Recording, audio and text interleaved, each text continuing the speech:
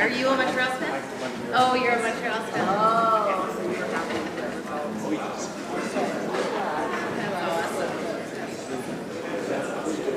Oh, good. Oh, that's great.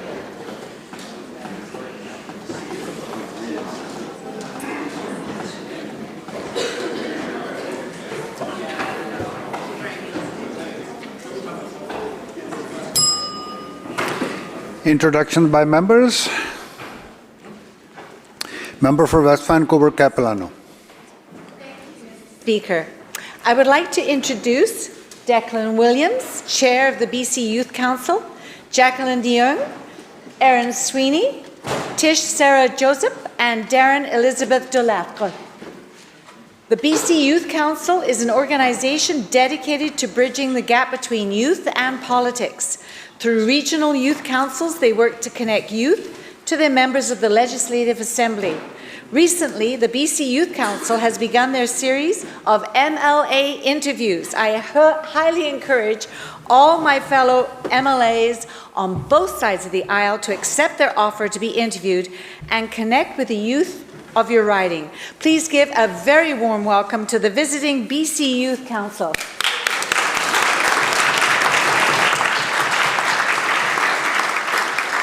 Minister of Post-Secondary Education. Thank you, Mr. Speaker. I'd like to welcome today members of the Jardli Kala Brotherhood Welfare Association. We have members Jaswinder Singh Dalavari, who is the founder and president, Harpreet Singh Mangtala, who is the vice president, Advocate Avtar Singh Danoa, who is a legal advisor, Malkeet Singh, media coordinator, and Damanjeet Singh Basi, the IT coordinator. They do work throughout the community, including doing blood donations, community cleanups, and raising funds for flood relief. So I just want to thank them for coming on behalf of our side of the government side, and please, again, everyone, make them please feel welcome.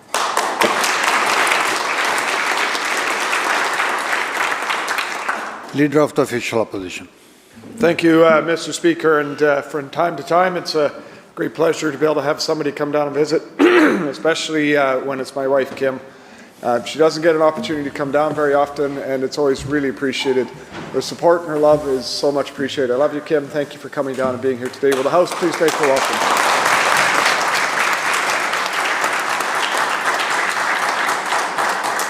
Minister of Jobs. Thank you so much, Honourable Speaker. I see a constituent of mine, Vinay Sharma, is here in the House today. Vinay, of course, is head of Times of Canada, but you know, I think his greatest gift to Delta, to British Columbia, is actually his children. And both of them are phenomenal, amazing, and he's got an amazing family. I want to welcome him and his guests today to the House. I hope the House can make them feel very welcome. Member for Langley Walnut Grove. I had to write this down so I didn't choke up. Mr. Speaker, today in the House is one of my 5 pillars, my youngest daughter, Amelia. I'm not really sure how to appropriately speak of my children in the chamber, especially when they have become brave and courageous advocates for their own stories. She's fierce, she's creative, she's fiercely creative. She's one of the strongest and coolest people I know. Although it is her that steals my clothes, so clearly the apple doesn't fall far from the tree. May the House make her feel welcome.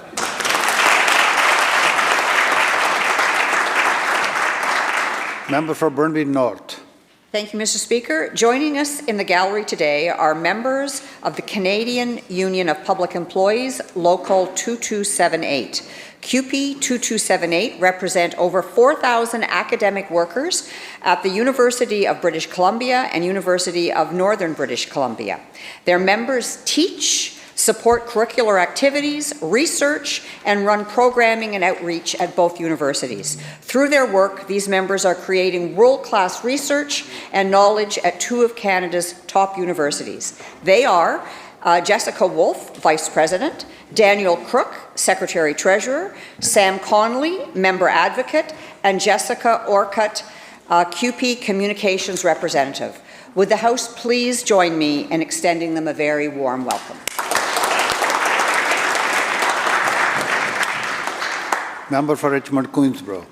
Mr. Speaker, I'd like to welcome, I see a constituent up there, Tashir Kapla. I'd like to welcome him as well as some friends, Vinay Sharma, Shubha Chaudhary, and we have Amrit Pal Tot, as well as Jaswinder Dalawdi.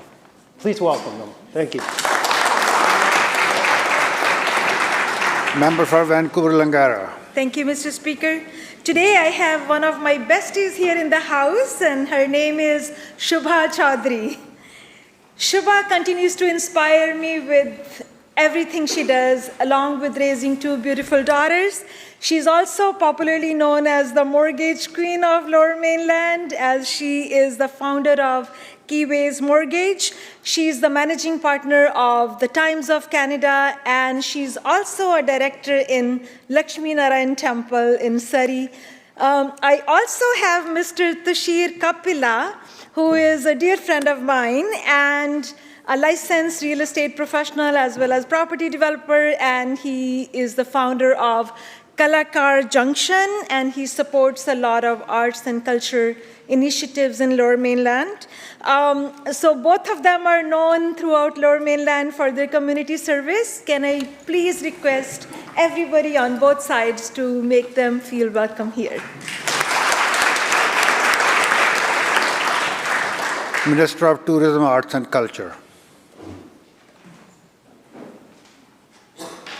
Thank you, Honorable Speaker. I would like to give a warm welcome to my two special guests in the gallery today, Komil Mamajova and Satora Azimova. I met these two generous philanthropists at the Success Gala, and they won the live auction bid for an exciting visit to the Legislature with Richard Zussman, Keith Baldry, and myself.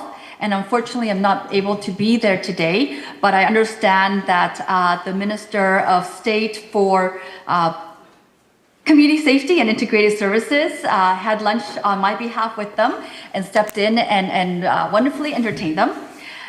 They both work at University Canada West, and they toured with Richard and Keith today, and I understand that they are big fans and watch Keith noon hit on Global. So many thanks to everyone who makes them feel very welcome. Would the House please join me in making them feel very welcome today? Member for Surrey City Centre. Thank you, Honourable Speaker. I know the Minister of Jobs was quick to intro, but I have to as well. I'd like to welcome Vinay Sharma here, founder of Times Canada and board member of Lakshmi Narayan Mandir in Surrey. And I also want to give a shout out to Vinay's daughter, Gitanjali Sharma, even though I don't see her up here. My understanding is she's kind of taken over the Times of Canada, which is great. Lots of young energy and spirit. So hello to Gitanjali wherever she is. Thank you. Member for Surrey Panorama. Thank you, Speaker. I'd just like to follow up as well. Well, first of all, I think I would argue that the Mortgage Queen is my bestie as well. So I would, to follow up on the Chardikala Brotherhood Welfare Association, they only formed in July.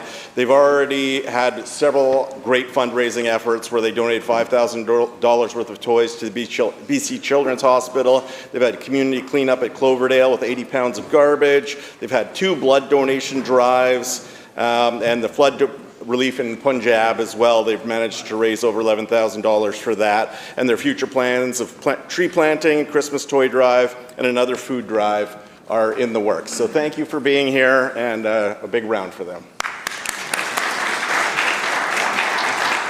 Member for North Vancouver Seymour. Thank you, Mr. Speaker.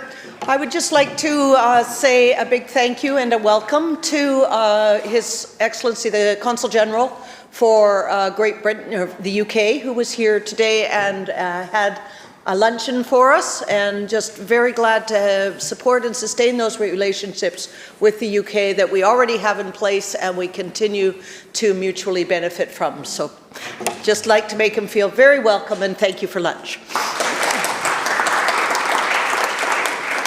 Member for Abbotsford South. Thank you very much, Mr. Speaker. Abbotsford is very blessed in the fact that we have, in my opinion, one of the greatest hospices in British Columbia, which includes Dave Holmberg House, the Hospice and Grief Center. And we are very privileged today to have the Executive Director and Andrea Critchley, who is here, would you please stand? And would the House please give her a huge round of applause for taking care of loved ones in their last few days here on earth. Thank you for all the work that you do. Minister of Children and Family Development.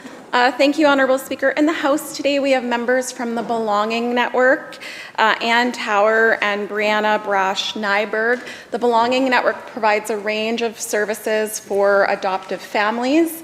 As an adoptee myself, I am really grateful for the work that you're doing in British Columbia to provide support to adoptive families. Thank you so much. Will the House please make them feel very welcome?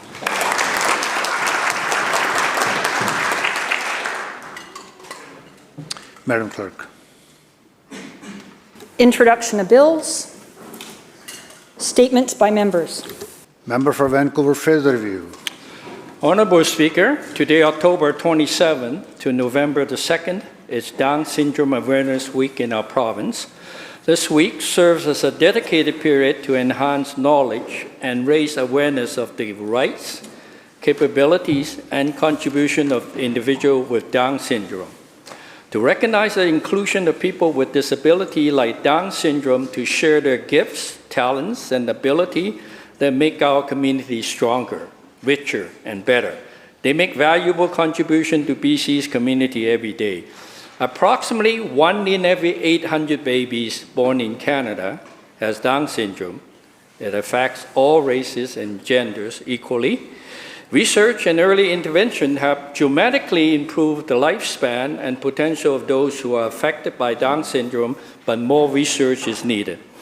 Individuals with Down syndrome benefit from loving parents, early medical and educational attention, and positive public attitudes.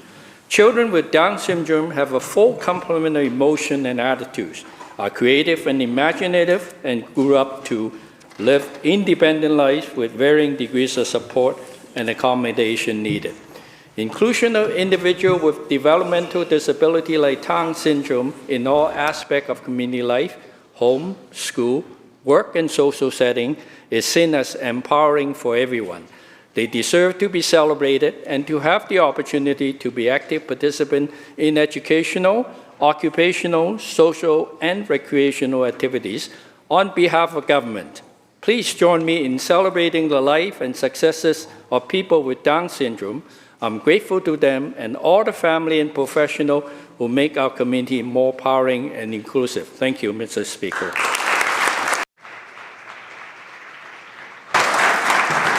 Member for Maple Ridge East. Oh, yes. Thank you, Mr. Speaker. Today, I would like to tell the story of the Muslim family of Maple Ridge. In 1897, Solomon Muslim immigrated to Canada from Lebanon after escaping imprisonment by the Turkish authorities. 8 years later, he married Annie Bissett, and they had 7 children. Solomon started looking for a place where he could bring up the family and where they would have a lot of freedom and a pleasant environment. He finally found Maple Ridge as an ideal place to settle down. Solomon later founded the Haney Garage in 1919, which later became a General Motors agency. This business became a significant part of the community for almost 90 years.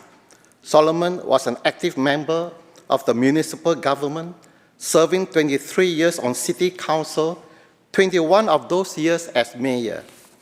Solomon's eldest son, George, was involved in the automobile industry, and in 1966 was elected to the provincial legislature, serving 4 terms as MLA until 1983. Solomon's daughter, Dr. Helen Muslim, was considered to be one of the top nurses in the world. She was a highly decorated nurse in World War II, earning 9 medals, making her Canada's most decorated World War II nurse. Her list of honors includes the Companion of the Order of Canada. Solomon's great-grandson, David Muslim, was a pilot for Canadian Pacific Airlines and War Air. He was an aeronautical engineer and a mechanical engineer. David loved the Fraser Valley and the mountains that surround it. He spent his younger years working in forestry as a surveyor. David recently passed away after a life well lived, and I give my condolences to his family. Thank you.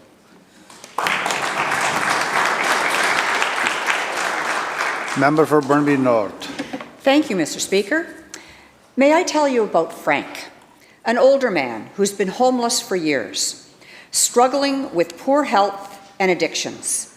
Then he met the Burnaby Intervention Support Team, who patiently built a relationship with them.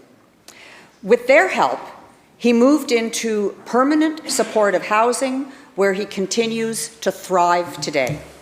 The Burnaby Intervention Support Team provides a compassionate and trauma-informed approach to homelessness. They provide voluntary access to necessary supports that break the cycle of homelessness.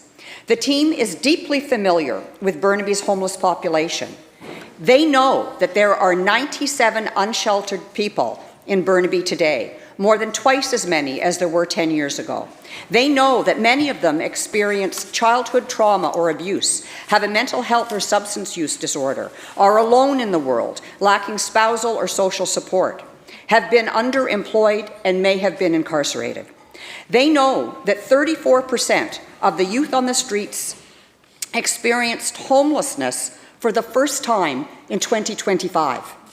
They know that 22% of the homeless population are seniors, and that 47% of the unhoused seniors became homeless for the first time after the age of 50, likely due to a health or financial crisis later in life. The team refers people to available housing and shelters, helps them obtain ID, refers them to health professionals, helps them apply for income assistance, provides access to detox or drug and alcohol treatment programs, and helps them find free or low-cost food, clothes, hygiene items, showers, and laundry. They do not forcibly remove people from property or treat homelessness as a criminal matter. So, if you see someone who appears to be living in a park or doorway in Burnaby, don't be afraid, be a good neighbor, and call 604-294-7944 or email homelessness@burnaby.ca. Thank you. Member for Skeena. Thank you, Mr. Speaker. Last week, Kitimat had the honor of hosting the 9th annual Nation to Nation Conference, an event that continues to grow in importance each year. The theme this year was Stronger Economies, and it could not have been more fitting. For 3 days, leaders, business owners, industry leaders, and community members from across the country came together to share ideas, build partnerships, and discuss how we can continue strengthening our regional economies. What stood out most was the clear message that real progress doesn't start in Ottawa or Victoria, it starts locally. It starts when people work together, set politics aside, and focus on practical solutions that benefit everyone. The success stories highlighted at Nation to Nation are proof of that. The Haisla, Gitgat, and Nisga'a nations are leading the way, showing the province, and indeed the country, that true reconciliation isn't about symbolic gestures, it's about shared prosperity and decision-making power. It means equity participation, not token consultation. The success stories that we talked about, LNG Canada, Cedar LNG, High Seas electric tugboats, Sealism's LNG, Rio Tinto BC Works, and the Camano Dam, they didn't happen by accident. They were built through collaboration, vision, and years of hard work by people who believed in the region and refused to be told what wasn't possible. Projects in our region are setting world-class standards for environmental stewardship, resource development, and community benefit. Another strong theme throughout the conference was trust. Trust is the foundation of every successful project. Trust between governments, industry, and communities. It's built through transparency, collaboration, and accountability. And when that trust exists, opportunities follow. Better work and training opportunities, local benefits, stronger regional economies, and the space for more growth. The North has the expertise, the innovation, and the resilience needed to lead. From LNG to tourism, forestry, and small business, our region has shown that when we are empowered to lead our own development, the results speak for themselves. I want to thank the organizers, local leaders, and all the participants who made this year's Nation to Nation conference such a success. Because when the North succeeds, British Columbia succeeds.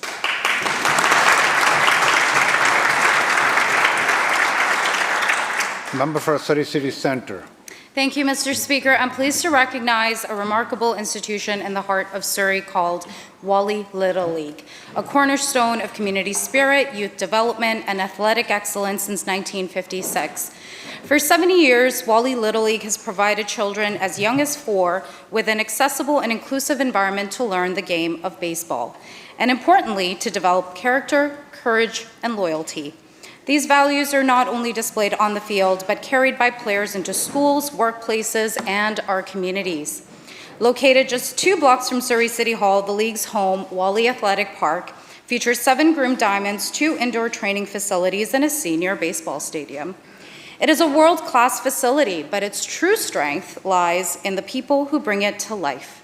The coaches and the parents who volunteer their time, who ferociously cheer through rain or shine, and the young athletes who give it their all every single game. Coaches like past president Mark Duchesne, who spent 25 years selflessly serving the league and our community. And volunteers like Karen McGregor, with her years of dedication, and including holding up the concession stand now known as Karen's Kitchen. Whalley Little League's impact extends well beyond athletic success. Through initiatives like their fall food drive, which has collected thousands of pounds of food and diapers for the Surrey Food Bank, and inclusive programs like the BC Girls League and Mini Division, Whalley Little League ensures every child, regardless of background or ability, has a chance to grow through sport. Whalley Little League is not just building athletes who will make it to the big leagues.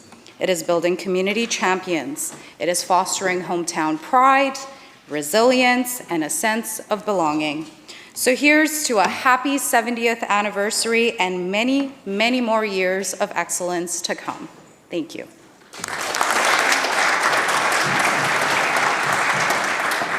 Member for Surrey Panorama. Ladies and gentlemen, trailblazers and changemakers, get ready for the future walking in today, or more appropriately tomorrow when she will be in this building, Suhana Gill. Born and raised in Surrey, BC, Suhana graduated at 15 and stormed into university. Now she's powering through her political science degree at Kwantlen Polytechnic. While most teens were picking prom themes, she became the youngest ever elected women's representative for 22,000 students across all 5 KPU campuses, chairing the student governance and university affairs committees with fire and focus. Suhana lights up CBC panels, amplifying youth voices on Canadian politics and elections. She sparks radio hits, social media surges, and campus drives to rocket youth voter turnout. She founded Bluer and Greener, a youth-led movement for action and impact. As a deputy director to Climate Cardinals, she rallies 16,000 volunteers across 134 countries, reaching 11 million people with one clear call: get in the game. Her Instagram's 22,000 followers, millions of impressions, every post a megaphone for what matters. Crowned Miss Southern BC and Miss Fundraiser Canada in 2023, she raised big funds and bigger hope for Make-A-Wish Canada. In 2025, she joined Surrey's Environment and Climate Change Committee as its youngest member, bringing sharp ideas to Canada's fastest growing city. Ambassador for One Tree Planted, she's growing solutions. She mentors elementary students, building confidence in kids who will one day change the world. Selected for the prestigious Bill Lawrence Memorial Scholarship in Political Science, her leadership is already award-winning. The honors roll in. Drishti Magazine's Influential Woman of the Year 2025, Seroptimist International Ruby Award, Surrey's Top 25 Under 25, youngest recipient of the Top 15 Women of Influence Breaking Barriers Award. That is Suhana Gill, Surrey's rising star, youth's fearless voice. She's not waiting for permission.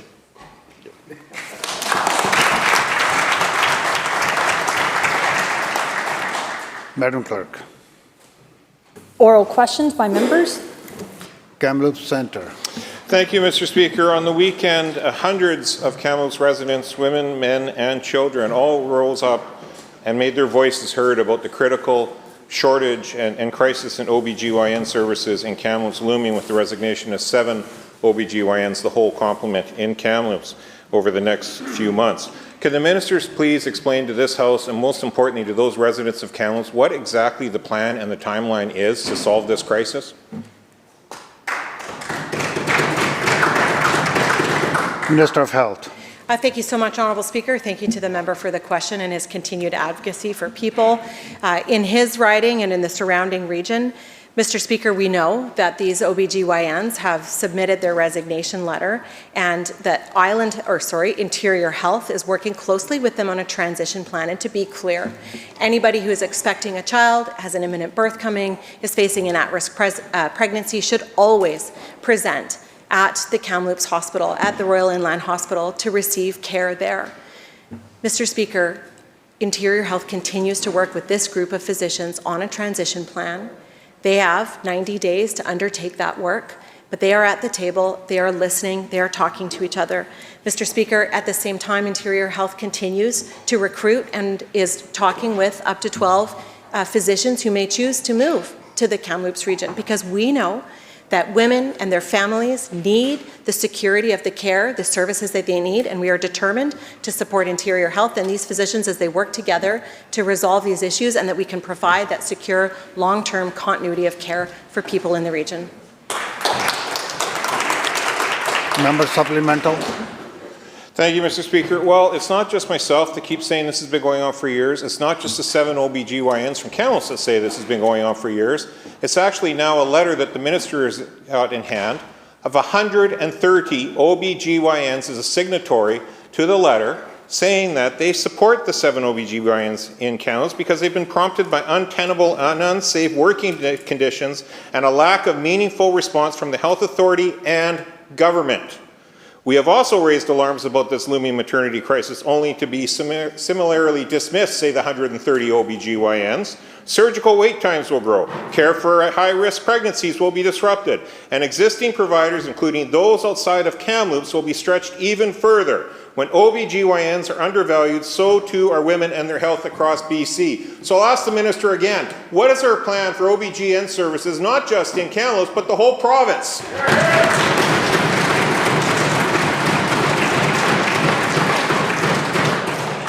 Minister. Thank you so much, Honourable Speaker. And again, this is why the work that Interior Health is doing with this group of physicians and more broadly is so important. To hear the concerns, to listen to them, and my message to those doctors, to Interior Health, is I expect them to be together, to work through at the table, to work through some of these issues. Mr. Speaker, it also speaks to some of the bigger issues we are seeing in the strain of the healthcare system and facing a shortage of physicians in this province. That is why we have taken such extraordinary steps, like opening up a brand new medical school in Surrey, Mr. Speaker. Like continuing to streamline the credentialing of physicians who come from other jurisdictions who choose to work here in British Columbia, Mr. Speaker. This is the work we have to do to continue to strengthen and bolster not just OBGYN services, but other specialty services, family practice, primary care, Mr. Speaker, because that is what British Columbians need and deserve, and that is what this government will continue to prioritize and work on every single day. Member second supplemental. Thank you, Mr. Speaker. Well, it's almost like the OBGYNs never get listened to by this minister. We raised concerns about the 12 phantom new OBGYNs last week. The letter raises concerns, and yet in her first answer today, the minister clung to these 12 OBGYNs coming in as new recruits. Here's what the letter says from 130 OBGYNs, including the vice president and the past president of the Society of Obstetricians and Gynecologists of BC. And it says, the provincial OBGYN community is small and closely connected. We are alarmed by the short-sighted reliance on locum physicians as stopgaps and an unrealistic plan to recruit 12 new OBGYNs to a community where current staff have been unsupported and exposed to unsafe working conditions. The use of these stopgaps rather than negotiating fairly with the current OBGYN group has not gone unnoticed. We will not be participating in these temporary coverage plans or in the supervision of new hires under these conditions. That's 130 OBGYNs, not a politician speaking. What does the minister have to say to that?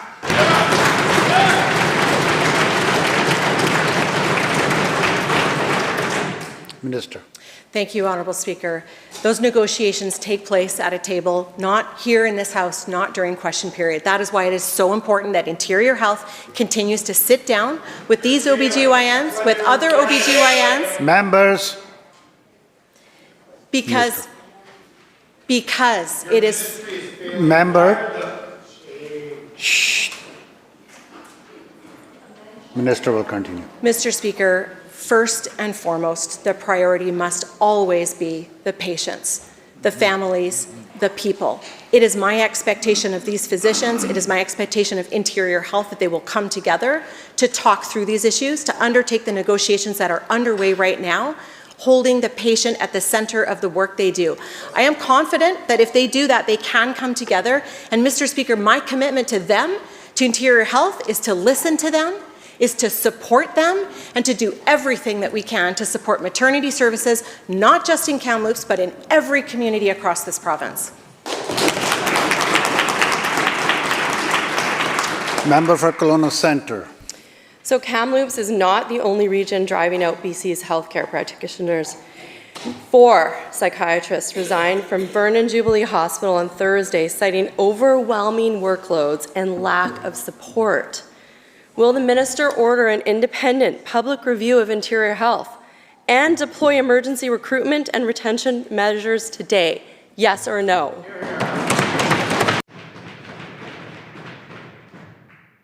Minister. Thank you so much, Honourable Speaker. Thank you to the member for the question. First, I just want to say thank you to the psychiatrists in Vernon who have provided exceptional service for years. Now, we know that 4 of them are changing their work. 1 is stepping down completely. The other 3 are changing the type of work that they do for various professional and personal reasons. Mr. Speaker, Interior Health is actively working with those psychiatrists, again, to finalize their transition plans. And at the same time, there are an additional 6 psychiatrists in Vernon who are ensuring that those services are there for people. Mr. Speaker, it's vitally important that people know that that care is there for them and that they should present at the hospital should they need it. Mr. Speaker, Interior Health will shortly be undertaking a recruitment campaign specifically for new psychiatrists in Vernon. That work will be announced soon, and that will be part of building the team, again, so that we can continue to see the building, the bolstering, the strengthening of our healthcare workforce here, not just in Vernon, but across BC. Member supplemental. We have a retention problem. They're citing workload and lack of support. First, the pediatric ward in Kelowna, next the OBGYNs in Kamloops, and now the psychiatrists in Vernon. Families are losing access to care. Frontline workers are burning out, and the Minister of Health is still pretending it's under control. Will this minister immediately launch an independent review of management and oversight within this health authority? Yes or no?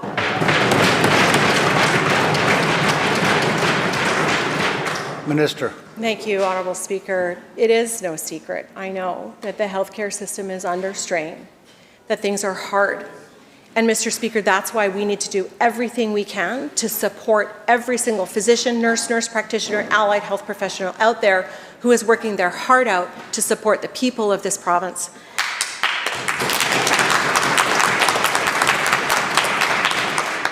Mr. Speaker, we're going to continue that work to support those healthcare workers and to continue to build and strengthen the system.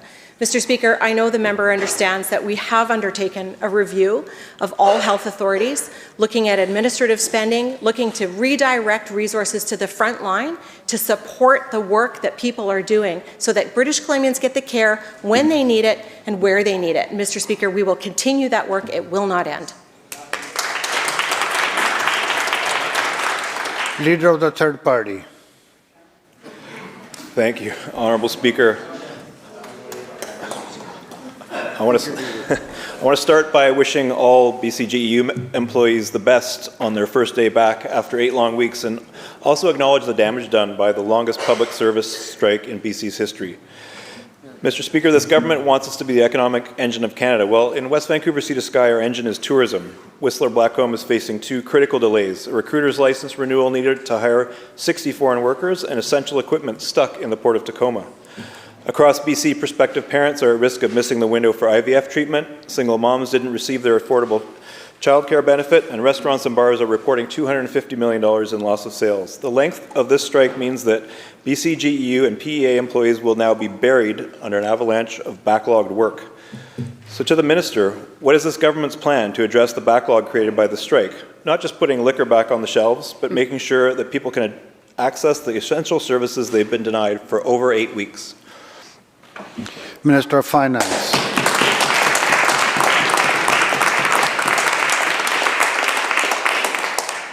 Thank you, Honourable Speaker. We are, of course, pleased that we have a tentative agreement reached between the BCGEU and PSA, and also that things are looking positive with the PEA and folks are back to work. Our government respects the next stage of the process, which is the opportunity for ratification and the democratic process that this union must now go through. And I'll hold back any comments that I may have until after that process is complete. Thank you. Member supplemental. Thank you, Mr. Speaker. It's Integrity Week in the third-party caucus, and the damage this strike has done will be felt for months. And for what? Beyond the headlines and negotiations, this strike exposed something deeper: how fragile British Columbians are when the government forgets who it's here to serve. Mr. Speaker, with a leadership review imminent, I wonder about the governing party's political motivations in ending this strike. That mediation was required has cast doubts on this government's ability to lead. So I'll ask the government, was it the need to bring the labour movement back on side before the BC NDP's convention in November that finally broke the logjam on this strike?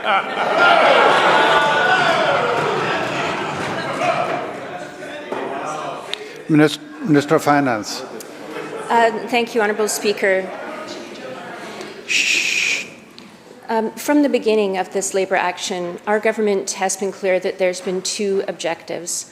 One is to ensure a fair agreement for these workers that deliver really important services to British Columbians, and at the same time to protect the bottom line and to ensure that we're being fair to all taxpayers. We're very pleased that we have reached a tentative agreement, and I'll hold back any further comments until after the space has been created for the unions to go through the democratic process and make their decision about the agreement. Thank you.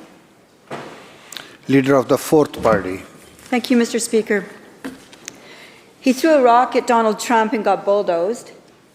Ontario Premier Doug Ford antagonized President Trump by running attack ads against him in the United States.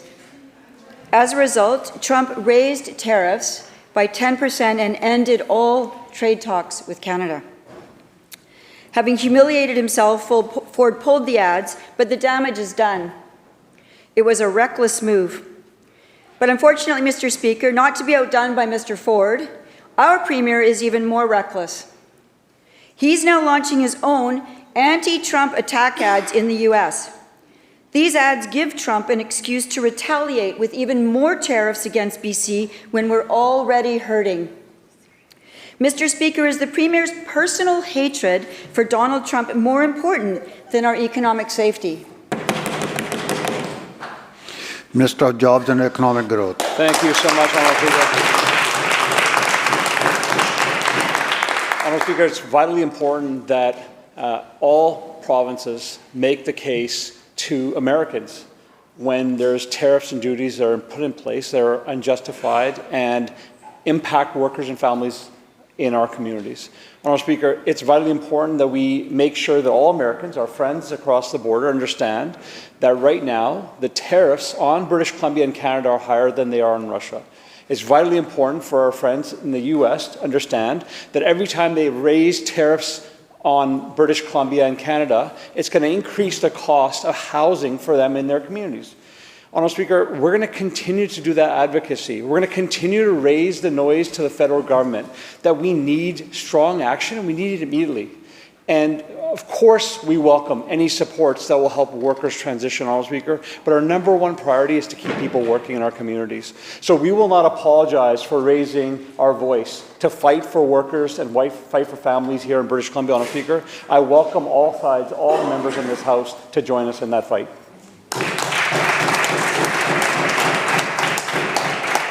Member supplemental. Mr. Speaker, the Premier is not defending BC businesses through this move. BC exports rely on American markets. 75% of all trade from Canada is with the United States. His petty ads will impede efforts to repair our relations, thus hurting BC's economy. He criticizes Trump, but you know who the Premier will never criticize? The dictator of Communist China, Xi Jinping. China interferes in our elections, holds our citizens hostages, and has even imposed 100% tariffs on our canola and seafood sectors. Chinese tariffs have decimated BC businesses. But instead of retaliating and railing against China like he does with Trump, the Premier rewarded our economic enemies in China with a multi-billion-dollar BC Ferries contract. Mr. Speaker, my question is for the Premier. Since he's denouncing our biggest trade partner, the United States, will the Premier also denounce Communist China and its dictator, Xi Jinping? Minister. Thank you, Honourable Speaker. We continue to make the case to our friends in the U.S. that the tariffs on our forest sector are having a disproportionate impact, not only on workers and families on our side of the border, but also across the border, Honourable Speaker. I don't know why this member continues to deny that that impact is hurting families in our communities. It continues to hurt families in our communities. And so I think all of us should be standing up for forestry. I know, because when I look across the way and I talk to colleagues across the way, they understand how important these jobs are to our communities, Honourable Speaker. We continue to make the case for all communities to lower trade barriers, Honourable Speaker. The Premier has made several trips to Asia to make sure that we can strengthen our trade opportunities.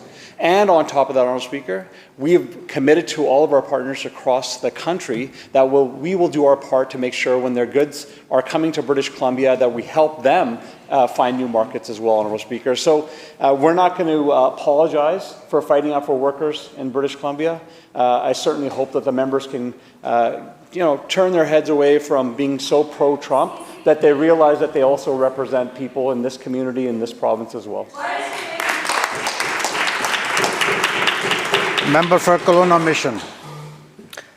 Mr. Speaker, we gave the new CEO of Interior Health the benefit of the doubt, but nothing has changed. It's still the same regime, the same broken trust, the same service interruptions as doctors walk away. It's clear there has been a failure to reset the system. What is the Minister of Health going to do today to start actually rebuilding confidence and trust for the doctors, nurses, and healthcare professionals who work in Interior Health and for the people and families who depend on it? Minister of Health. Thank you so much, Honourable Speaker. Interior Health continues to work hard each and every single day at the work of strengthening the healthcare system, of delivering care, excellent, exceptional care in our publicly funded universal healthcare system here in British Columbia. Mr. Speaker, the leadership team at Interior Health has my confidence, and I know that the new CEO, I know that she is working hard each and every single day, as is every healthcare worker in the Interior Health system. Mr. Speaker, over the past months and years, Interior Health has made some extraordinary strides in physician recruitment. They have hired 1,165 net new regular positions into all of the occupations in 1 year alone, just this year, 2025. Mr. Speaker, they continue to hire regular, active, casual staff. They have 94 signed offer letters from physicians, Mr. Speaker, who are choosing to provide care in Interior Health. 4 signed letter offers from psychiatrists, 3 signed offer letters for OBGYNs. Mr. Speaker, this is a health authority that continues to do the work, and Mr. Speaker, I will continue to support them in the work that they are doing. Member for North Island. Burnout is driving resignations across healthcare from OBGYN in Kamloops to psychiatrists in Vernon. Frontline healthcare workers are simply becoming demoralized. There are 147 psychiatrist postings listed on the government's own website, 10 pages of vacancies, proof that this isn't isolated, it's everywhere. Now we're up to 151. The reality of not having psychiatric care means more suicide, more deaths on the streets, more encampments, more safety issues for everyone from streets to homes. And all these issues will spill over from Vernon to Kelowna to the downtown east side. So when will the Premier, the leader of the so-called universal health care, take access to psychiatry care seriously?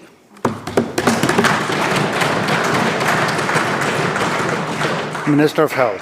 Thank you very much, Honourable Speaker. Psychiatrists are an incredibly important part of the healthcare system here, providing care unlike any other specialist that people need. Mr. Speaker, that is why we continue to take every step that we can to recruit more psychiatrists, other specialists, family practitioners into our healthcare system here in British Columbia. Mr. Speaker, from the U.S. recruitment campaign to streamlining credentialing, Mr. Speaker, from reducing the administrative burden that psychiatrists and all other physicians face, Mr. Speaker, this government is going to continue to take steps.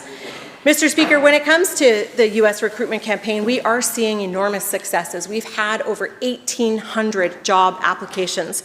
Mr. Speaker, this includes 163 applications from doctors, from nurses, from allied health professionals, and it includes psychiatrists too. Mr. Speaker, we're going to continue to do this work to build out the system, and we are making progress. We are hiring physicians and nurses at unprecedented rates. Mr. Speaker, we are seeing new family physicians, over 1,000 new family physicians. Mr. Speaker, we have tripled the number of nurse practitioners. This is the sign of the progress that we need to continue to make, and we will not let up.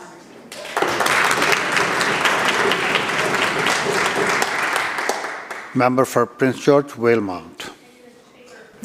A local mother, Leanne, is a former nurse whose 17-year-old daughter's life was saved by saplings.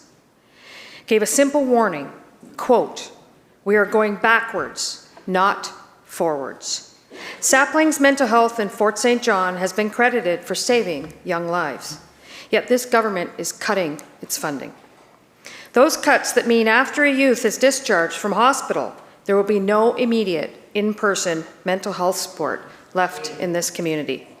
Will the minister restore this funding or admit that under this government, in the North, youth do not deserve access to suicide prevention?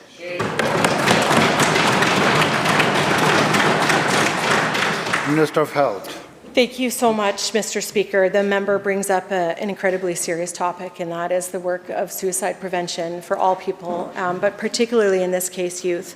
Mr. Speaker, the loss of any young person is deeply tragic, and that is why this government has been so focused on the work that we will be undertaking to develop a youth, young adult suicide prevention framework. Mr. Speaker, the supports that children and youth need are absolutely vital, and that is why, again, we have put so much into building out a system of care, of mental health, substance use supports, of primary health care for youth in this province, Mr. Speaker. We're going to continue to do that work, expanding the Foundry system, expanding the integrated child and youth care teams, expanding prevention funding in schools to help young people identify the issues that they face and appropriate ways to be able to deal with those. Mr. Speaker, we're going to continue this work because we know just how important it is. Thank you, Mr. Speaker. Member for Skeena. Thank you. It's really not good enough is the problem. People can't access mental health care anymore in this province, especially in the North. It's just, I don't understand why this government can't see that. One of my constituents, Cliff, suffered from a botched surgery that left him permanently injured. As a result, he lost his livelihood, his hope, and his dignity. And he has tried for years to get physical and mental health support from Northern Health in vain. He has tried everything he can think of. I have had other health professionals that have worked on him come into my office and tell me that his surgery was severely botched and he can't get any kind of compensation, he can't get any serious help. Nothing is being done for this man. Frustrated and defeated, he came into my office recently with a suicide note in his hand. And it was addressed to the Minister of Health in Northern Health. Nobody should feel like they have to resort to that. My staff shouldn't have to be doing that. They shouldn't have to be counseling people that are ready to commit suicide because they can't get access to basic health care in this province. The response that my office got from Northern Health, nothing we can do about it. Do people in BC now need to resort to dying by suicide to get this government to pay attention to them? Minister of Health. Thank you, Honourable Speaker. The subject of suicide is a highly sensitive and deeply personal thing and impacts families and communities across this province. And I think we need to be extremely careful about the way we speak and the way, of course, that we support people. Mr. Speaker, to the member, the situation she describes for her constituent sounds absolutely terrible, and I want to assure her that I would be very willing to work with her to determine what supports are available for this constituent and also ensure that he knows what avenues are available to him if he needs to talk to someone about the quality of care that he is receiving. There are processes for that, and it's important that the member knows as an MLA and important that people know. Mr. Speaker, this is why our government continues to invest in community counseling, bringing down the cost of mental and making it easier to access mental health supports. Mr. Speaker, that's why we continue to build out the mental health and substance use continuum of care. I know, Mr. Speaker, that the member has had the opportunity to visit some of these facilities and tour this, and I look forward in just a couple of weeks from now spending time with her in her riding up north so that we can discuss in more detail these very issues and be able to visit some of the facilities and programs that she raises. Mr. Speaker, it's incredibly important that we support people at that time, and that is why our government will continue to invest in mental health supports for people of all ages across this province. Thank you. Member for Skinner supplemental. Thank you. Northern Health has been aware of this case for almost 2 months. I brought this note to their attention and tried to get follow-up and tried to get some kind of resolution for this man. As the health minister, you should have been aware of it. Northern Health should have brought that to your attention. I was waiting to see if they would. It's like pulling teeth to get responses from them on stuff. So I just need to understand how on earth he is supposed to access care when he gets turned away every single time that he goes to the hospital. There is no mental health supports in my region. And I know the minister is coming up to visit. I can't wait to show her that there are no mental health supports. People can't access them. Minister. Thank you very much, Mr. Speaker. It is the responsibility of health authorities to undertake these conversations and to ensure that any patient or person who contacts them is aware of the avenues that are available to them, like the Patient Care Quality Office, should a person want to make a complaint or ask a question about the care that they have received. Mr. Speaker, I am committed to working with the member to ensure that she knows about those avenues and that she can help direct this person and any person that approaches her office about that channel. Thank you. Member for Surrey White Rock. Thank you, Mr. Speaker. Interior health is in crisis. We've seen 7 OBGYNs walk out in Kamloops. Now we're seeing psychiatrists leave in Vernon. Fraser Health, well, we know the stories there. They're horrific. 12 to 14-hour wait times at Surrey Memorial. Delta Emergency closed numerous times. Langley, 8 to 14-hour wait times. Now we hear the stories about Northern Health. And I fully agree with the minister when she talks about the seriousness of suicide. And I believe she's very genuine in that. The problem on this side of the house is that when it comes to making commitments on programs such as saplings that has been proven to save lives, this government, this minister, has made a choice to cut those programs that are saving lives. So how can the minister justify her comments when we are seeing a program that has worked and her government, her ministry, her premier have chosen to close the doors and cut this vital program? Will the minister step in and provide that funding today? Yes or no?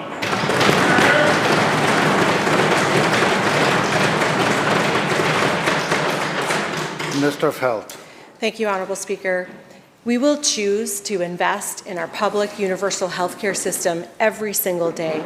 Mr. Speaker, we will choose to continue to build more hospitals, more urgent and primary care clinics. Mr. Speaker, we will choose to build more cancer centres. We will choose to build the road to recovery. We will choose to expand that out across every health authority in this area. We will choose to build more, to add more family physicians into our rosters. Mr. Speaker, we will choose to add more specialists. We will choose to go to the U.S. and invite physicians, nurses, and healthcare workers to come and practice here. Members, it's a very, member asked a very serious question, and he deserves an answer. Minister is going to continue. Please, thank you. Thank you, Mr. Speaker. What we will never choose to do is build a two-tier private system.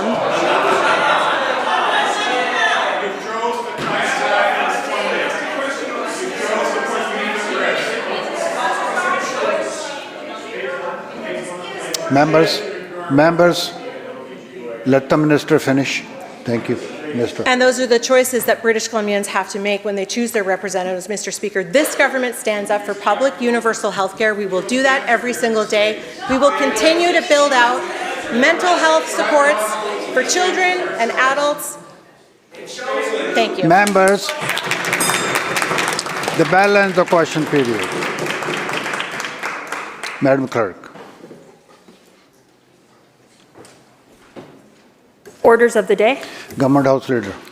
Thank you, Honourable Speaker. I move that notwithstanding Standing Order 2.1, the adjournment time of the sitting of the House commencing at 1:30 p.m. on Tuesday, October 28, 2025, be modified to 4:15 p.m., and that this modified time of adjournment extend to the application of Standing Order 3 and to the interpretation of the ordinary time for fixed adjournment of the House in Motion 20, adopted by the House on April 30th, 2025, establishing the sessional order for certain proceedings of the House to be undertaken in 3 sections.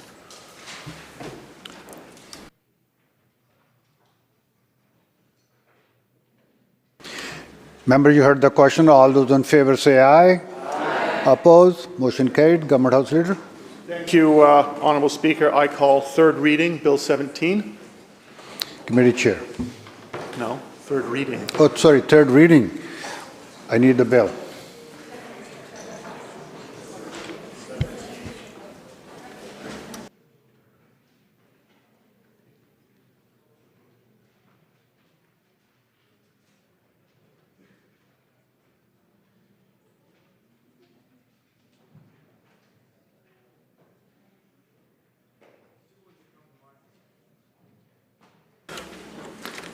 Members, question is third reading of Bill 17, intimate images.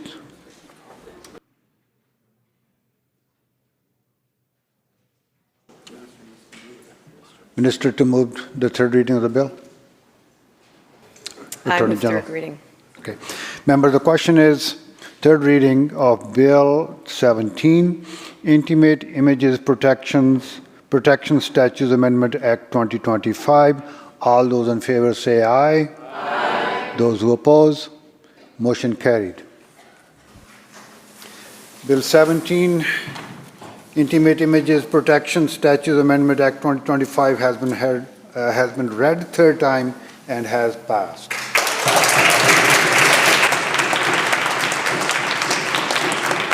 Government House Leader. Thank you, Honourable Speaker. In this chamber, I call continued second reading debate Bill 31, the Energy Statutes Amendment Act, and in the Douglas Fir Room, Section A, I call committee stage on Bill 19, School Amendment Act. Thank you. Committee chairs.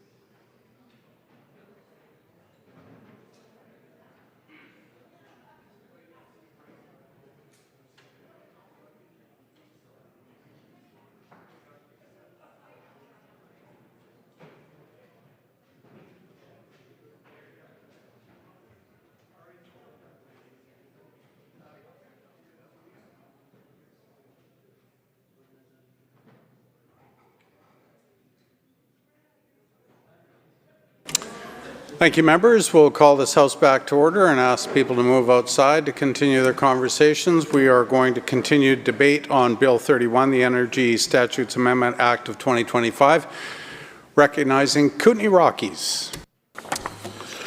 Well, thank you, Mr. Speaker, and good afternoon. I rise today to speak on Bill 31, the Energy Statutes Amendment Act 2025. I have to be honest, every time I think about what this government is trying to do with our power system, I get concerned. Because the reality is, we keep hearing grand promises, but the hard truth is, their actions don't match their words.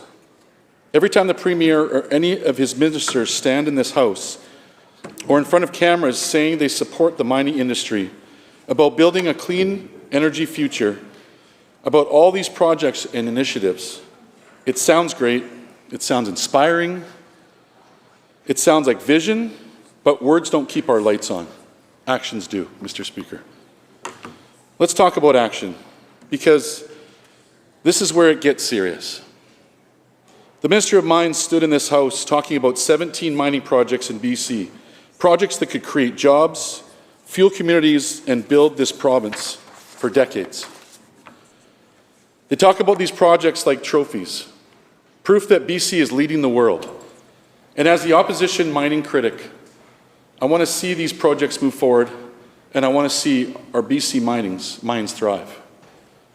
But here's the problem. This government is piling on more demands all the time. They've mandated that every new vehicle sold must be electric by 2030. They're pushing heat pumps in every new home. They want it all, Mr. Speaker. But here's the reality. Every one of these things needs electricity. Every mine, every heat pump, every electric vehicle, they all need power. And yet, while this government talks about the future, they haven't told the people of British Columbia where that electricity is going to come from. That's the question. They talk about windmills and solar panels like they're a solution. And don't get me wrong, these things have a role, but they're a side ad to the grid. They're a nice headline for a photo op, but they don't provide the steady, reliable electricity that families, communities, and industries depend on every day. That's the truth. We're already importing 25% of our electricity today. That's right, we're buying power from outside our borders just to keep the lights on, Mr. Speaker. And yet this government wants to pile on even more mandates, more demand on our already stretched power grid. And the scary thing is, they haven't put forward a credible plan to actually generate the power needed to make all this possible. Now, Mr. Speaker, that should concern every single person in this province. And here's the proof. They're already feeling the pressure. With Bill 31, this government gives them authority to decide who gets power and who doesn't. That's right, because they know the supply isn't enough. They know it. So their solution, they're moving toward picking and choosing who gets electricity and who doesn't. Today, it's cryptocurrency mines, hydrogen producers, and data centers. But what happens next year? Or the next year after that? Once you start picking winners and losers in electricity, there's no limit to who can be left in the dark. No pun intended, Mr. Speaker. But who's next? Mining projects? Forestry? Manufacturing? The odds are endless. This is the same government that claims to support fairness and opportunity. But what we see here is the exact opposite, Mr. Speaker. This is a government choosing which industries get to succeed and who do not. This is a government taking control over something that should be impartial, something that should be public, and something that everyone depends on, and turning it into a tool for influence. That's not leadership, that's not vision, that's control, as far as I can see. And make no mistake, Mr. Speaker, if we don't address this, if we allow this to become the norm, it's going to get worse with every mandate this government introduces. with every new demand they pile on and with every promise that they make. This is the turning point for our province, Mr. Speaker, I think. Bill 31 isn't just about minor technical changes. It's about who decides the future of electricity in British Columbia. And right now, with this government's approach, we're heading into uncertainty and, frankly, some scary times. This government keeps talking about the North Coast transmission line. First, they told us estimate was going to be about $3 billion. Well, surprise, they were wrong. Then it jumped to $6 billion. Mark my words, Mr. Speaker. This will cost even more before it's done. All to move electricity hundreds of kilometers through remote, rugged, and difficult terrain. Old, inefficient technology that is extremely expensive for the people of British Columbia. That's money we could have spent on smarter, faster, other ways, and use this money actually to deliver results for British Columbians in different areas. So why not do something that actually makes sense, Mr. Speaker? Why not build small natural gas plants right here where the electricity is needed, in the communities and industries, regions that will actually use it? Natural gas is abundant here in BC. It's clean, it's reliable, and it's ready to go. By generating electricity locally, we create power. We not just move our power around with the power that we have, or should I say we don't have. This is a safer, cheaper, and more efficient way than massive transmission projects. It produces real, reliable electricity that grows with our province and supports homes, businesses, mines, and industries. This is practical, Mr. Speaker. It's cost efficient, it's common sense.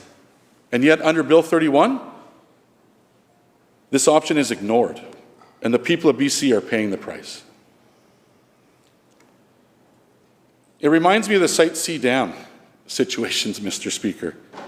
This same government fought it every step of the way, called it unnecessary, called it wasteful, opposed it relentlessly.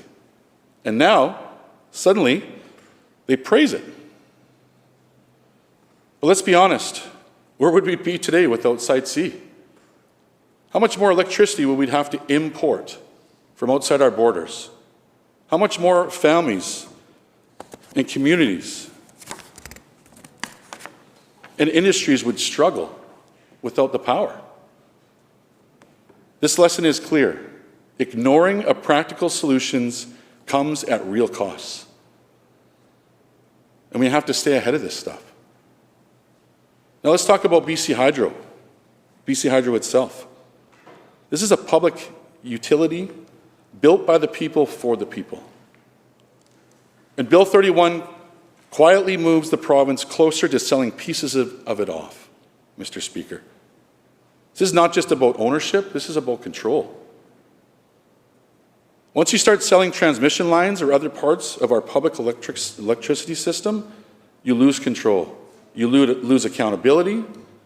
Most importantly, you put the reliability of this service at risk. Reliability is not a small concern. It's the foundation of daily life.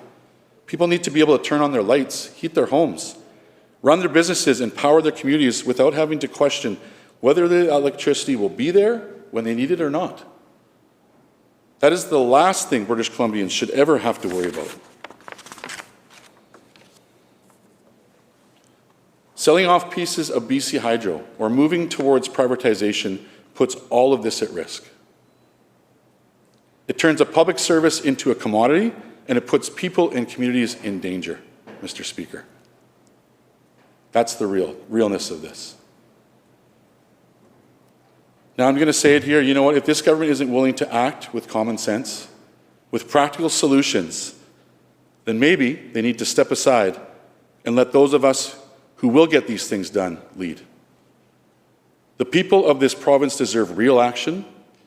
They deserve real results and a real plan for a secure, affordable, and reliable energy future. Because, Mr. Speaker, without electricity, everything else is going to stop. Thank you. Thank you very much, member. Recognizing our Minister of Finance. Chair. I rise to speak to Bill 31, the Energy Statutes Amendment Act, and I'd like to start with a quote from our Premier. BC will be the economic engine that drives a more independent Canadian economy, powered by clean energy, built through partnership with First Nations and driven by the hard work of British Columbians. This legislation will help us move faster on the North Coast transmission line, a nation-building project that will deliver clean electricity to responsibly power industrial growth and job creation and to increase prosperity for families, communities, our province, and country. What a vision. And this is what this bill does, Honourable Chair. It advances British Columbia's economy, which is about using and leveraging our clean electricity to drive economic growth, to drive diversification in our economy, to unlock the potential of the northwest of our province and support the growth of key sectors that benefits all of British Columbia. The need to drive clean energy in our province, in our world, at a time when clean electricity is becoming more affordable, not less. That's what this is about. The role that it can play, the role that BC Hydro can play, the role that BC Hydro has played, particularly in the 1960s, to drive the next generation of economic growth right here in British Columbia. We do believe that we can become the economic driver. Clean energy is key to this. It's our competitive advantage to support the next generation of clean growth. The North Coast transmission line, which is dealt with in the first section of this legislation, will enable us to unlock the growth potential of electricity-constrained Northwest. Now, Honourable Chair, I had the privilege of just 10 days ago being in the Northwest. I was able to visit the North Coast, to visit Terrace and Kitimat and Prince Rupert, and there is so much going on in this area. There's so much economic activity, and there's so much room for more. I visited LNG Canada. I visited the Haisla Nation and learned more about Cedar LNG, which is such a wonderful example of how we can unleash future prosperity to the benefit of nations, creating jobs, creating clean energy, and doing it in a way that benefits the region and benefits nations. I visited the Prince Rupert Port. This is the third time I've been up to the port since being elected. It's incredible. Every single time I go there, it's bigger, there's more going on. It's driving prosperity, Honourable Chair, and it will continue to do so. It's extraordinary to see what's happening there, and the jobs that are available in Prince Rupert and the economic value that they continue to drive, not just for British Columbia, but truly across Canada. I met with the members of the Chamber, I met with the Gitglatla, as well as I got to do a couple other things. I saw the expansion of the Prince Rupert Emergency Department and gave out a Medal of Good Citizenship. Just got to have a bit of positive stuff while I was there. But really what stood out for me, even more than those two enjoyable pieces, was all of the economic activity and opportunity for continued growth and jobs for British Columbians. You know, it's important that when we're driving economic growth, that it also benefits the places where these resources are being pulled from. And that is also part of the design of the work that we're doing, benefiting the communities in the north. But it's also true that when the Northwest is successful, British Columbia is successful.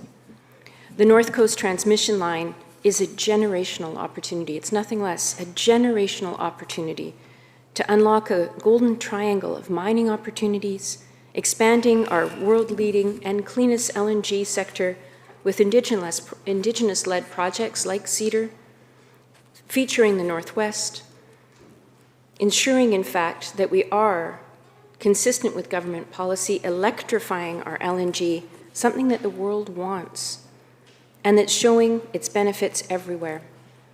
Electrifying future port expansions to increase and diversify trade, not just in communities such as Prince Rupert, but also in Stewart. The North Coast Transmission Line is truly a nation-building project that will unlock this potential. That's in this bill, Honourable Speaker. We also must ensure that BC Hydro continues to adapt to evolving market conditions, including new sources of electricity demand that can scale quickly. And this is not new. Jurisdictions across North America and across the world are dealing with the challenge of providing more electricity. Here in BC, we've taken action to protect our grid. We've done this historically. We took action to protect our grid in regards to cryptocurrency mining, instead choosing to allow energy to be available for industries that drive more economic growth and that are driving jobs here in British Columbia. That type of protection is strategic and smart, Honourable Chair. And you see this similar protection here in Bill 31. Bill 31 will enable a new, unique, and innovative approach to enable data and AI centers to proceed in a way that's pragmatic, in a way that supports the projects that provide the greatest benefit to our province in terms of data sovereignty, in terms of job creation, in terms of support for our economy. And Mr. Speaker, this is how we become the economic engine of Canada. Thank you.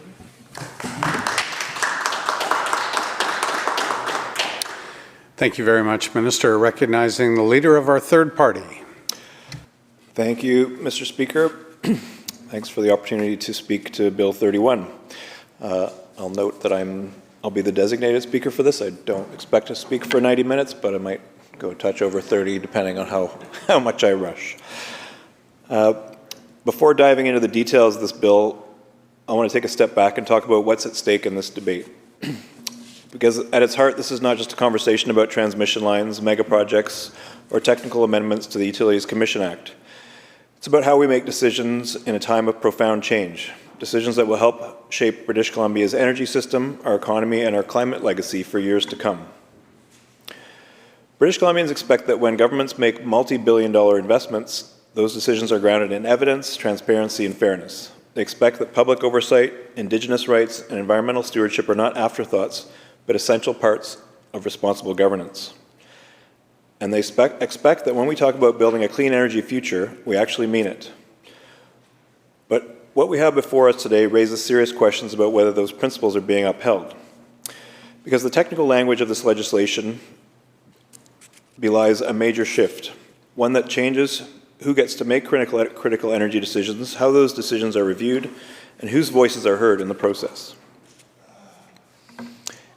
It's a shift that moves authority away from independent regulators and public scrutiny and concentrates more powers in the hands of cabinet that operates in confidence. And it's a shift that comes at a moment when British Columbia urgently needs clarity, accountability, and vision in our energy planning, not more uncertainty or political discretion. I'll speak first about the North Coast Transmission Line. The main impetus for this bill is the desire to twin the North Coast Transmission Line, a proposed 450-kilometre, $6 billion mega project being framed by the government as a catalyst for clean energy, reconciliation, and economic development. But when we look more closely at the process being used, at the legislation surrounding it, and who truly benefits, the picture becomes far more complex. The North Coast Transmission Line would cut across over 100 private properties, including agricultural land, trap lines, and woodlots. It would cross rivers and creeks that serve as habitat for at-risk white sturgeon, pass within 200 meters of archaeological sites, and impact critical winter habitat for moose. Normally, a project of this magnitude would undergo a public review through the BC Utilities Commission under the Utilities Commission Act. That review, called the Certificate of Public Convenience and Necessity, exists to determine whether a project is truly needed in the public interest and consistent with broader energy system goals. It's also a process where Indigenous nations, local communities, and stakeholders can present their perspective. But for this project, the government is choosing to bypass that process. Rather than allow the BC Utilities Commission to assess the evidence and evaluate public interest, the government will use legislative authority to simply direct the Commission to issue a certificate of public convenience and necessity.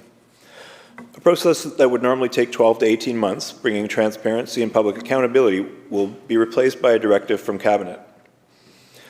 Mr. Speaker, true reconciliation is not simply about co-ownership opportunities or economic partnerships. It's about respecting Indigenous law, title, and decision-making authority. I want to speak for a moment specifically to Phase 3 of this project because it seems to have been added in haste. It isn't shown on the official infographic map of the project, and our red flags have gone up because it doesn't seem like proper consultation has been done. The Gittinyao hereditary chiefs, whose territory would be directly impacted by Phase 3 of this project, stated clearly, quote, Gittinyao has not been properly consulted under the Declaration on the Rights of Indigenous Peoples Act and has made it clear that without proper assessment, these projects will not be recognized in Gittinyao territory. Gittinyao has unceded title to their Lac Siip along a portion of Phase 3 of the North Coast Transmission Line. Gittinyao voiced concerns in opposition to Bills 14 and 15 prior to their passing in the Legislature and informed Premier Eby that because of the failure to invoke and uphold DRIPA in this legislation, they will not apply in Gittinyao territory. Gittinyao is not in any discussion for equity or ownership on Phase 3, and before this can occur, a full assessment of the project in Gittinyao Lac Siip is needed under the Gittinyao WILP sustainability assessment process. So in summary, Gittinyao was not consulted in accordance with DRIPA on Bill 31. True reconciliation must go beyond joint ventures. It must respect sovereignty, law, and stewardship. I'm going to speak about the BCUC role in all this. Because BC Hydro has no competitors, it is overseen by the BCUC under the Utilities Commission Act, which Bill 31 seeks to amend. Bill 31 doesn't just facilitate a transmission line, it has consequences for how electricity is allocated in BC. Under our current system, new industrial customers apply through BC Hydro's interconnection queue, and they're assessed on a first-come, first-served basis. Projects that require new infrastructure are expected to pay for it through a long-standing policy known as Tariff Supplement 6. This protects existing ratepayers by ensuring new users cover the full cost of the expansion they trigger. The government now says industrial users served by the North Coast Transmission Line will pay, quote, the same electricity rates as other large customers, end quote. But that phrase suggests something different, that they may not be required to pay the full incremental cost of new infrastructure. That's a big departure from existing rules, and it could leave everyday ratepayers footing part of the bill. It's my understanding that ordering the BCUC to issue a certificate of public convenience and necessity opens the door for an amendment to Tariff Supplement 6 that could see ratepayers pick up some of the cost, which sounds like a subsidy to me, Mr. Speaker. I'm open to other interpretations, but we'll be asking some hard questions about this in committee. The BCUC's role is published on their website. Quote, we make objective, well-reasoned, evidence-based decisions that are legally binding. We facilitate fair, transparent, and inclusive processes, and we value input from all British Columbian ratepayers, end quote. Now, Mr. Speaker, I'm not saying that politicians, ministers, and cabinet can't make objective, well-reasoned, evidence-based decisions with fair, transparent, and inclusive processes, but when these all unfold behind the cabinet doors, how do we know? We know all the risk. We all know the risk. And without impugning this government or this minister, we all know the risk that these decisions can be made subjectively without proper evidence and without being fair, transparent, and inclusive. Instead, this government is proposing a different model, one that gives Cabinet the authority to decide who gets access to scarce electricity, what rates they'll pay, and which industries are excluded from access altogether or have access limited to just a few megawatts of electricity. This is a significant shift in regulatory power, moving decisions from the independent body of the BCUC to the Cabinet table, where political priorities can override technical and financial considerations. The fact that former Premier Horgan restored the power to set rates to the BCUC after the BC Liberal government interference speaks volumes and adds more credence to the question I've been being asked more and more. Have the BC NDP become the BC Liberals? And it raises important questions about fairness, transparency, and long-term planning. The process to decide who gets rationed electricity will also no longer follow a regulated queue-based model. Instead, BC Hydro will design a new allocation system, possibly involving an auction, but again, this will be developed by Cabinet instead of by BC Hydro or the BCUC without oversight. The Minister in his comments pointed to Quebec, Oregon, Utah, New Jersey, and Ontario, but did not mention analogies much closer to home. Central Washington public utility districts of Chelan and Grant, who have abundant capacity and have had to address demands from crypto currency and data centers while protecting existing ratepayers. These public utility districts have had no problem empowering their commissioners to set distinct rate schedules by customer and industry type, negotiate special contracts with some industries, and balance needs without government intervention. Because the commissioner's sole job is to oversee long-term sustainability of the utility, they are nowhere near as likely to be buffeted by political considerations outside of the narrow focus of the utility.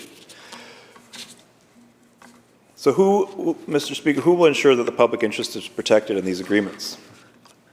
As we know, this government has a poor track record of being transparent when it comes to First Nations matters. The BCUC appears to have no oversight role here, as it will not be reviewing the proposed project, which would have looked at whether the proponent, the joint venture, was suitable. In the spirit of true debate, and I miss that about municipal politics in terms of the give and take of listening and receiving, but so I have listened carefully and reviewed Hansard, and I'm grateful for the respectful and thoughtful commentary provided thus far. We'll outline some of the comments I've heard. The member for Peace River South fears we are, quote, drifting from responsible energy planning to politicized energy control, and says that technical challenges need technical solutions, not political ones. I agree. He also says he believes in decarbonization, but wants to supply AI and data centers by turbines, generating electricity from, quote, the cleanest natural gas on the planet. I agree with the member on transparency and efficiency, but not on economic growth at all costs, doing everything we can to produce prosperity. If we did this with only a short-term view, we could all be tremendously wealthy for 5 to 10 years before the economy and the environment collapse. The mantra, they will go somewhere else, is not justification for abandoning our principles to attract investment. The member for Peace River North also wants to use gas turbines for power because everything is dirty. Well, I would argue that it's all a matter of degree. Different energy sources have different levels of cleanliness. And since we're talking about scale and scalable industries, the member from Salmon Arm Shuswap wants to know who gets swept into the same regulatory class with vague definitions, and that would later require legislative change to fix unintended consequences. Mr. Speaker, making decisions from Victoria on who protects ratepayers, the risk of innovation moving to other jurisdictions, the BCUC is a safeguard against arbitrary decisions.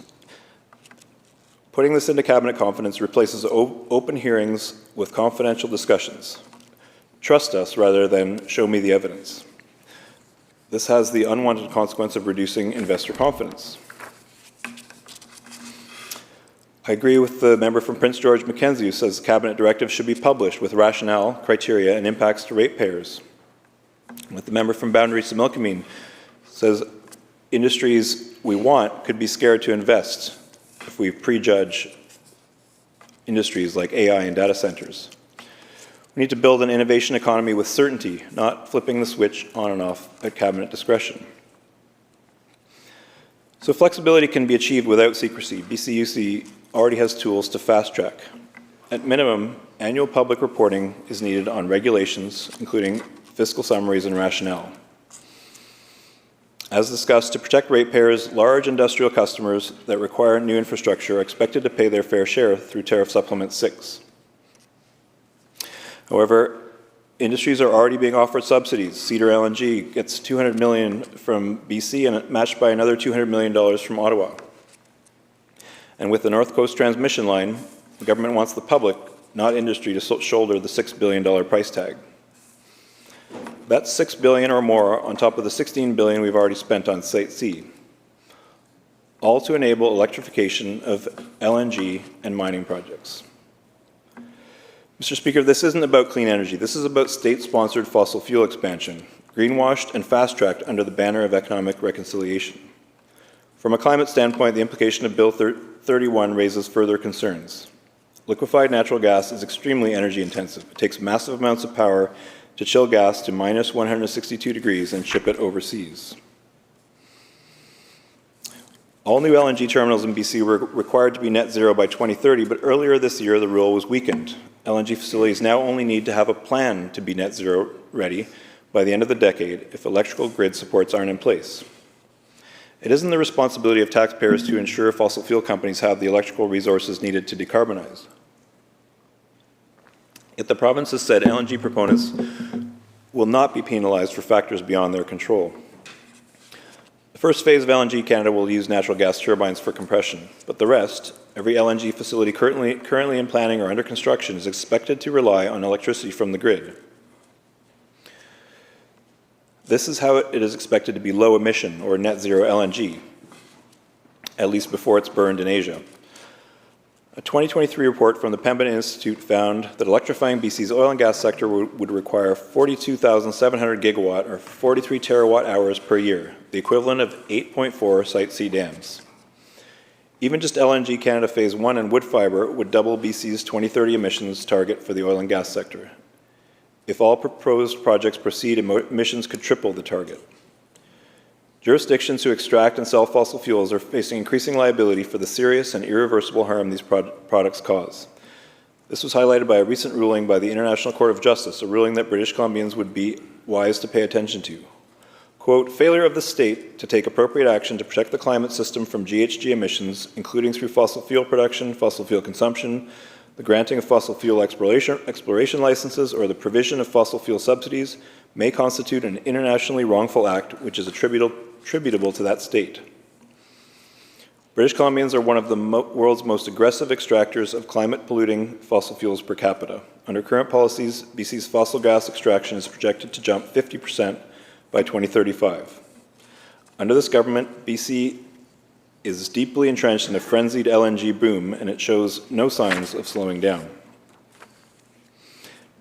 Despite this government's best efforts, labeling BC LNG as, quote, the cleanest in the world is nothing more than a desperate attempt at greenwashing.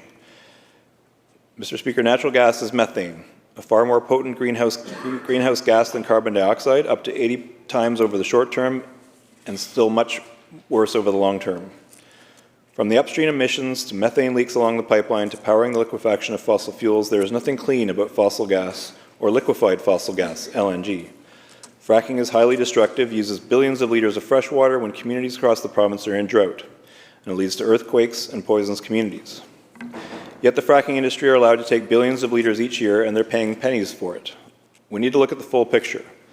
That includes examining the health impacts of fracking, plus the impacts of LNG flaring and venting.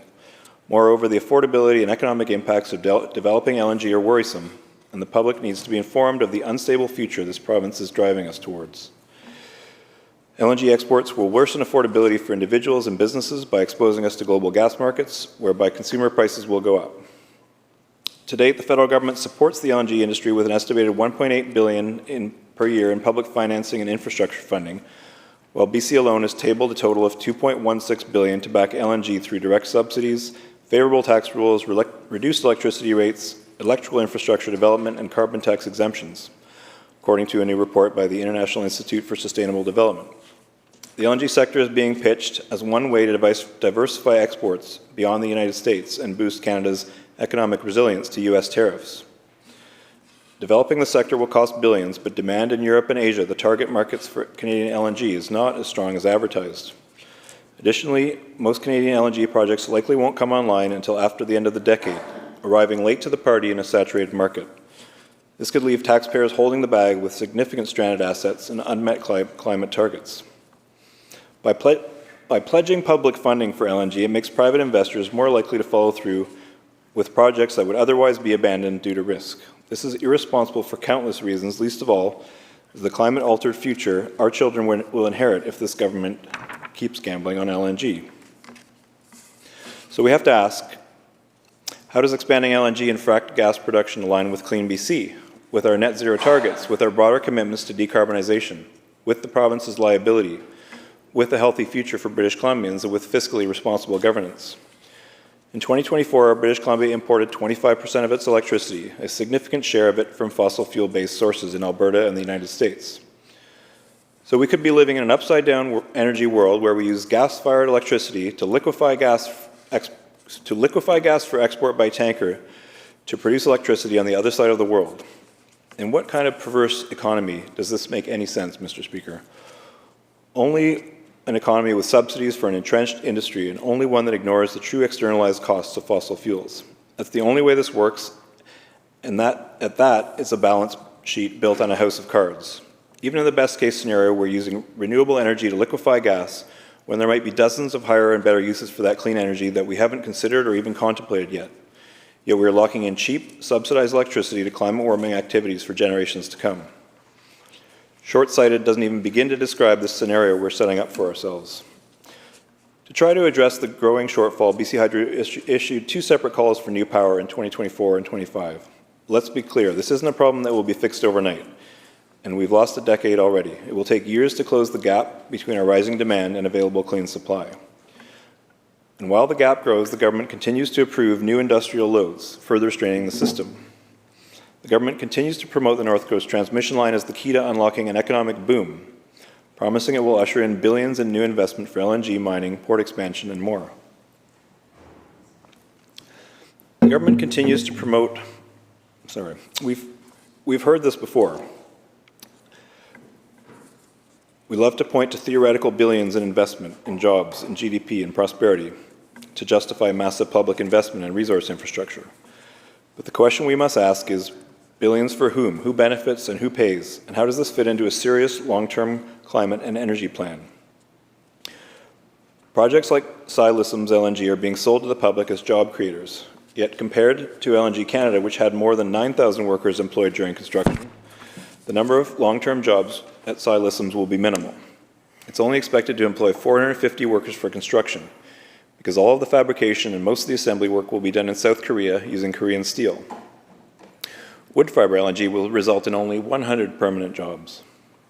And while British Columbians fund the infrastructure, the profits are set to flow to international investment firms, including many with direct ties to Wall Street investors and Trump-era financiers. This province earns more revenue from liquor and gambling sales than it does from oil, gas, and mining combined. So when this government frames LNG's expansion as an economic necessity, they're selling a fantasy, one that benefits corporations far more than communities. This isn't a long-term climate strategy, it's a short-term push for resource expansion. The rhetoric of nation-building projects as economic engines frames large-scale developments as essential to national progress and economic growth, yet critics remind us that this narrative proliferates colonial logic and reproduces historical patterns of dispossession and ecological harm under the guise of modernization and progress. If being the economic engine of Canada means subsidizing large transmission projects, sidelining independent review, and prioritizing fossil fuel exports over ecological resilience and Indigenous rights, then we need to rethink the direction we're heading.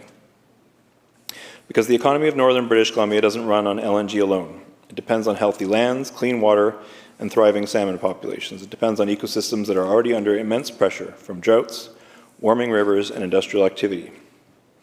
You can't put salmon back in the river once their habitat is gone. You can't rebuild trust with communities once you've ignored their rights and voices. Mr. Speaker, we can do better. So I want to speak about the part of this bill that has, I believe, some potential to right the ship, the allocation framework, and the criteria that would go around it. So we need robust, evidence-based planning that looks ahead, not just 1 or 2 years, but decades into the future. Government is rushing ahead with massive, irreversible infrastructure investments without a clear sense of how we'll meet future energy demand, how we'll reduce emissions, or how we'll prioritize limited electricity in a fair and transparent way. That's why, Mr. Speaker, we're calling for a pathway assessment. Pathway assessment, it's not a new idea. It's a comprehensive study of all credible energy pathways to achieve net zero objectives at a given point in time. It helps to evaluate choices and trade-offs, understand costs, and bring key stakeholders together for an evidence-based discussion about a jurisdiction's future energy mix. It brings together utilities, governments, Indigenous nations, regulators, and the public in a transparent way.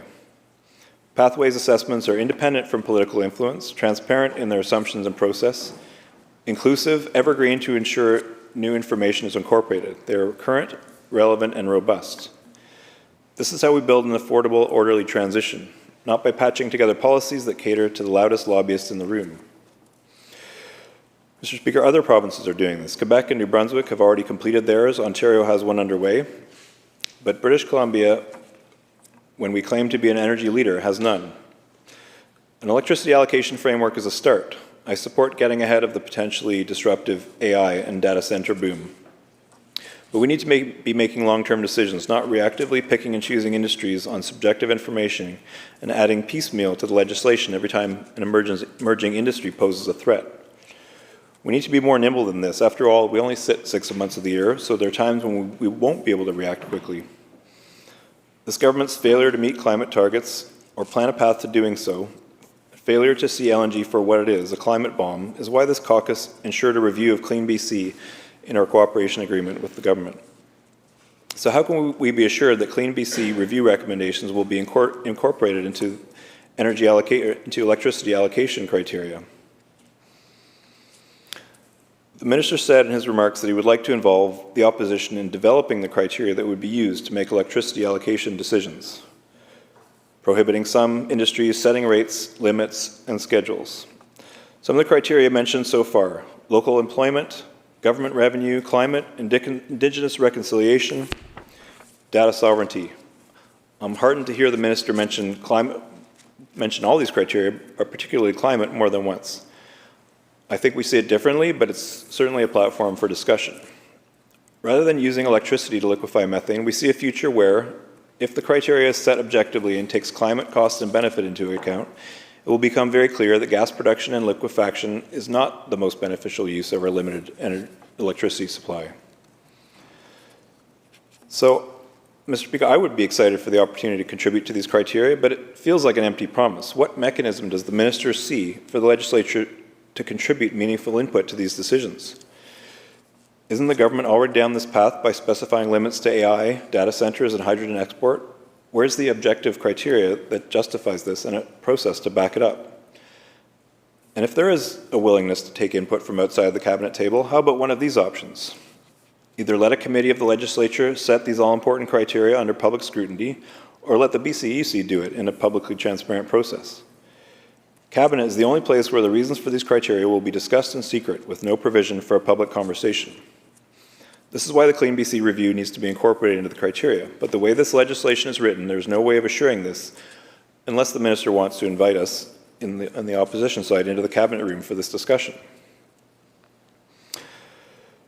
So, in closing, the North Coast Transmission Line is a huge investment, financially and otherwise. I want to be very clear that we support Indigenous co-ownership of this infrastructure project and others. However, this legislation reshapes how electricity is allocated, how costs are distributed, and how decisions are made.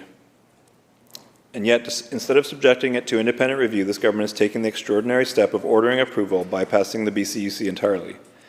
It's not how responsible government works, and it's not how climate leadership works.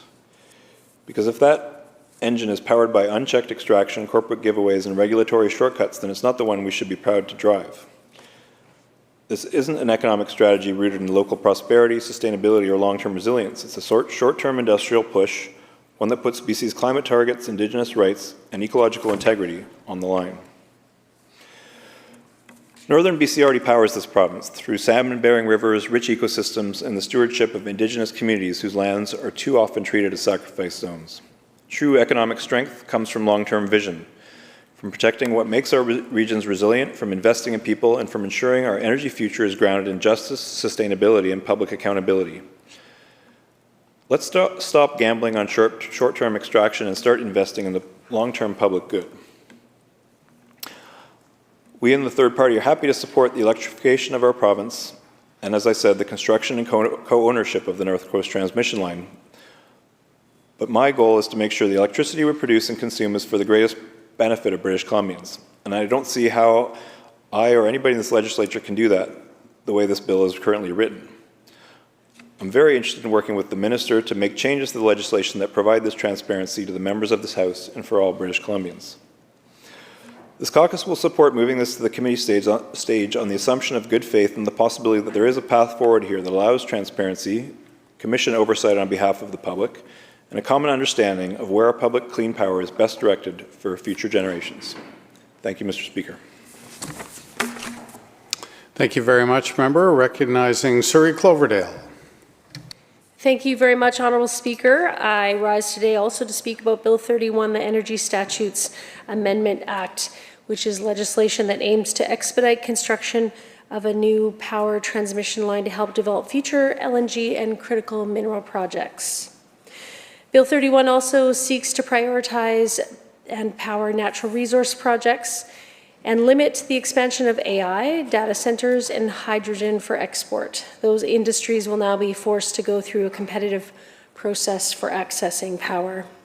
Honourable Speaker, this legislation is specifically meant to expedite construction of BC Hydro's North Coast Transmission Line, NCTL, so it's a lot like many other NDP government projects, with the cost of the NCTL already skyrocketing. The cost of the transmission line's first 2 stages have ballooned from $3 billion to $6 billion.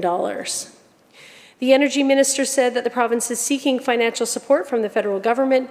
However, we don't know if it will receive that funding and what portion of that funding that might represent. And at the end of the day, whether it's federal cash or provincial, these contributions are coming out of taxpayer pockets. First Nations that take an equity stake in the project are also expected to put up capital for the transmission line, but what that will look like is still being determined. So it appears once again that the provincial government is giving itself a blank check, legislating a project built on assumptions about cost sharing. There's also concerns that the NCTL, being fast-tracked by Bill 31, won't have enough power for projects that it means to energize. University of BC economist Werner Antweiler said the problem for this province might be that there's not enough electricity available to power the projects through this transmission line. Mr. Speaker, Mr. Antweiler told the Vancouver Sun in a recent interview that BC Hydro has been trying to bring on more power over the last decade with calls for wind power projects, but even when combined with the electricity brought online by the Site C Dam, BC may in fact fall short. He said, quote, LNG is extremely power hungry. An LNG plant that produces 13 million tons per year would need about 600 to 700 megawatts of constant power. So the capacity of the new transmission line is something like 2,200 megawatts, and it fills up pretty quickly, end quote. Honourable Speaker, BC has been a net importer of power for the last several years and is having trouble meeting current demand, let alone future demand. Bill 31 also exempts the North Coast Transmission Line from rigorous oversight of the BC Utilities Commission. This strips away independent reviews that ensure projects like the NCTL truly serve the public interest and not just special interests. In a media interview, former BC Utilities Commission Commissioner Richard Mason said that the public would have been well served to have the BC UC go through the process to determine whether projects like this have the right to move forward. Mr. Mason said, and I quote, the BCUC will not have any say in things like the route that it will take, whether it's even necessary, whether there would be better alternatives, in a public process where people can air views that would potentially be heard on issues that this government is now never going to hear about. The exemption legislated in Bill 31 builds on a troubling pattern of NDP government fast-tracking that silences voices from communities, farmers, environmental stewards who deserve a say and that will keep the power in check. Once again, the government is legislating away accountability that we owe to every resident in this province. Mr. Speaker, then there's also the shift on how we allocate electricity, with Bill 31 handing sweeping powers to the NDP to decide who gets to keep the lights on. We're talking about a system where the NDP, not markets or merit, pick winners and losers. Traditional resource projects are getting a green light, while innovative sectors like artificial intelligence and data centers are shackled with caps. 300 megawatts every 2 years, Mr. Speaker, is far from enough to fuel jobs of tomorrow. I do believe, however, Mr. Speaker, most British Columbians want to see electricity flowing to natural resource projects, but this government's absolute mismanagement of energy in this province over the last 8 years is putting us at a disadvantage, forced to limit the technology sector when instead we should be able to grow it. In Bill 31's efforts to create certainty for the natural resources sector, it creates uncertainty for another, giving the government the ability not only to restrict the use of public utility electricity for data centers, including AI, but to prohibit it indefinitely. Mr. Speaker, these choices don't just stifle innovation, they betray our economic promise by favoring a few at the expense of a high-growth tech and diverse opportunities. Bill 31 risks the very advancement that could create thousands of good-paying jobs for British Columbians. We're capping potential, we're not harnessing it, all while ignoring real solutions like diversified energy sources, including nuclear, to deliver affordable, reliable power for all. Instead, this bill locks us into a fragile grid, vulnerable to blackouts, imports that drive up costs for everyday ratepayers. Worse still, Mr. Speaker, it's residential users who are going to foot the bill with exemptions from proper scrutiny and vague cost-sharing assumptions. We're only one cost overrun away from seeing billions in additional costs dumped onto household bills. Mr. Speaker, without ironclad safeguards, the $6 billion project might become a ticking time bomb for taxpayers, confirming once and for all that we do truly lack the clean electricity abundance that we've been promised. I look forward to seeing this bill advance and having questions to ask for committee stage. Thank you, Mr. Speaker. Thank you very much, member. Recognizing our House Leader of our fourth party. Thank you, Mr. Speaker. Bill 31 is a Soviet-style bill that centralizes power over the energy supply, picking industry winners and losers. The winners, NDP allies. The losers, everyone else. Let me explain. Energy is the base layer. It is the foundation of how you build prosperity. At the dawn of civilization, the mastery of fire and simple heat power freed humans from the constraints of cold winters, raw food, and primitive tools. Then, the shift to coal made possible the Industrial Revolution in Britain, massively expanding energy available for work, heat motion, and manufacture. Next, the ascendancy of oil and fossil fuels more broadly powered the post-war American-led boom and transformed global society. In each era, what really drove human flourishing was the jump in accessible, affordable energy that enabled innovation, trade, and the advancement of civilization. In short, the harnessing of abundant, reliable, and affordable energy is what drives civilizational progress. But, Mr. Speaker, here in BC, we are heading backwards. After decades of mismanagement, British Columbia now needs 6 more Site C dams just to meet the current demand. Rather than fixing the underlying issue by generating more cheap and reliable power, more dams, more natural gas plants, and even nuclear power, it amends the Utilities Commission Act and other statutes, allowing the provincial government to control who gets what's left of BC power and who doesn't. And Bill 31 has taken direct aim at 2 of the fastest growing industries in the world, artificial intelligence and crypto. While the NDP are shutting down these booming industries, Danielle Smith and Alberta are aiming to have $100 billion worth of AI data centers under construction within the next 5 years. Energy and Climate Solutions Minister Adrian Dix said we need to, quote, avoid the mistakes of other jurisdictions. We'll refrain from using members' names. Okay, my apologies. By rationing power. That's harebrained. We don't need to ration scarce power.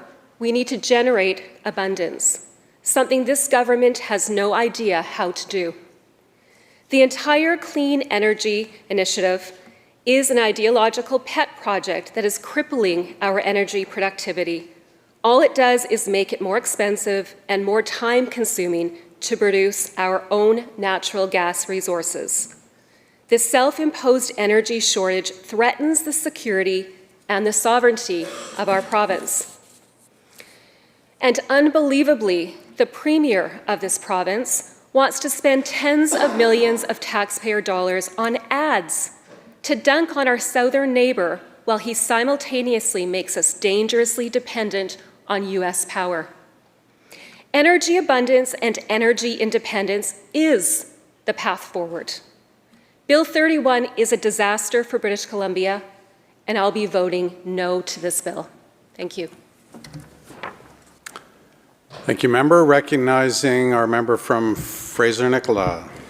Thank you, Honourable Speaker. I appreciate the opportunity to stand today and to talk to the Energy Statute Amendment Act, Bill number 31. It's a real privilege to be able to do that and speak for my, I don't want to say I'm speaking for my constituents, but if I was to poll them, they probably would have some concerns about it, so I appreciate the opportunity to stand for them. This bill has been recently introduced into the Legislature of British Columbia, and I want to emphasize one reoccurring theme throughout this bill: the erosion of accountability of elected officials and how oversight by this legislature is being systematically reduced. I would like to thank previous colleagues that have sit and spoken about some of the nuances of this bill, and I really appreciate, but there is an ongoing theme through all of these bills that have been introduced this year in the House. And it seems like we're going to be beating a dead horse, but if there's smoke, there's usually fire for some of the things that we're looking at. So let us begin with a short overview of what Bill 31 does and why it matters so much. The legislation is aimed at accelerating energy infrastructure projects, in particular the North Coast Transmission Line in northwestern British Columbia, but also revising how industrial electricity is allocated across the province. I thought that was BC Hydro's job. Now we're getting somebody within government here, our bureaucrats, to be able to do that. Doesn't make sense. On its surface, speeding up infrastructure makes it easier for industry to access power and on offering ownership stakes for First Nations are all objectives that sound reasonable on the surface. Yet, as usual, the devil is in the details. And those details reveal a legislative design that concentrates power, limits transparency, and weakens the checks and balances that we rely on for democratic accountability.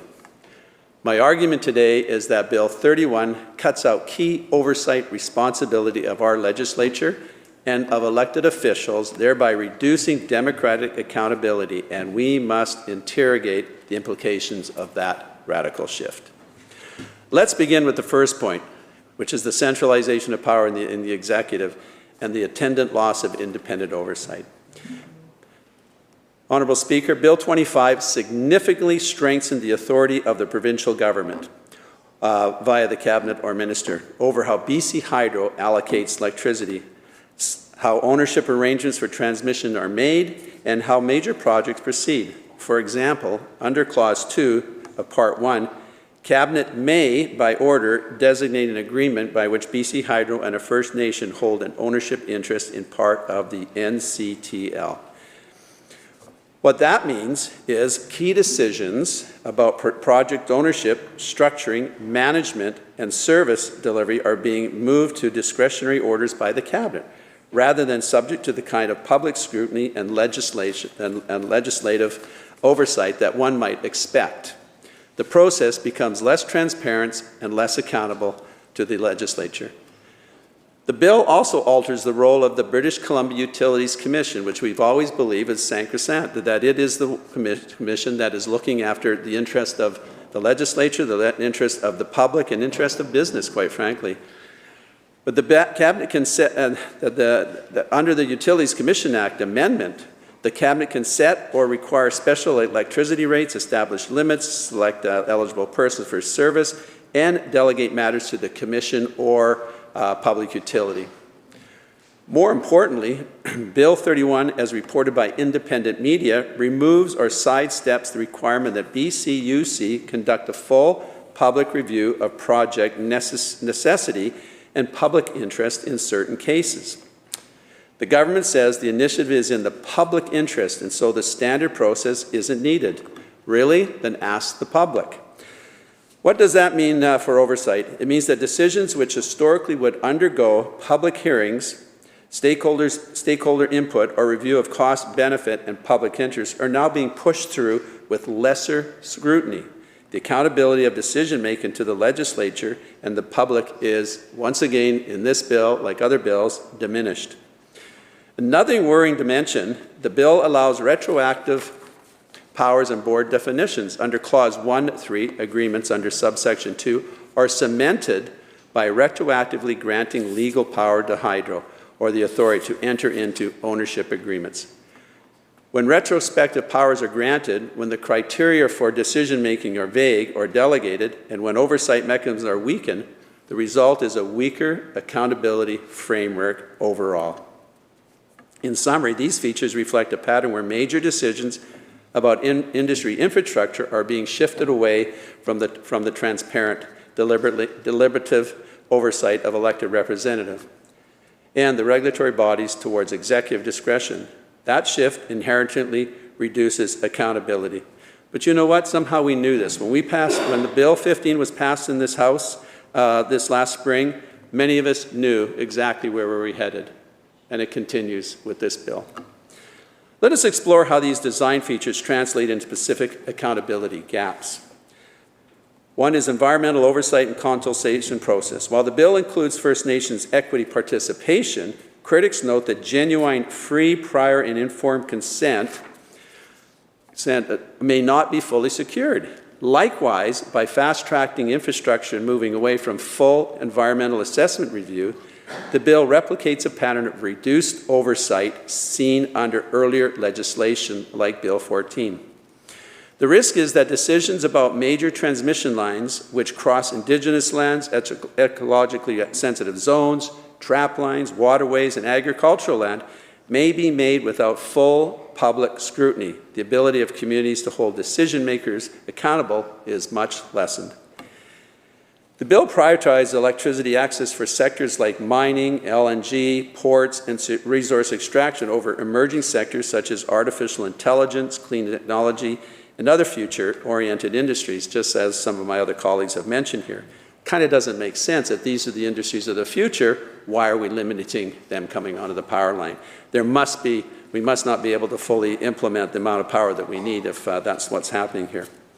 While economic growth is important, the shift raises question about whether long-term sustainable development and community benefits are being sufficiently weighed. Accountability demands that elected officials justify why some sectors are favored and others are not. The bill provides less room for such public inquiry. The government projects large numbers. The numbers are overwhelming. I can't even fathom some of the numbers here. And as one of my colleagues already mentioned here, it starts out at $3 billion, then it's $6 billion, and I will take bets that it'll probably wind up being closer to $8 or $9 billion by the time this is done. And will it be on time? Because that's something we're forgetting as well. Nearly $10 billion annual GDP contribution and 10,000 direct jobs for the NCTL project. However, details of how these benefits will be distributed, how risk and financing are shared, and how communities will be protected are unspecified. Here are some metrics and processes we might want to look at to assess value for money and check whether they are actually present in this project. One of the things we try to look for, and I try to do some quick reviewing, is trying to find a cost-benefit analysis. So a full cost-benefit analysis showing capital cost, operating cost, decommissioning, benefits, are the jobs there, is the GDP there, are the revenue there, environmental savings, avoided costs, compared to a do-nothing or alternative baseline. We could not find any real hard data on that. It would be nice to see some of that. But I want to quote somebody from a long time ago, where the government wants to trust us here. As somebody once mentioned, I think it was Ronald Reagan, once said, I trust, but I want to verify it. It needs to be verified, and it's time we got more verification on a project like this. Transparent assumptions, what load is expected, what projects will connect, what timeline, what happens if uptake is lower than expected. What do we put 9, 8, 6, 7, 8 billion in this, and the uptake is a lot lower? We need independent regulatory review. A body like the BC Utilities Commission should review all of these projects. And we need cost-benefit public interest. If that is bypassed or truncated, and accountability is much reduced. Risk management and contingency plans are important. How will cost overruns be managed? Who bears the risk? What happens if the industrial demand falls short? We need a clear framework of how benefits flow to communities, how Indigenous equity stakes are governed, how jobs and local procurement are delivered. We need after construction reports. There should be performance audits. Our cost on budget is utilization as expected. We have a history in this province with this government that, well, do we know any project that's been on time or on budget? It makes sense that we have all those reports in place so the public knows. These are big numbers that are being thrown around, lots of nice headline-grabbing information, but we really need to have that. The other one is transparency and ratepayer and taxpayer impact. If public money or public utility is involved, customers need to know how this affects their bills or how taxpayers' exposure will be managed. So given the evidence, the project has a plausible rationale. The transmission system in the North Coast is nearing capacity. We know that. There is industrial interest. Economic benefit is claimed. However, because a full independent cost analysis is not publicly available, or at least not easy to find, and because oversight mechanisms appear to reduce, the level of confidence we can have that the public is truly getting full value for money is moderate at best.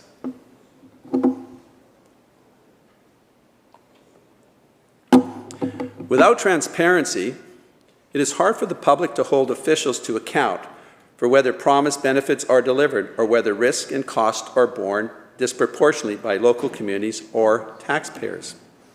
Concentrating investment in power infrastructure in the northwest of British Columbia, while seemingly beneficial for that region, may widen economic disparities with other parts of the province if not managed properly.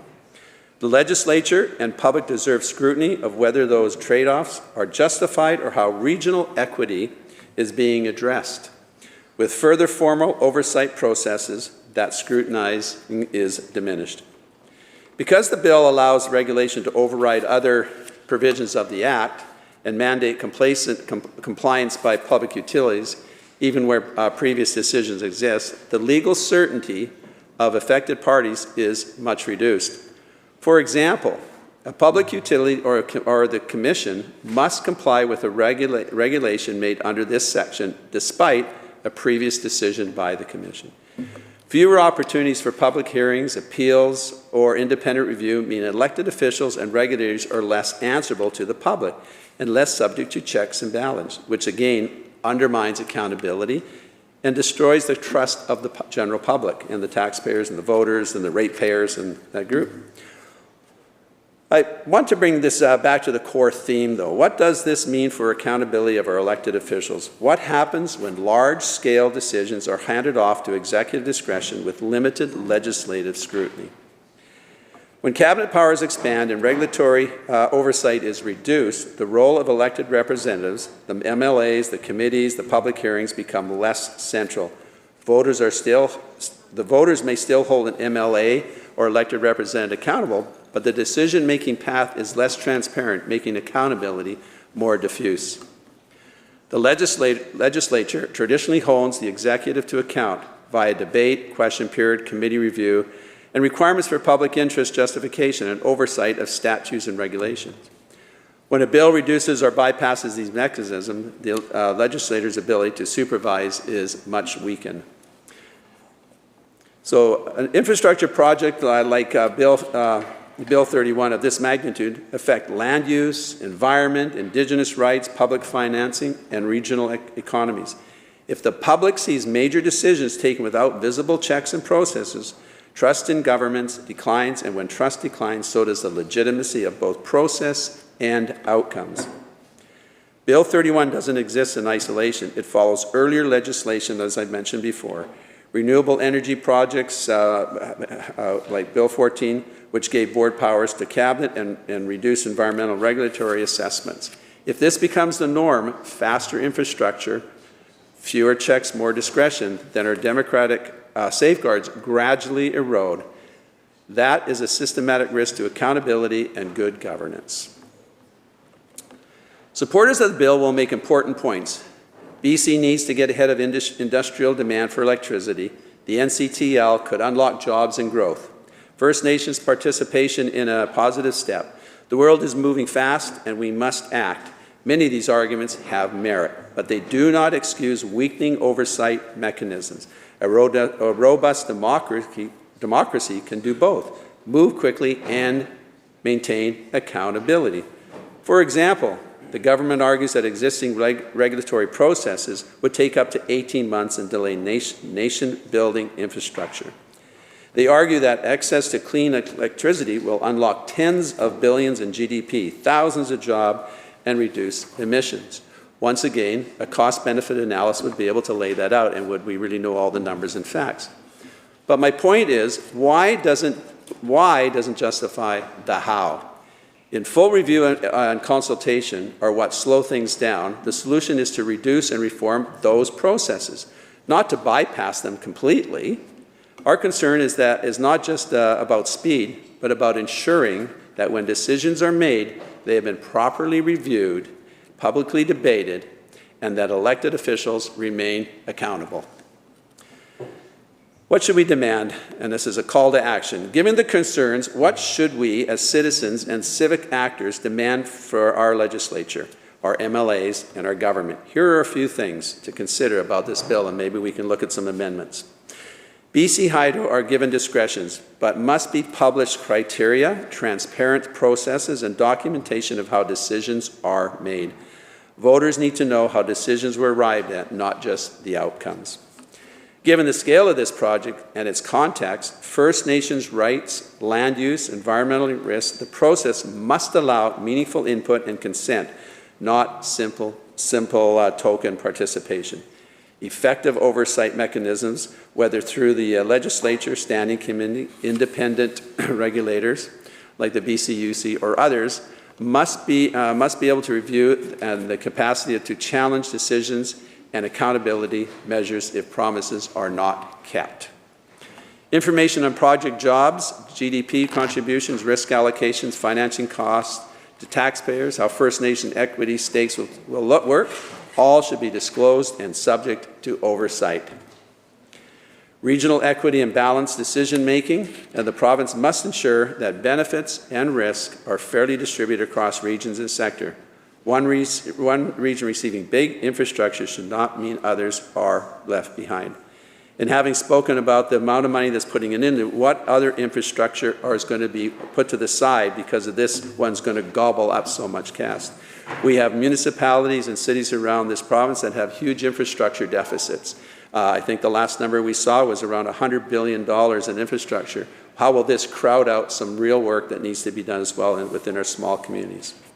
Speed is important, but not at the expense of democratic norms. Elected officials must remain visible, accountable, and subject to public and legislative scrutiny. In closing, Bill 31 represents an important moment for British Columbia. I don't think any of us want to doubt that at all for a minute. I think it's really important that we improve our infrastructure. One of my colleagues earlier today talked about smaller footprint power generations, and I think that's the way to go. We should be thinking outside the box, looking at more alternatives rather than this very, very expensive power line here that may not be as robust as it could be compared to some smaller units that are more regionally built. In closing, though, Bill 31 represents an important moment for British Columbia, a chance to build large infrastructure, to modernize energy policy, to partner with First Nations, and to make the province a cleaner, stronger economic actor. But it also represents a serious challenge to how our democracy works. By reducing the role of the legislature and shifting major decisions into executive discretion and regulatory bypass, the accountability of our elected officials is weakened. When oversight is diminished, so too is public trust. When decisions are made behind closed doors or under orders rather than a public hearing, communities lose their ability to hold decision makers to account. That is not just a policy issue, it is a governance issue, a democratic issue. We must not conflate urgency with exemption from accountability. We can act quickly, but we must not act without transparency, without public review, without the legislature's oversight, and without ensuring that elected officials remain answerable. Let us remember, infrastructure is not just about steel and cables, it's about people, it's about communities, about land, rights, and future generations. Decisions we take now will shape who we are as a province for decades to come. If we cut corners on accountability, we may build fast, but we may build poorly. I urge all members of the Legislative Assembly, the government, the opposition, Indigenous partners, and public to use committee stage of Bill 13 to ask hard questions, to require clear rules, demand transparency, insist on oversight, and ensure that the voices of affected communities are heard and respected. Let us build BC's future, but let us build it in a way that honors our democratic values, respects our Indigenous partners, protects our environment, and ensures that our elected officials remain really accountable to the people who elected. Thank you, Mr. Speaker. Thank you very much, member. Recognizing the Minister of Water, Land and Resource Stewardship.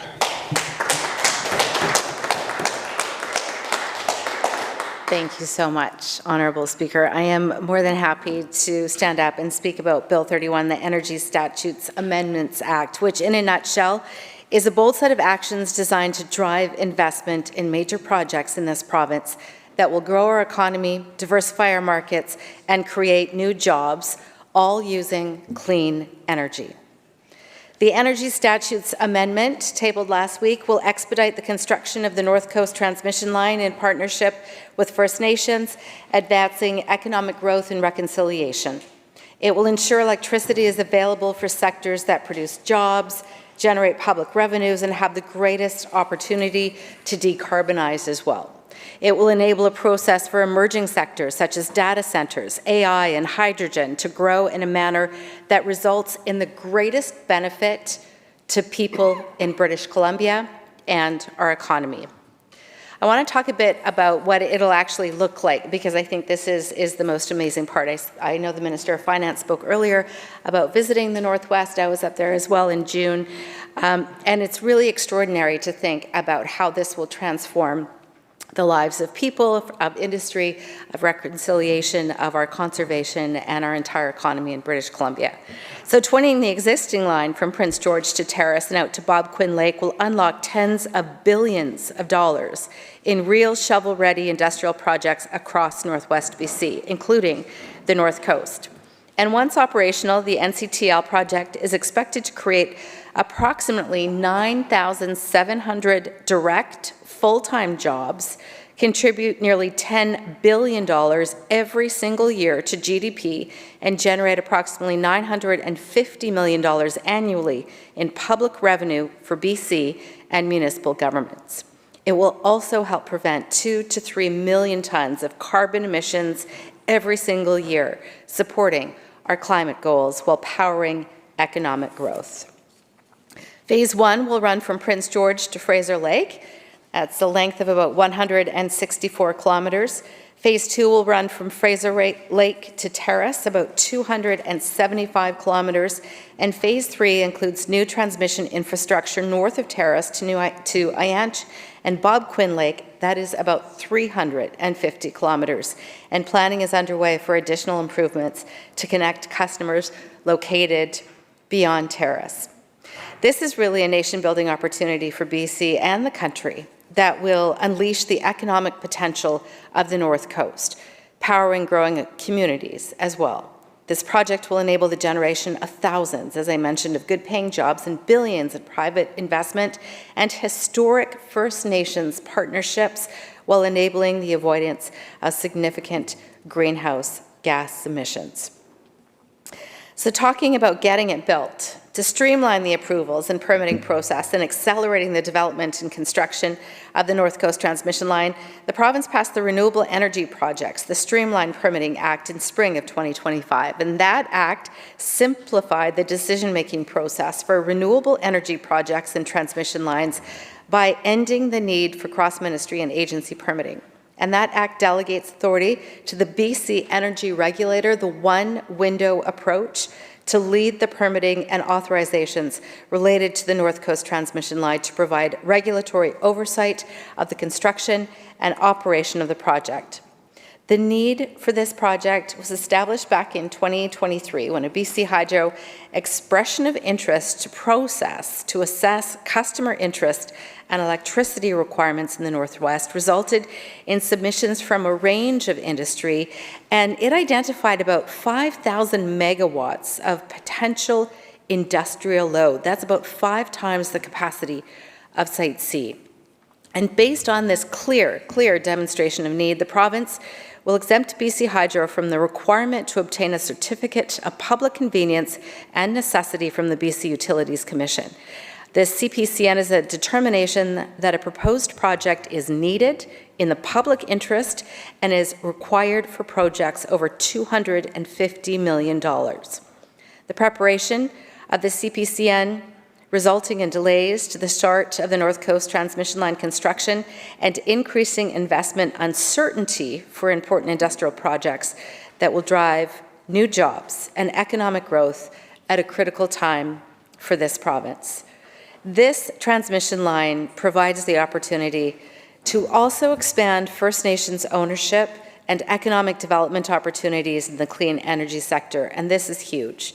Since early 2023, the province and BC Hydro have been discussing potential co-ownership arrangements with First Nations around the North Coast transmission line. And in July 2025, 6 First Nations, including hereditary leaders of the Wet'suwet'en, along with the province and BC Hydro, signed term sheet agreements for Phase 2 of that line. And those term sheets lay the groundwork for comprehensive legal partnerships, providing First Nations the opportunity to earn returns on their investment over the economic life of the project.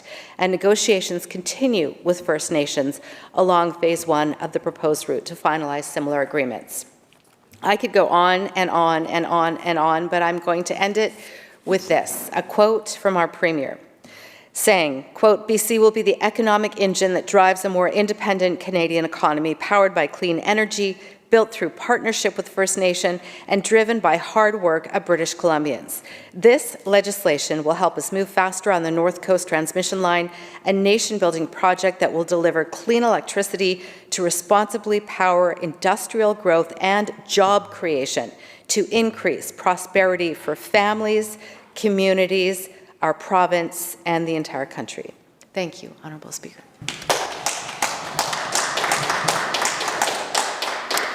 Thank you, Minister. Recognizing the MLA from Courtney Comox. Thank you, Mr. Speaker, and thank you to the Minister of Water and Lands. I'm sure she's extremely busy catching up on the 3,700 water permits that are backlogged currently in BC. If we could concentrate on this bill, member, thank you. It is refreshing to see this government finally acknowledging the wealth generation and tax generation powerhouse of BC's rural and northern communities. I hope they continue to travel past Whistler and wine country to where hardworking British Columbians continue to subsidize the Lower Mainland and the Capital Region with real job creation, wealth creation, and tax generation. Bill 31 looks like a short administrative bill. It is not. It is the third act in a familiar play this session, a trilogy, if you will. I'm just not sure if it's Godfather or Back to the Future. We saw it in Bill 14, we saw it in Bill 15. Concentrate more power in Cabinet, shrink the role of the Legislature, step around the BCUC, and then call it modernization and progress. And let's just be clear with who BC Hydro is represented by here in BC under this NDP government, and who will be overseeing these ownership agreements. Former Premier Glenn Clark is the chair of BC Hydro.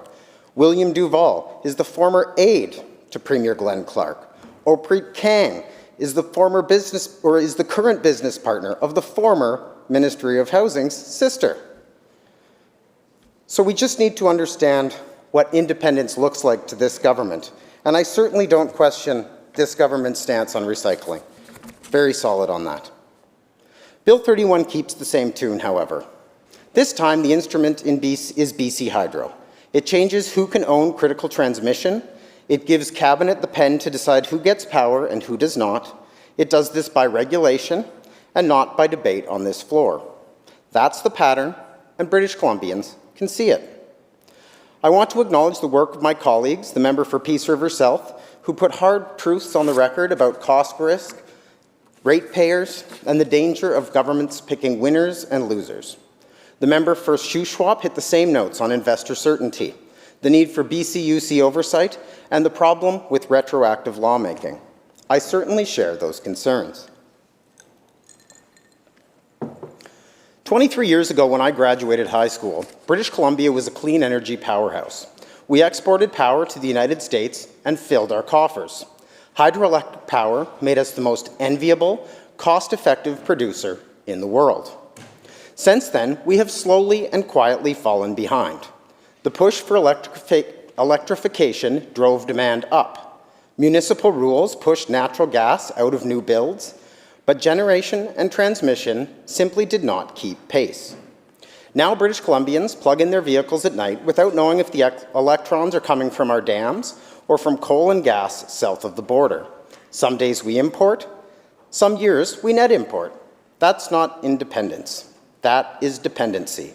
It makes our bills and our economy vulnerable to someone else's grid and someone else's politics. Certainly something that we are seeing across our economy today, Mr. Speaker.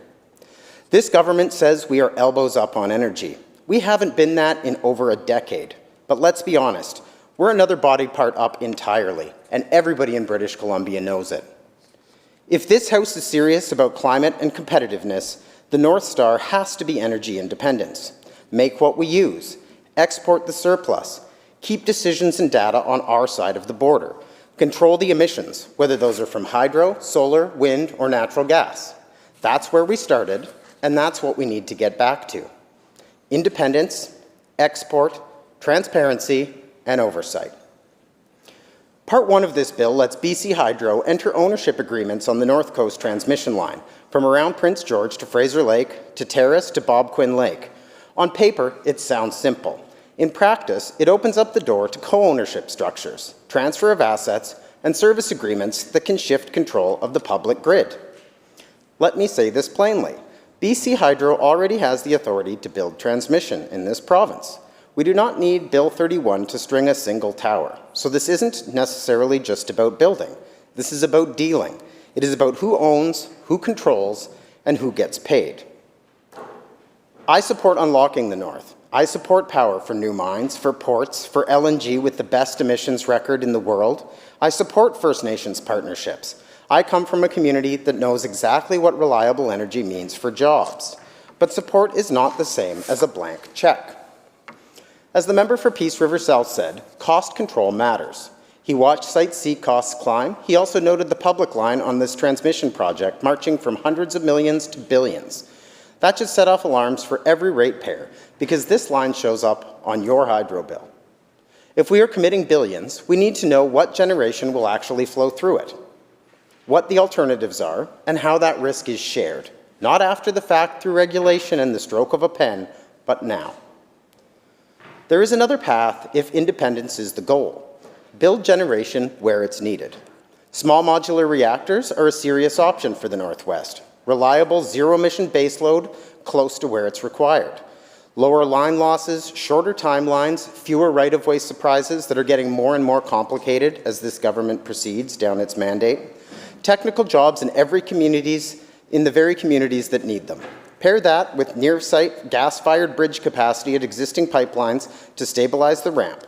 That's how you get the North off of imports and back to exporting. Or, if we're going to import natural gas, coal, or other fossil fuel-derived power, perhaps we should do it right here at home, with made-in-BC natural gas. The peaking plant just north of me in Campbell River is seeing increased demand, and not just at peak anymore. We need reliability in our grid, and that means localized solutions that meet the energy realities of BC. If the goal is prosperity in the North and sovereignty for the province, put the generation in the North. Do not just run ever longer extension cords and hope for the best.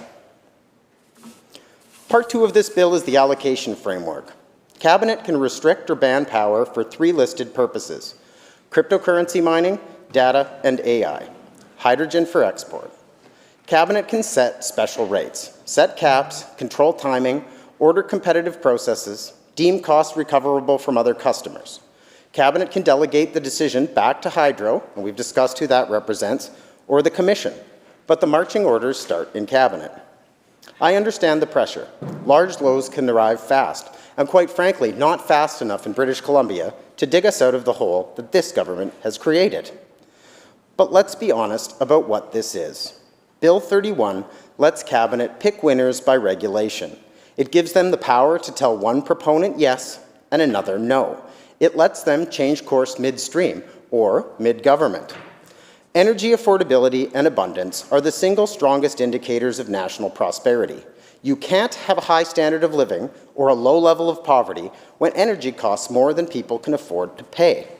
Every major economy that has thrived in the world, from post-war America to modern-day South Korea, has done so on the back of affordable, reliable energy. When power is cheap, everything else follows: food, housing, manufacturing, and transportation. But when governments make it expensive or scarce, the opposite happens. Putting more control in the hands of this government isn't necessarily an indicator for success. Look at Germany just recently. After shutting down its nuclear power plants and over-relying on imported natural gas, primarily from Russia, it saw household energy bills triple, factories shutter, and its manufacturing sector, once the envy of Europe and the world, began to collapse. Or take California, where sky-high energy prices and unreliable grids are driving people and businesses out of the states as they look for more cost-effective jurisdictions, one of which used to be British Columbia. Meanwhile, nations that treat energy as the foundation of prosperity, like Norway with hydro, or the United States, in most cases, with natural gas, they continue to grow, attract investment, and lift their citizens' quality of life through energy affordability. Energy policy is economic policy. Economic policy is social policy. If you can't keep the lights on affordably, you can't grow an economy. If you can't grow the economy, you can't lift people out of poverty. The member for Shuswap raised a good point. Investors need certainty. If government can change the rules with the stroke of a pen, capital goes elsewhere. And where capital goes, paychecks follow. When paychecks go, taxes rise, and we get what we have today under this NDP government: unaffordability, hopelessness, and a bleak future for our children here in British Columbia. Only a few years ago, BC Hydro was outselling British Columbia to crypto miners and data centers. Hydro's own plan named these as load attraction opportunities. Government cheered those lines. Now government proposes to lock those down.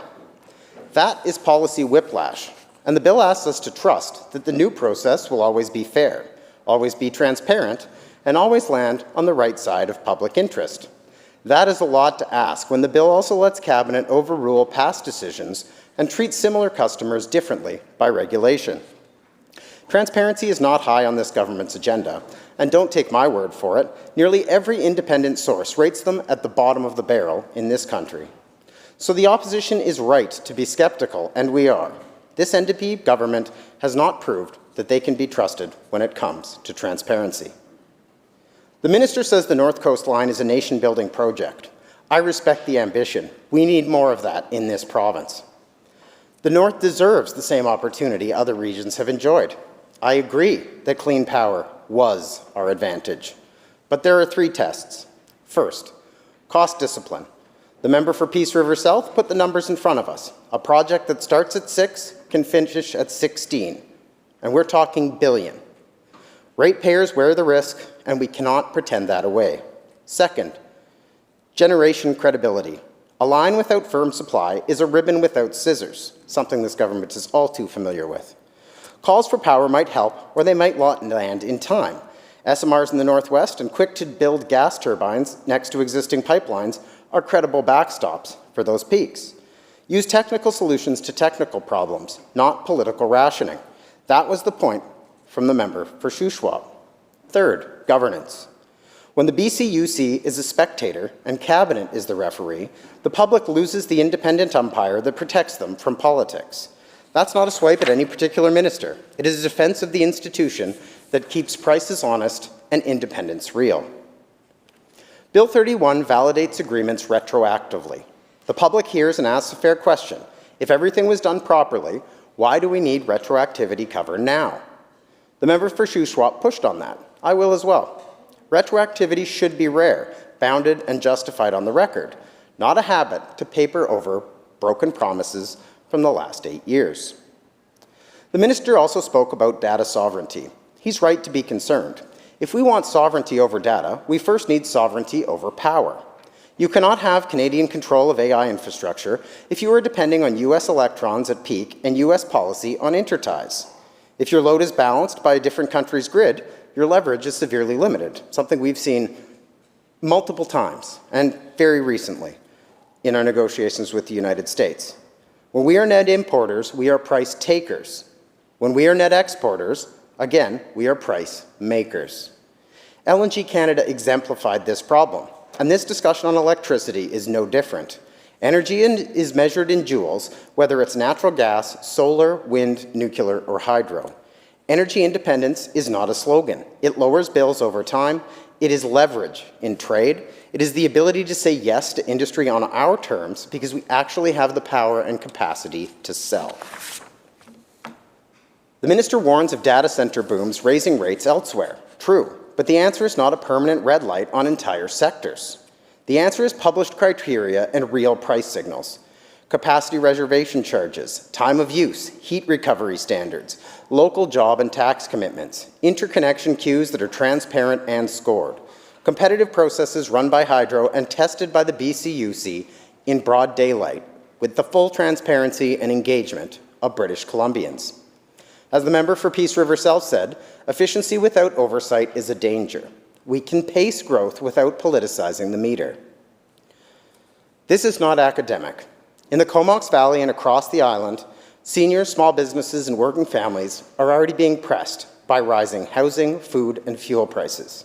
If we get this wrong, residential customers will pay for megaloads that deliver minimal local benefit. If we get this wrong, projects that would bring skilled jobs to the interior and the north go to Alberta or Washington because the rules here look like a moving target. If we get this wrong, British Columbia trades its competitive advantage for a mood ring. Our province cannot afford another round of uncertainty under this government. Definitely not on power, and definitely not now with the challenges we are facing from south of the border. I support equity partnerships with First Nations. Equity is better than the benefit agreements of the last century, but partnership should not mean the legislature surrenders its duty to scrutinize terms, protect ratepayers, and ensure value for the province as a whole. We can respect rights, share equity, and maintain oversight here in this House. Here is the path I will support. 1. Publish the business case for each phase of the North Coast Line. Customers, timing, firm supply, cost share. Show the math before the shovel. 2. Keep ownership of backbone transmission in Hydro. If there are co-ownership models, bring them here for approval. No quiet sell-offs of public wire. 3. Build where we use. Stand up SMRs and near-site generation in the Northwest. Start the regulatory work now with willing First Nations and industry. 4. Restore the BCUC to its proper role. Cabinet sets high-level policy, the BCUC tests evidence, sets the terms, and protects ratepayers. That is the guardrail that has worked to keep British Columbian energy affordable.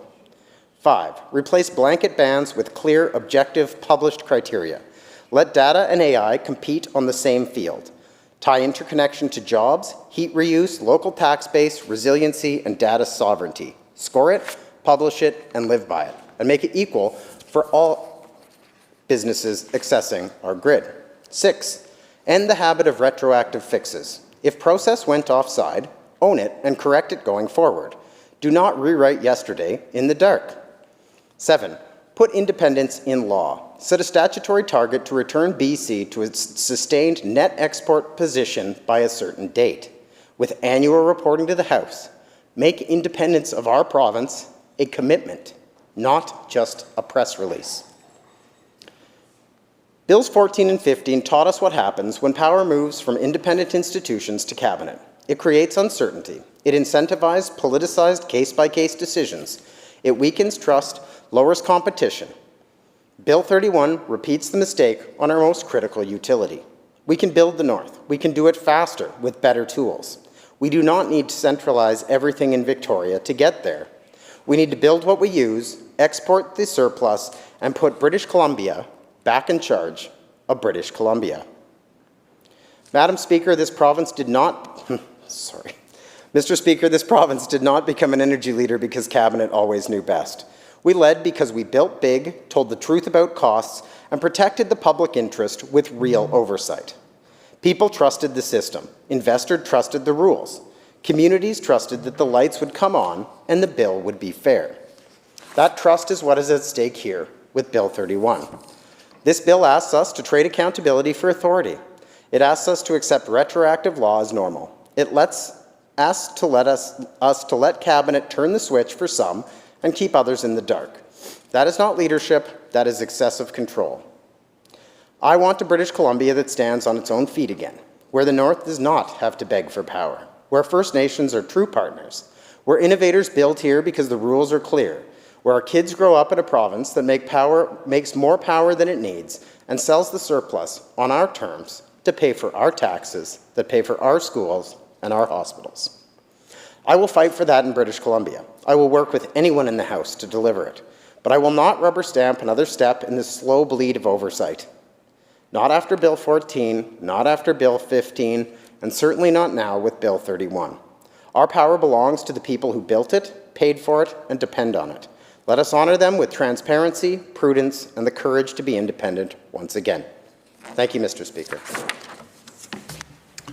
Thank you very much, member. Recognizing the member from Kelowna Mission. Thank you, Mr. Speaker. Many of my colleagues have already spoken thoughtfully about Bill 31, the Energy Statutes Amendment. They've covered many of the key points, and I share their thoughts, ideas, and concerns. But I want to emphasize another perspective, one grounded in the serious concerns we're hearing from industry stakeholders, energy analysts, and investors right across British Columbia and Canada. Because this bill isn't just about electricity. It's about how we think about growth, investment, and the role of government in a modern economy. It's about whether we want to build abundance or ration it. At its core, Bill 31 reflects a government that sees our economy as a shrinking pie. Instead of asking how to grow that pie, they spend their time deciding who gets which slice and who gets left out. The government says 200 megawatts, maybe 400, will be enough for BC's data and AI compute needs. That's thinking small. Around the world, jurisdictions are preparing for gigawatt-scale growth because they understand that compute power is the new oil and gas of the digital age. Meanwhile, in BC, we're drafting laws to ration electricity like it's wartime butter. That's not a growth strategy. It's a ration card. Speaker, we have serious concerns with this legislation. It makes Recognizing the member from Peace River South. I apologize to my colleague, Mr. Speaker, but I seek leave to make an introduction. Thank you, member. Is leave granted? Aye. Carry on. It almost seems embarrassing to mention this because, as I admitted last week, it warms my heart to know that every person in this House does not go to sleep without reviewing my social media each evening. So you're already aware of who I'm going to announce, but I will do it regardless. I would ask, where are we here? I'm going to ask the folks, the student troop of parliamentary players. Are you in the House? Please stand. I had as everyone that beautifully and faithfully looks at my social media every evening will know that I spent Friday evening taking part in The Haunted Life of Francis Rattenbury. It's an hour-long theatrical tour that introduces visitors to the most notorious ghosts of the Parliament buildings, brought back to life by the award-winning parliamentary players. And I must admit, I thoroughly enjoyed it, and I would encourage everyone here to take part as well. And I can't recall who was who because they did such a great job of staying in character. Actually, I do recall one character there for sure. I'd like to introduce to the House Rodell Fraser, Annalyn Kind, Michaela Medill, and Nicholas Guerrio. I am so sorry about that. Guerrio. Again, I'd like the House to make them feel welcome. They are students, and they did a fantastic job. Thank you very much, member. Recognizing our Minister of Labour. Thank you, Honourable Speaker. I'm not going to jump up to speak to the bill. If the member was worried, I'd seek leave to make an introduction as well. Members, is leave granted? Aye. Please carry on. Thank you, Honourable Speaker. I see Amrit Dutt is here. He's a constituent in my community, respected business leader, and he's brought guests with him. His friends are here. Welcome all of you to the legislature for the debate, and I hope you have a wonderful visit. Hope the House can make them. Please feel welcome. Indeed, welcome everyone. We are continuing debate on Bill 31, Energy Statutes Amendment Act of 2025, Kelowna Mission. Thank you, Mr. Speaker. I will now return to my riveting speech after being so cruelly interrupted by my colleagues. And I will also express my appreciation to the member opposite for the procedural pointer. Thank you. Mr. Speaker, we have serious concerns with this legislation. It makes fundamental changes to how BC Hydro operates, concentrating more power in cabinet, reducing independent oversight, and opening the door to partial privatization. Let's be clear, this bill is not required to build the Northwest Transmission Line. BC Hydro already has all the legislative authority it needs. What the bill actually does is politicize the process and allow government to dictate ownership structures that could see parts of our public grid sold off to other entities. Now, it's one thing for BC Hydro to buy power from independent producers. It's quite another to sell off transmission assets, the very backbone of our public utility. This is a government that once championed public ownership, now quietly flirting with selling it off piece by piece. That should concern every ratepayer and every community that depends on a stable, publicly accountable grid. The second part of this bill gives BC Hydro sweeping authority to decide which industries and customers can receive power and which cannot. That includes cryptocurrency mining, data centers and AI computing, and hydrogen production for export. That means politicians and bureaucrats, not engineers or entrepreneurs, will decide who gets to grow and who gets shut out. Once again, it's government picking winners and losers instead of creating fair, predictable rules for everyone. And time and again, Speaker, we see the same pattern from this government. They love big mega projects, the ones where they can cut the ribbon and dictate terms from the center. They like projects they can control, finance, and message. We all like mega projects. Mega projects have positive economic impacts and in fact have propped up our economy at a time when we otherwise would have seen negative growth. But there is more to our economy than only mega projects. This government does not seem to understand the fundamental principles of a market economy. Things like stability, predictability, and a hospitable environment for private investment. They treat economic growth like something that must be commanded, not cultivated. Yes, mega projects have been and will always be part of BC's economy, from dams to LNG to transit lines. But prosperity cannot rely on political choreography alone. It also depends on thousands of smaller, market-driven initiatives, innovators and builders who can plan with confidence because the rules don't change with the politics. When government keeps rewriting the rules, investors stop showing up. And that's exactly what this bill signals: uncertainty, politicization, and risk.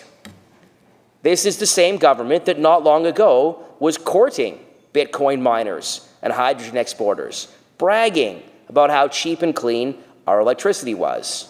Now, those same industries could very well end up on the restricted list as this government changes its mind. If you're an investor, what conclusion do you draw? That in British Columbia, your access to power and your ability to build depends not on merit or efficiency, but on political favor. For example, has the Minister of Energy changed his mind on the nature of your industry lately? Has he flip-flopped again on where he stands on dredging or the expansion of pipelines relative to his many years of using every tool in the toolkit to block the very project he now actively supports expanding?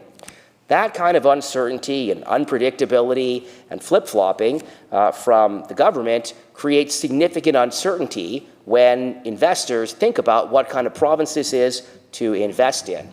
I know it's very embarrassing for the Minister of Energy, and it makes him very cross when he has to acknowledge that he now actively supports dredging Burrard Inlet to allow fully laden Aframax tankers to get Canadian oil to foreign markets. But at some stage, he will have to realize that the dramatic contradictions between his former position and his current position have created significant uncertainty in the marketplace as to whether people think they should invest in British Columbia, because they never know when he'll change his mind, or the next Minister of Energy will change his mind, or when this Premier gives way to the next Premier, what position they might have on pipelines or any other project. That's the kind of uncertainty that is sitting across the aisle from us, and it's not just frustrating, it's fatal for investor confidence. Every government adjusts policy from time to time. Investors can handle that. They can price in a carbon rule or a tax change. But what they can't price in is total reversal. And that's what we've seen here, complete flip-flops within the life of a single government. One year, they're promoting Bitcoin mining and hydrogen exports. The next, they're banning or restricting or delaying them. One year, they're touting data centers and digital infrastructure as the future. The next, they're capping power and shutting the door. One year, they're defending public ownership. The next, they're carving off Hydro's assets for special partnerships with special friends. For investors, that's not just policy evolution, it's policy whiplash. It tells global markets that BC is not a predictable, stable, rules-based jurisdiction. And once that reputation sticks, it's hard to shake, no matter how many times the Minister of Energy reverses his position and repudiates his past stance against things like oil pipelines. Because capital is mobile. It doesn't have to stay here. If the rules reverse midstream, investors will simply go elsewhere. That's why major players in clean tech, computing, and energy are now looking to Alberta, Washington, and Ontario. They're not chasing subsidies. They're chasing stability. And that is what we've lost in British Columbia, Mr. Speaker: stability, predictability, and trust. When businesses can't predict what this government will do next, they stop planning 10 years ahead. They start planning their exit. And that's how you take a province with enormous potential and make it uninvestable. The government insists that 200 megawatts for data centers and 300 for AI will be enough. But in the global race for compute power, that's barely a rounding error. While other regions are building gigawatts of new clean generation, we're drawing lines on a spreadsheet and calling it leadership. That's what happens when you think small and plan for scarcity. You start believing your own rationing memos. British Columbia doesn't have an energy shortage. It has an imagination shortage. We could double our clean power generation within 15 years through upgrades to existing dams, new wind and solar in the Peace and Interior, geothermal development, and small modular reactors in the Northwest, providing power at a fraction of the cost of this transmission line. That's innovation. That's forward thinking. But instead of embracing the future, this government is tying itself to yesterday's infrastructure and calling it progress. Now, inside BC Hydro, there are professionals who understand that load growth means opportunity, that new industries mean revenue, investment, and jobs. But they're stuck between engineers who want to build and ministers who want to ration. That's not leadership, that's paralysis. Hydro could be building ahead of demand, partnering with Indigenous nations, and powering new industries. Instead, it's being used as a tool for political gatekeeping. Across Canada, the Council of Canadian Innovators has warned that our country risks falling behind because companies lack affordable, predictable access to compute. They're calling for sovereign digital infrastructure, Canadian power, Canadian data, Canadian jobs. BC should be and could be leading that charge. We have the cleanest electricity in North America and the people to build on it. But this bill sends the opposite message, that BC is closed for business unless you're a government-approved winner. This uncertainty doesn't just scare away billion-dollar investors. It hurts small businesses, contractors, and skilled tradespeople who depend on a steady flow of projects to stay in business and to build a life for themselves and their families. When you politicize power allocation, you politicize paychecks. Every time the rules change, another project gets shelved, another entrepreneur walks away, another opportunity leaves the province. And the stack of potential projects at the top of the funnel gets smaller and smaller and smaller and leaves us with less and less opportunity in years ahead. We could do this differently. We could mandate BC Hydro to build ahead of demand, not behind it. We could reopen the independent power producer market under transparent market-based contracts. We could fast-track new transmission corridors with Indigenous equity partnerships. We could provide clear, non-political connection criteria so businesses know what to expect. We could invest in innovation like small modular reactors instead of doubling down on 20th century megaprojects. And we could think seriously about a broad and innovative strategy to export compute like we're exporting LNG. That's how you create confidence, investment, and growth. Speaker, this bill is about more than wires and megawatts. It's about the kind of province we want to be. Do we want to be a place where politicians pick winners and losers, or a place where entrepreneurs and engineers can all win by building more? Do we want to ration abundance or unleash it? British Columbia can lead in clean energy, in data, in hydrogen, in AI, but only if we stop managing decline and cutting the pie into smaller and smaller pieces and start building for growth. Let's grow the pie. Let's trust our innovators. Let's give BC Hydro the freedom to build. And let's make BC the province that powers the future, not the one that sits in the dark while others pass us by. Thank you.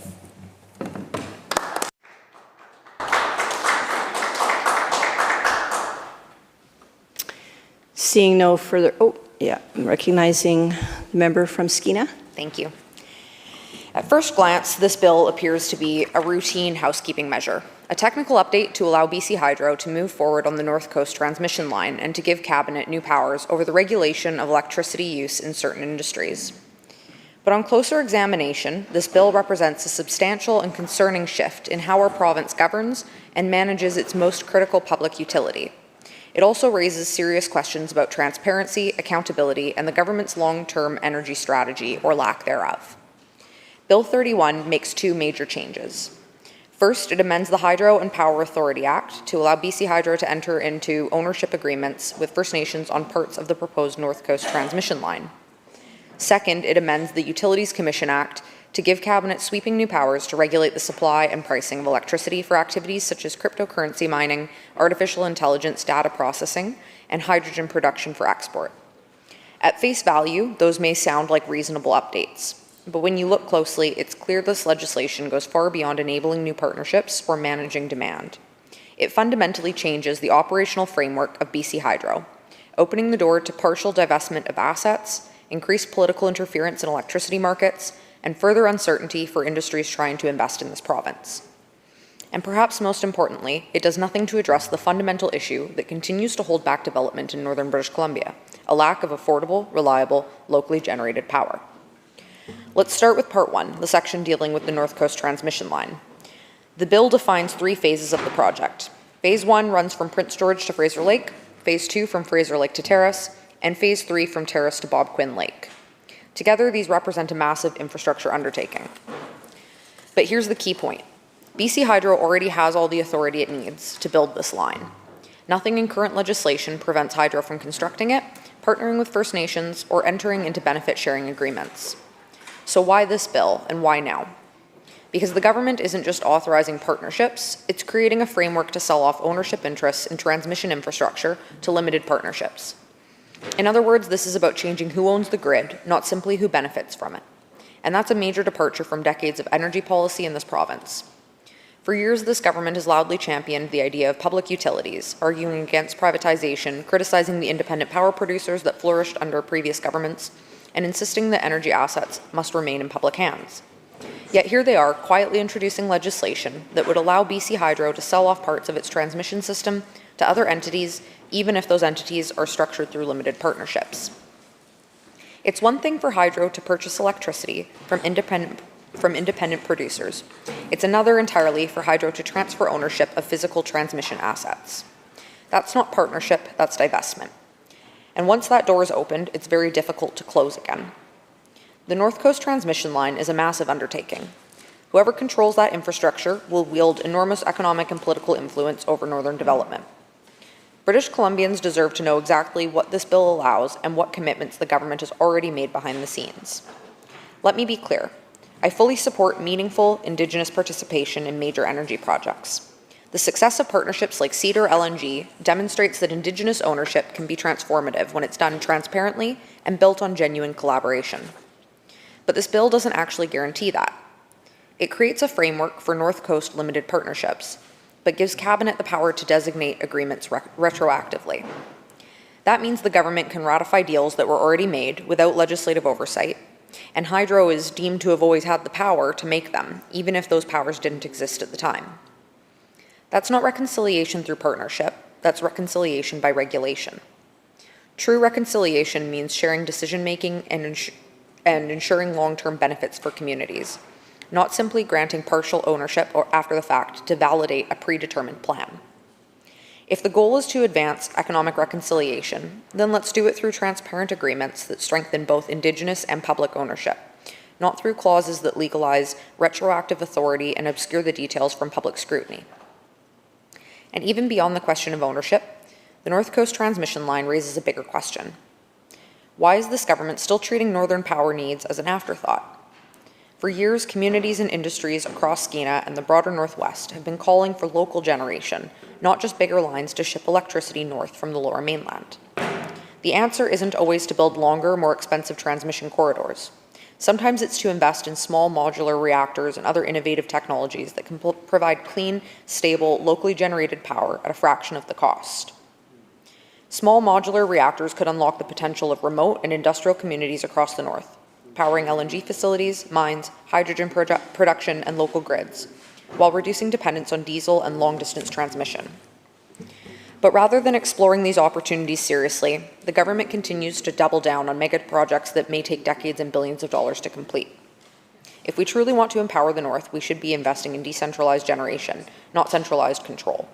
And I know for a fact that quite a few projects have already been passed along to BC Hydro from my region that have Indigenous participation that haven't received responses to address this very issue. So I would hope that before moving forward on this, that would be looked at seriously. The second part of Bill 31 deals with the Utilities Commission Act, specifically Section 21.1. This section gives Cabinet the power to regulate, limit, or prohibit the supply of electricity for three specific purposes: cryptocurrency mining, data processing or storage, including artificial intelligence, and hydrogen production for export. Let's start with the obvious irony. It was this very government that in 2018 actively promoted cryptocurrency mining in British Columbia. BC Hydro officials publicly stated that they wanted to attract crypto operations to the province, offering discounted electricity rates to make BC more competitive with other clean energy jurisdictions. As Hydro's own business development manager said at the time, and I quote, "We need to get in the game." By 2018, crypto mining represented about half of the 10,000 megawatts in new load inquiries Hydro was reviewing. The government courted these industries aggressively. Then, just a few years later, they did a complete 180, abandoning those discounts, halting new connections, and now introducing legislation that allows them to ban or price out these same industries entirely. This is yet another example of a government governing by whim instead of by principle. Rather than setting clear, stable energy policies that encourage innovation and investment, they make abrupt, politically motivated shifts, chasing headlines one year and disowning their own policies the next. BC Hydro's 2021 electrification plan explicitly listed cryptocurrency, data centers, hydrogen production, and mining as key load attraction opportunities. The program aims to attract new load to BC Hydro's system with a focus on industries such as mining, data centers, cryptocurrency, carbon capture, synthetic fuel production, and hydrogen. That's straight from Hydro's own report.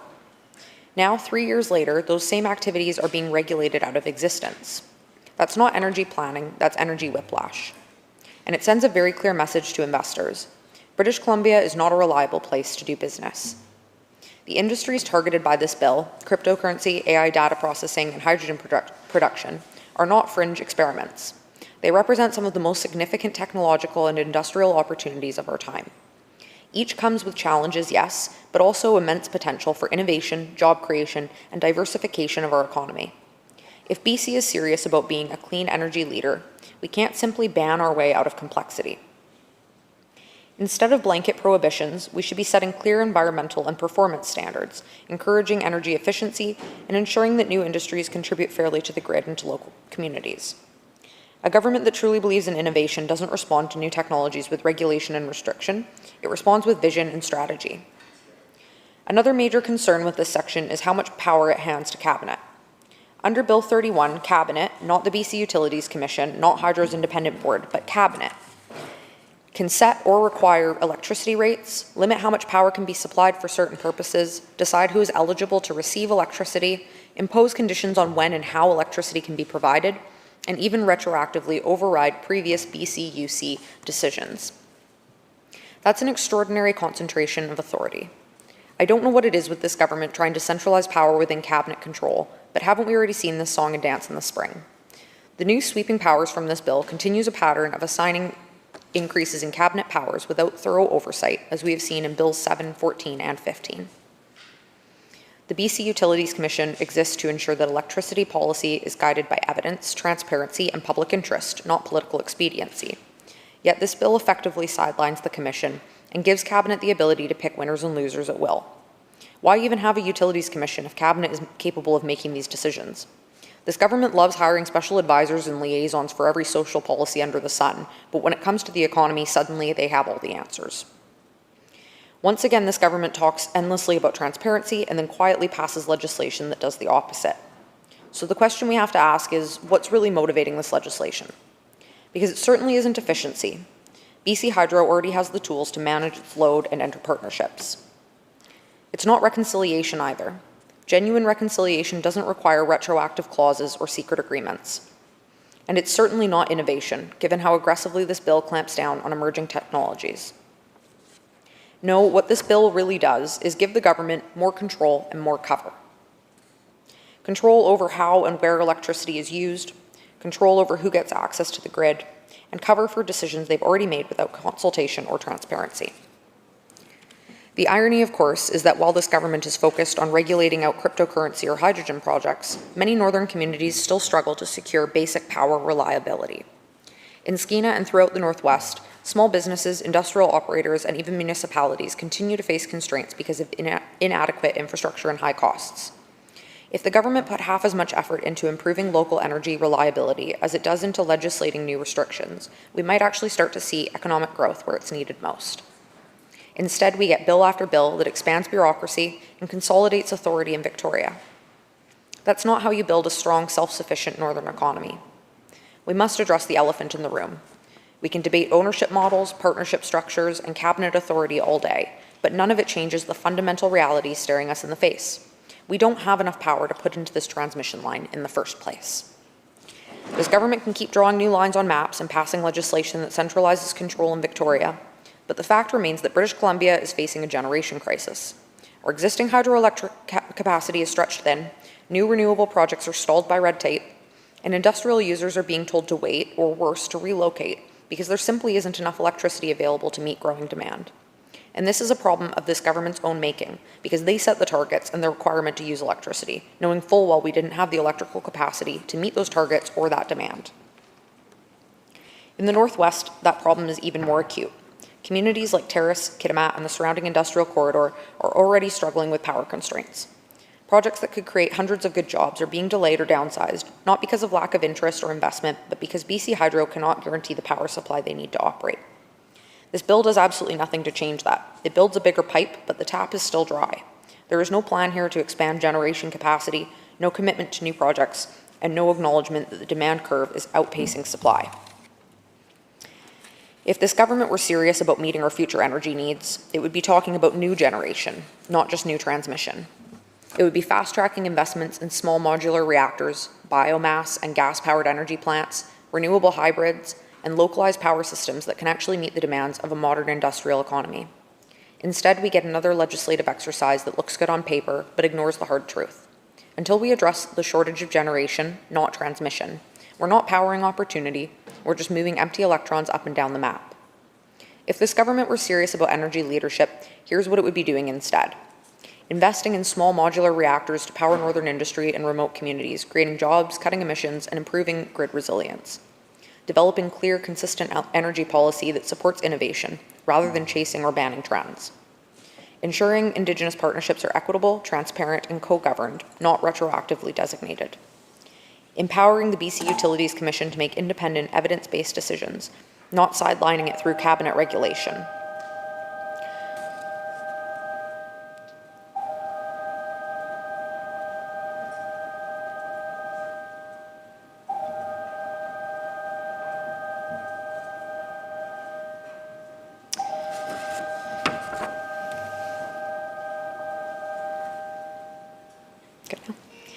Expanding local generation and transmission reliability so that communities like Terrace and Kitimat can grow without depending entirely on distant infrastructure.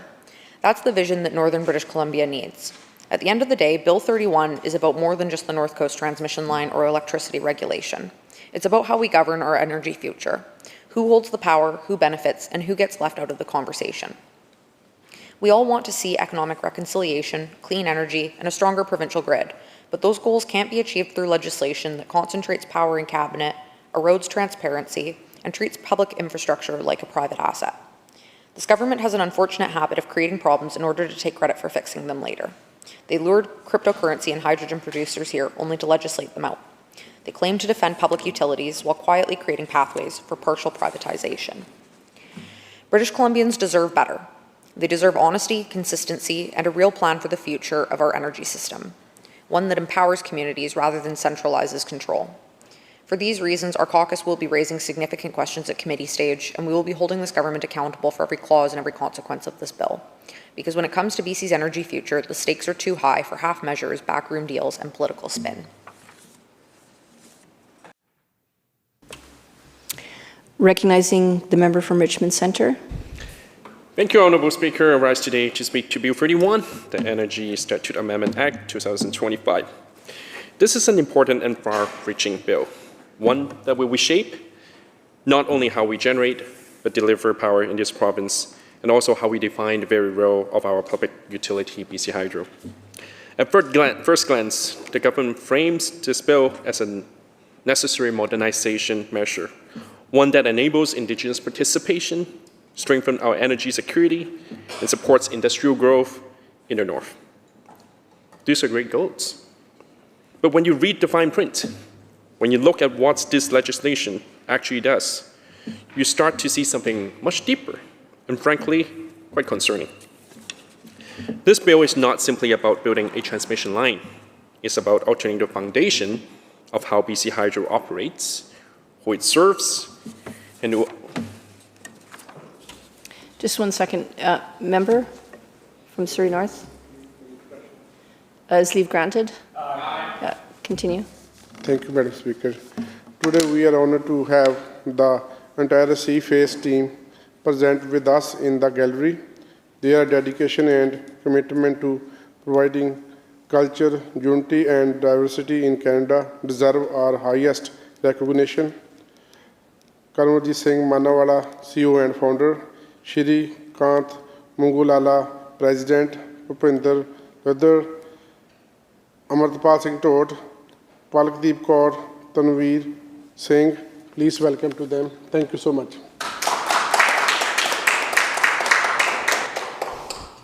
Member for Richmond Centre continues. Thank you. Welcome to the chamber. Who serves and who ultimately controls the public infrastructure that generations of British Columbians built and paid for. So let's talk about what the bill does. Bill 31 has two main components. Part 1 amends the BC Hydro and Power Authority Act to allow BC Hydro to enter into ownership agreements with the First Nation for the proposed North Coast transmission line. Part 2 gives BC Hydro new authority to regulate or restrict electricity supply to certain industrial users. For example, those mine cryptocurrency, store and process electronic data, including for AI, and produce hydrogen for export outside of Canada. So in other words, one part enables shared ownership of new transmission infrastructure, and other parts enable selective limitation of who can access BC Hydro's electricity grid. So let me begin by saying, Honourable Speaker, that the principle of Indigenous participation is certainly welcome. Empowering First Nation to share in our economic benefits from major infrastructure projects is a positive and long overdue step. But acknowledgement does not mean giving this government a blank check to redefine public ownership. Partnership, Honourable Speaker, must never become a disguise for privatization by another name. The way this bill is drafted gives BC Hydro new authority to enter ownership agreements that could, in effect, transfer or divide parts of our public transmission network. That may sound harmless on paper, but in reality, it could fragment the grid and create long-term complications for oversight, accountability, and reliability. Once we start fighting ownership of transmission assets, even with good intentions, we open the door to multiple jurisdictions, different liability frameworks, and competing interests that could make the system less efficient and more difficult to manage. Now I want to be very clear. I support the idea of equity participation and benefit sharing. There are many ways to accomplish that, through revenue sharing, procurement opportunities, employment guarantees, partnership agreements, without alternating the ownership of our critical infrastructure. So the real question before us is, does BC Hydro actually need new legislative authority to do any of these? Under existing legislation, BC Hydro already has broad power to build transmission lines, enter into joint ventures, and negotiate benefits agreements with Indigenous communities. Those provisions have been used many times before, for example, the Northwest Transmission Line, SIC, and many other regional partnerships. So if Hydro already has that authority, why is this government introduce a brand new law? Why the lack of clarity? Why is the NDP wanting exclusive power, like a dictatorship? If this is truly about cooperation and inclusion, then the process should be transparent, open consultation, clear explanation of ownership terms, and detailed cost implications. Instead, we're told that this legislation is necessary to expedite the North Coast transmission line. But, Honourable Speaker, expediency does not justify secrecy. Moving quickly cannot mean cutting corners on transparency. The people of British Columbia deserve to know what exactly is being negotiated, what is being transferred, and who ultimately benefits. Because once ownership of public infrastructure begins to shift, even partially, it is difficult to reverse.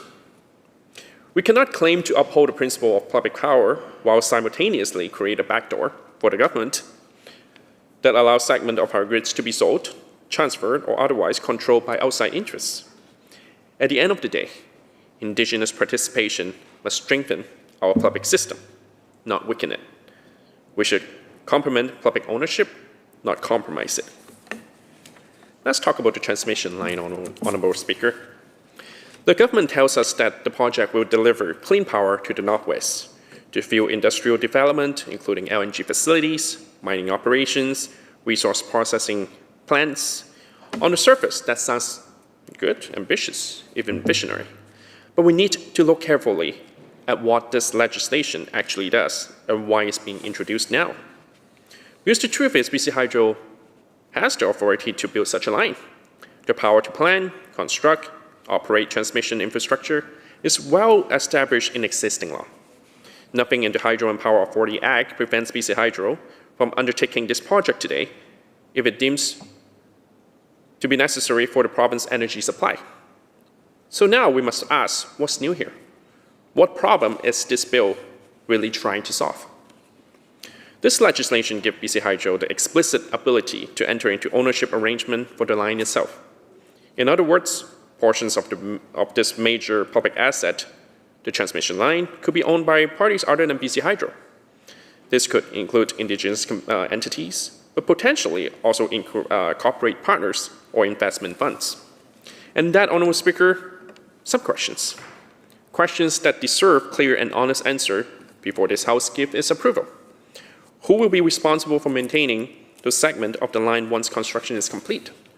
Who will bear the liability if there's outages, cost overruns, performance issues?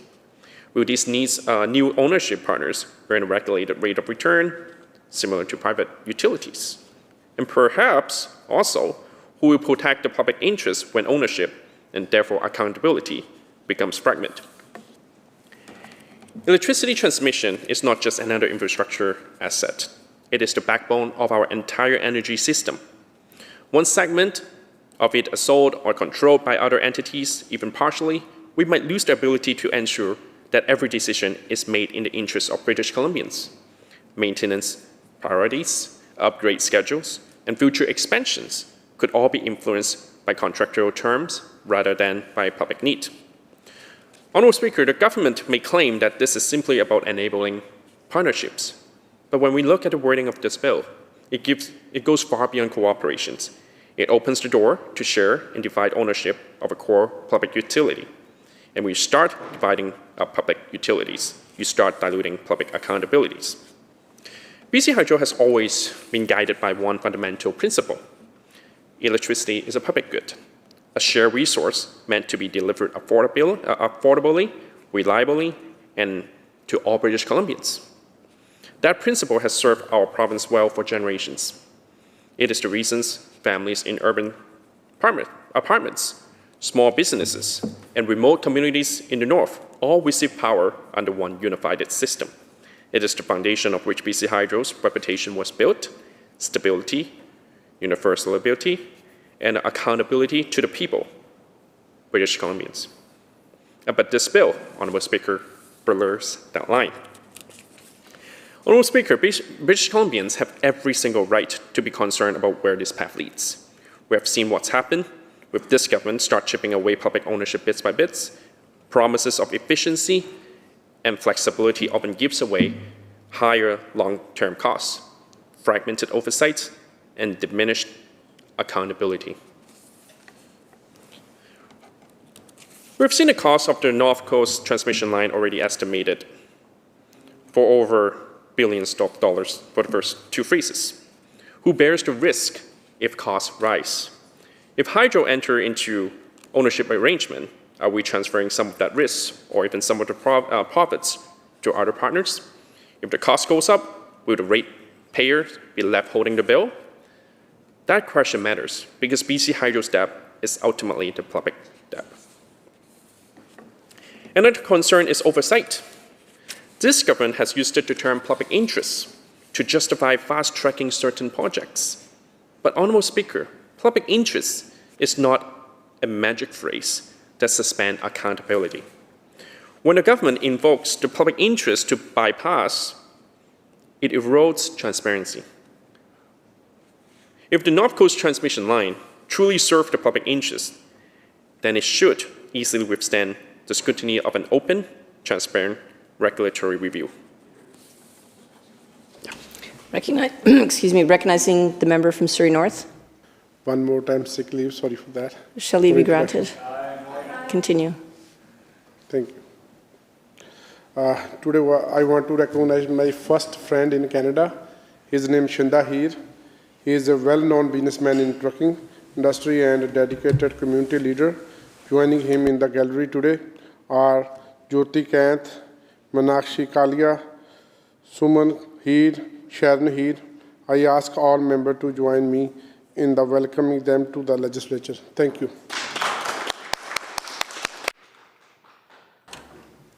Member from Richmond Centre continues. Thank you, Honourable Speaker.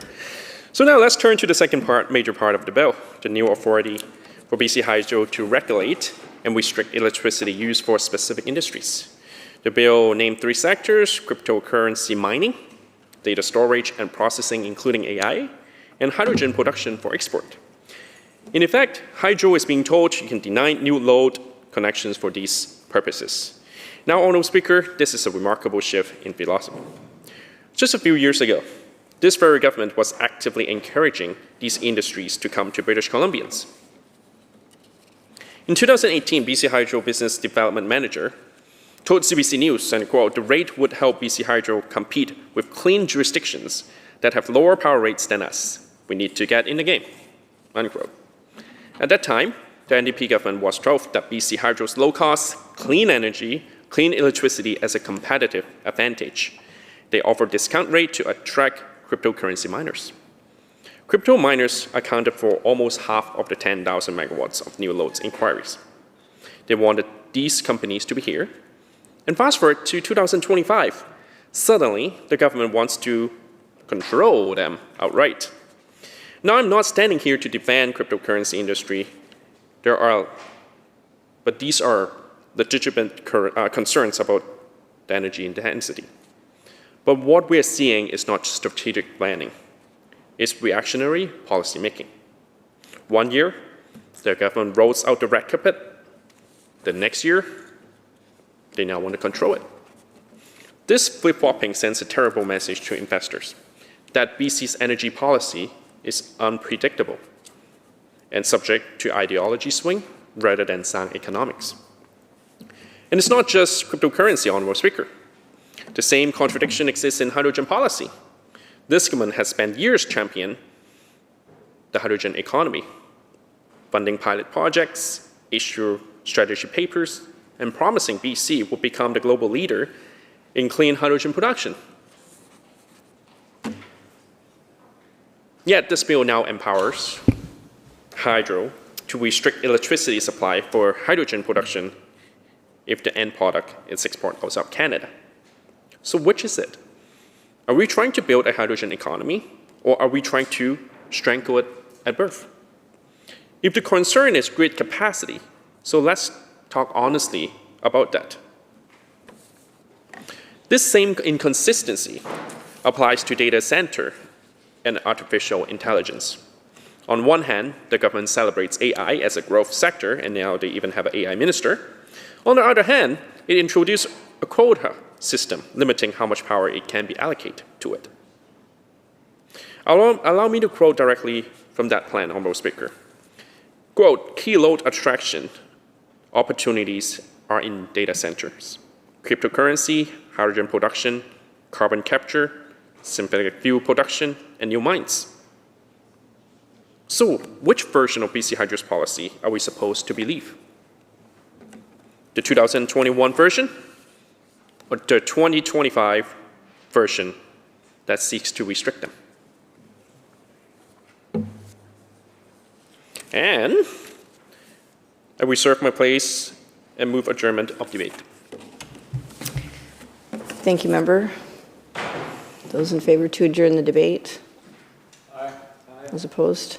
We have a report from Committee A. Yep, go ahead.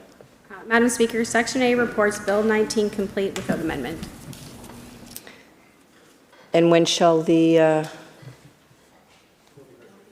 when shall the bill be read a third time? Members, the question is third reading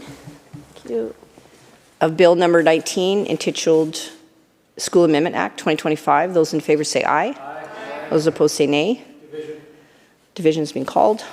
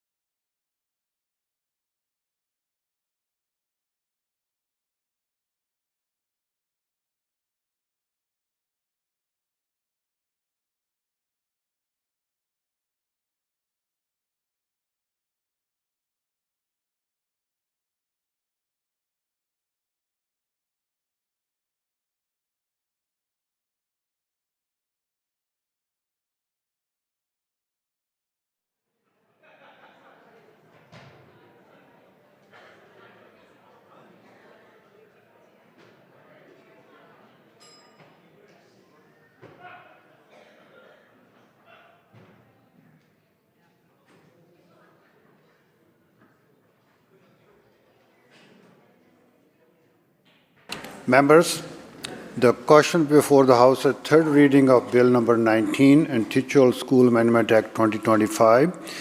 Before we conduct the vote, I want to remind people participating remotely, the clerk will be contacting you shortly, and those who are waiting, aye, say it clearly, or you can say yes if you are saying nay, or you can say no, but nobody say yay.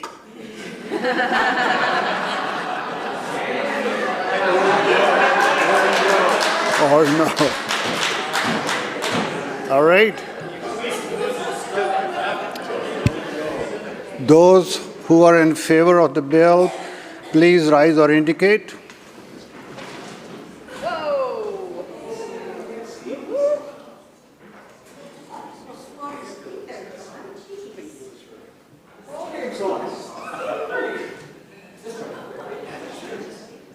Thank you. Be seated.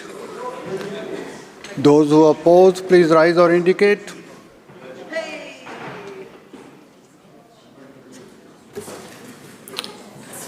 And Madam Clerk will connect with members participating remotely. MLA Botterill. I vote yes. Minister Davidson. I vote aye. MLA Giddens. I vote aye. Minister Green. I vote aye. Minister Lohr. I vote aye. Minister Kang.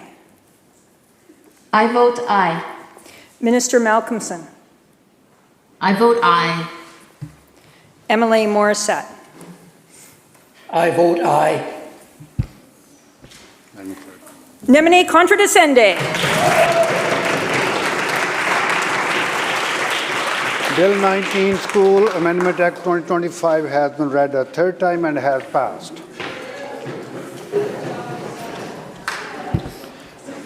Government House Leader. Thank you, Honourable Speaker. In the main chamber, called continued debate on Bill 28, Bill 31, apologies, and then in the Douglas Fir Room, Bill 20, Construction Prompt Payment Act. Committee chairs.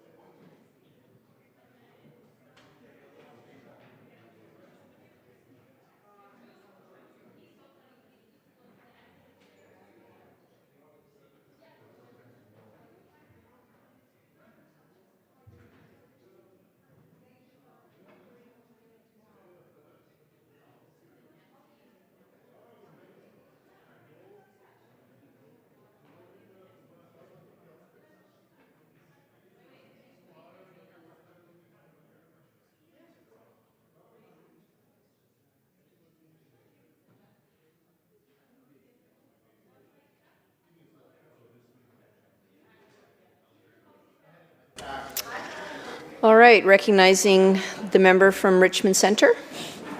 Thank you, Honourable Speaker. I will continue. The bill essentially creates a system where the government decides which industries are worthy of electricity or which are not.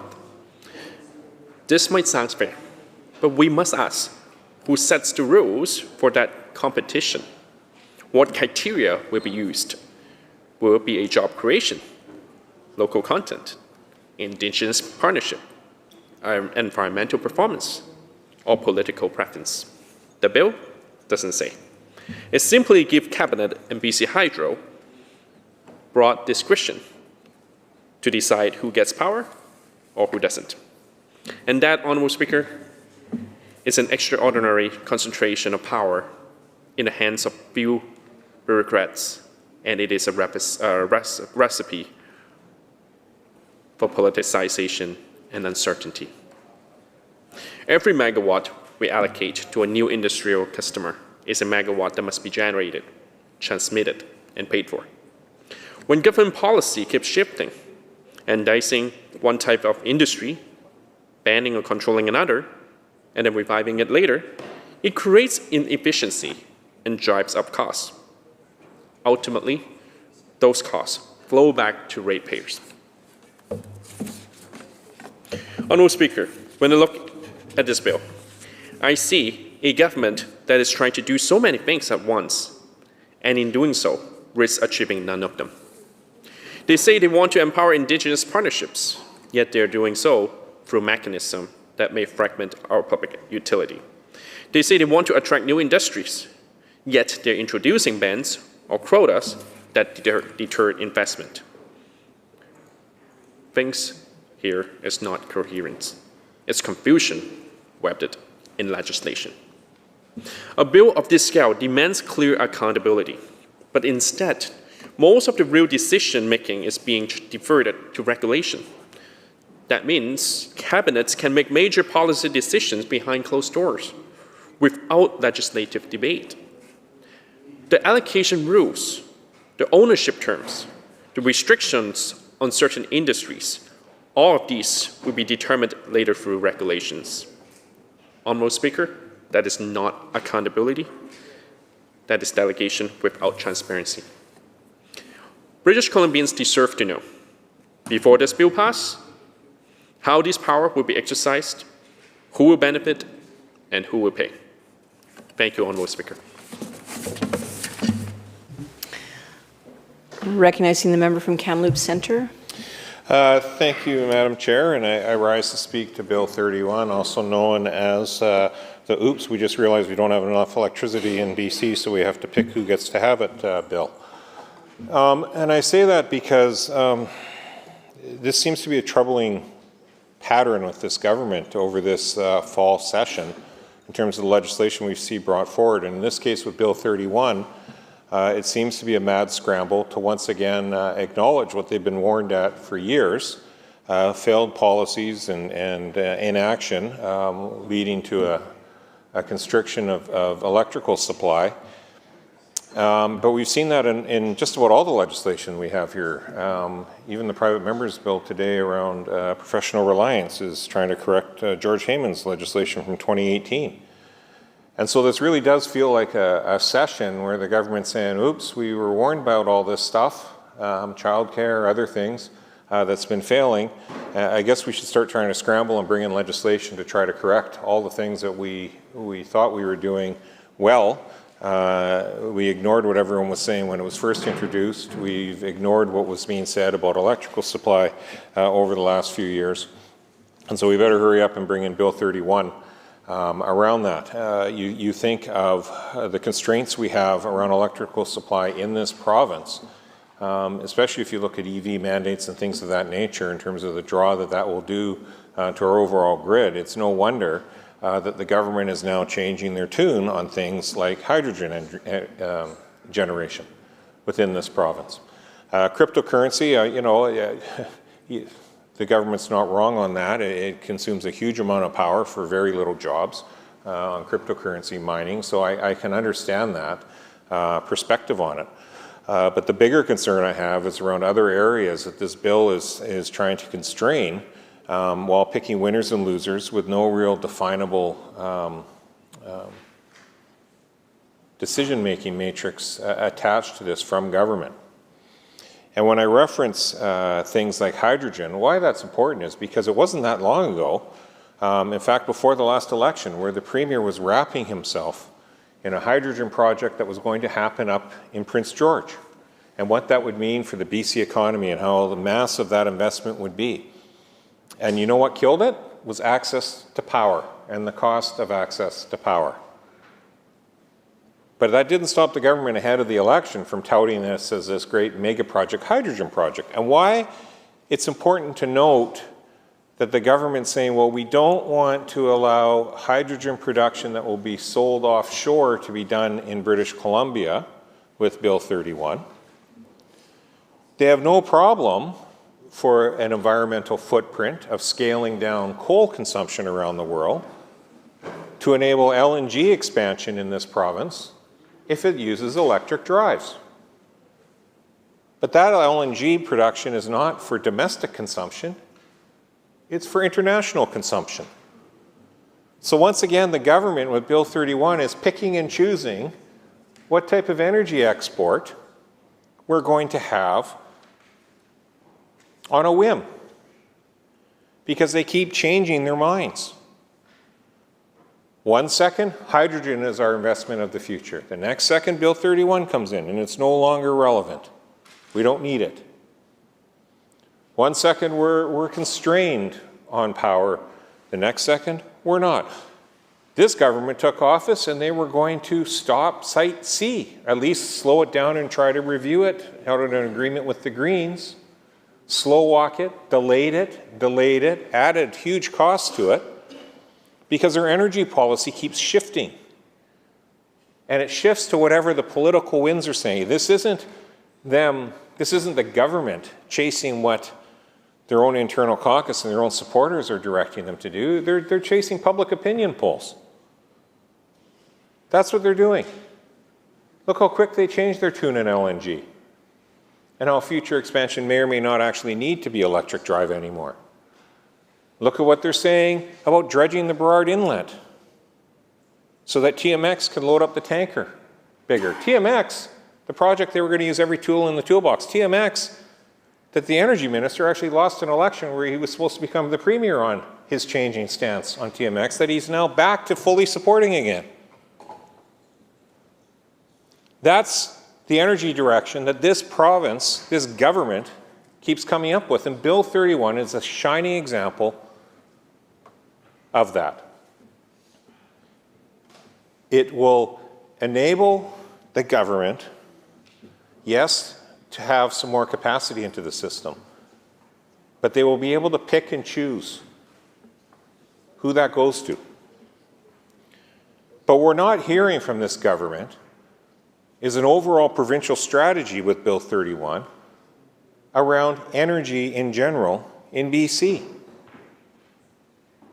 It's all piecemeal. Bill 14, Bill 31, all about centralizing power in the Premier's office to pick winners and losers. Energy in BC is more than just hydroelectric. And I know the Energy Minister knows this. It's wind, it's solar. It's also natural gas. Because it's about energy consumption. And why I bring that up, I don't see the government moving to restrict municipalities from sticking their foot into the whole energy mix within BC.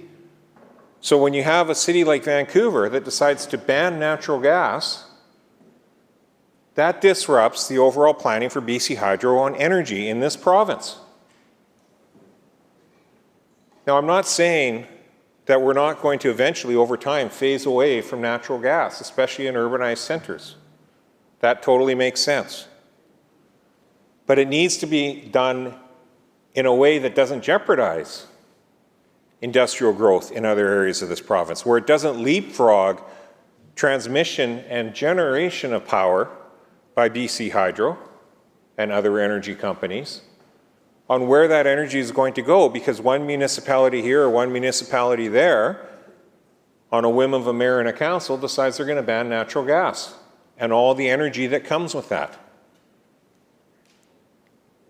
And that's what then precipitates things like a Bill 31 coming forward. Because you do have to have, when there was the cold snap, was it 2 years ago in Vancouver now? 2/3 of the energy consumed during that cold snap was natural gas, not electricity. They are not ready for a cold snap and be solely electric in the Lower Mainland. They just simply aren't. So how does hydro create that capacity when you've got capacity needs in the Northwest for large industrial scale projects that will employ thousands of British Columbians working hard and paying taxes into our overall economy? How do you grow the economy with Bill 31 if you as a government are not prepared to step in and tell municipalities that they actually don't have the ability, nor should they have the ability, more importantly, to actually impact the overall power system, the energy needs of British Columbia. Because what that does is it forces us to start buying electricity from other jurisdictions, from the US, from Alberta, from coal-fired jurisdictions.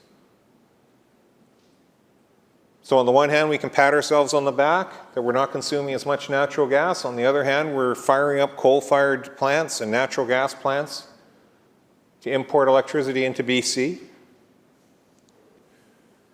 Bill 31 is a shining example of the government under crisis management situations with our energy policy over the last 8 years, because they have changed their position multiple times. I understand what the minister is driving at with Bill 31, but I also understand the multiple times over the last 8 years that some of us have been here where this government has completely changed, a 180-degree change on energy policy. So when we get to committee stage on Bill 31, we're going to have a lot of questions, just as we did on Bill 14. Because once again, there does not seem to be a sustained or cohesive plan coming out of this government as to how we're actually going to meet the energy demands, not just of British Columbia, but if we're truly insistent that we are going to do our global part for global emission profiles. Last I checked, our emissions in BC don't stop in our airshed. And in fact, a lot of the stuff that impacts our environment is coming from pollution from offshore. I think that is something this House can all agree on. So if we're really going to try to leverage our advantages here, Bill 31 that bans hydrogen production for export doesn't really seem like we're being a global citizen all of a sudden. I guess it will free up energy, though, for LNG electric drives, so this government can make sure that we continue to send LNG overseas, which I support. But again, it's an energy product for export.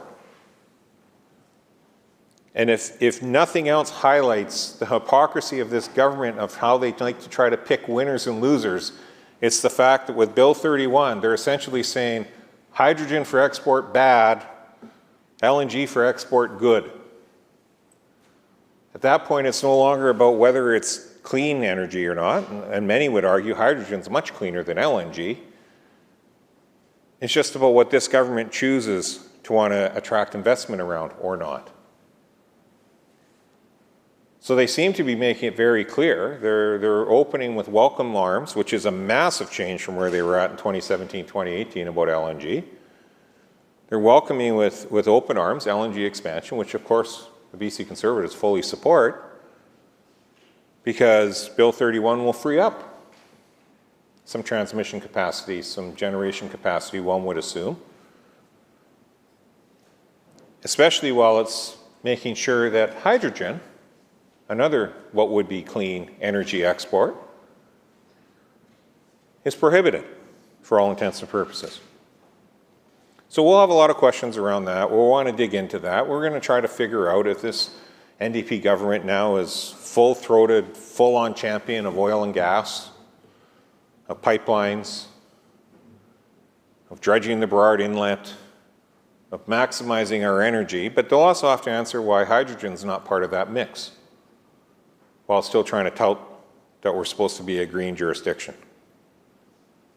So that'll be the main focus of some of the issues that we bring up on Bill 31. I know others have spoke to other parts of this bill, and I'll let them cover that off in other debate as well. So I thank the chair for this time, and I look forward to committee stage as we fully dive into Bill 31.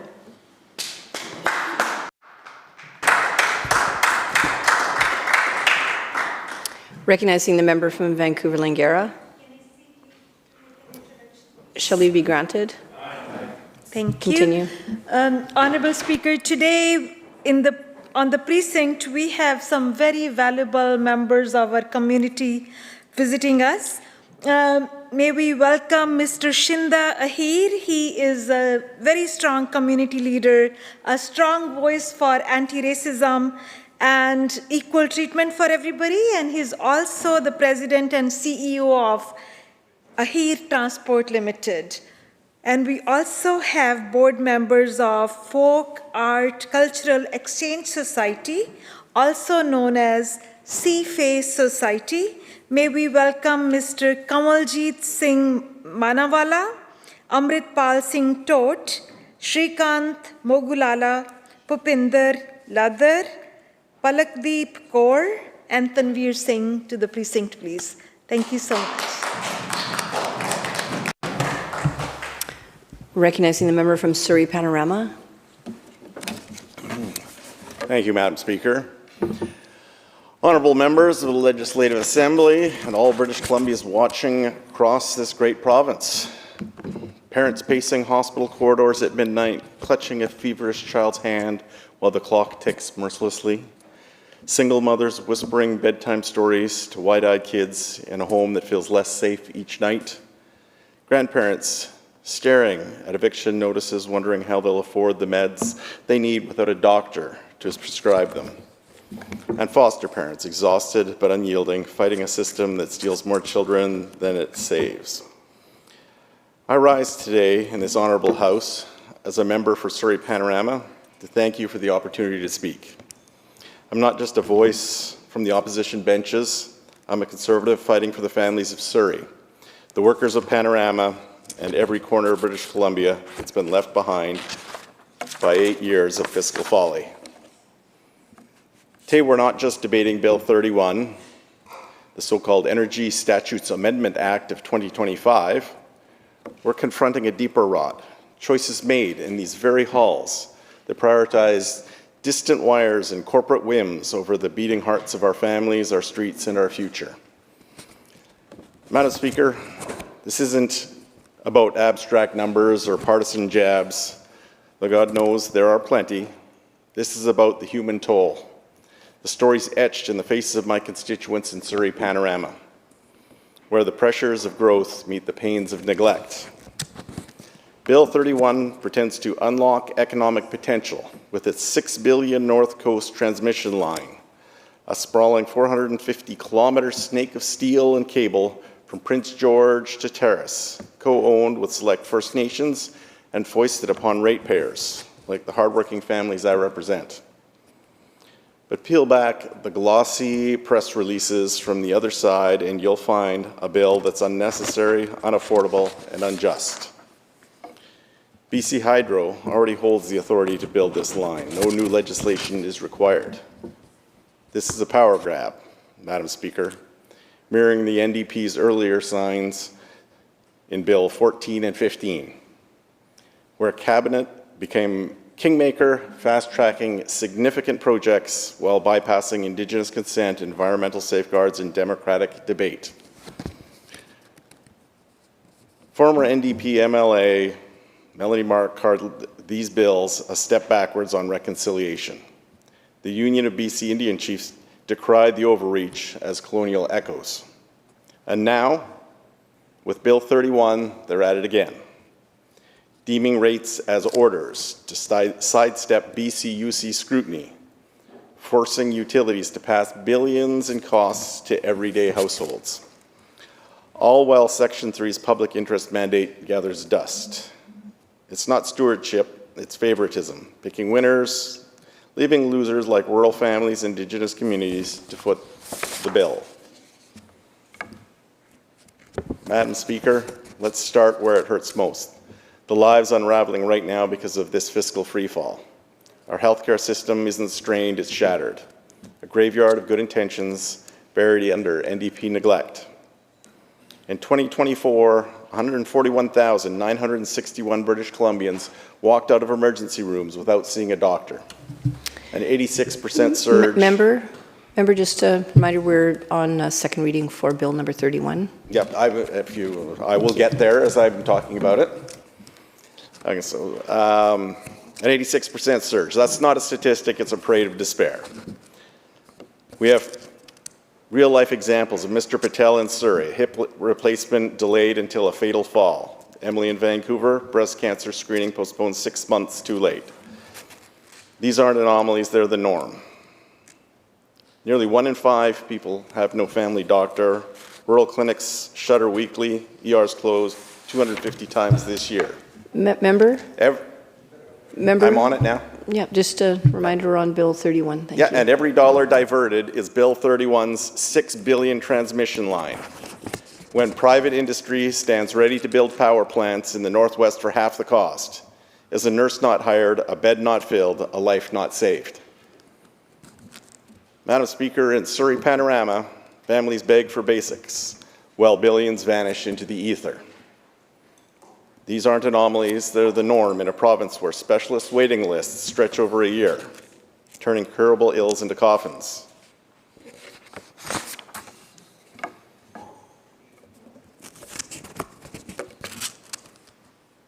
Emergency rooms, once sanctuaries, now resemble war zones. In Victoria, waits average in hours at walk-ins, the longest in Canada. Member, we're on, yeah, Bill 31, please. Okay, I'll skip ahead. That isn't care, it's cruelty. Rationed by exhaustion and error, and every diverted dollar from a $6 billion transmission boondoggle means 1 fewer nurse, 1 less bed, 1 more needless grave. And I don't think anybody actually believes it's going to be $6 billion. It's already doubled. Madam Speaker, in Surrey Panorama, I've heard these stories at every door. Families begging for basics, while billions vanish into the ether. Now turn to our streets, where fear walks taller than any of us. Violent crime up 21% in Vancouver alone. Member, on Bill 31, please. Yes. Can I draw the parallel and the reasons for that together, or the Energy Statutes Amendment Act? If you could keep your remarks to the content of the bill, please. Okay. And the content of the bill is the spending of the money, and that's what I'm drawing this to. If that's, if you wish, I will move past that, but that is what I'm drawing the parallel to in this case. Is that? If you could direct your remarks with respect to the contents of Bill 31, please.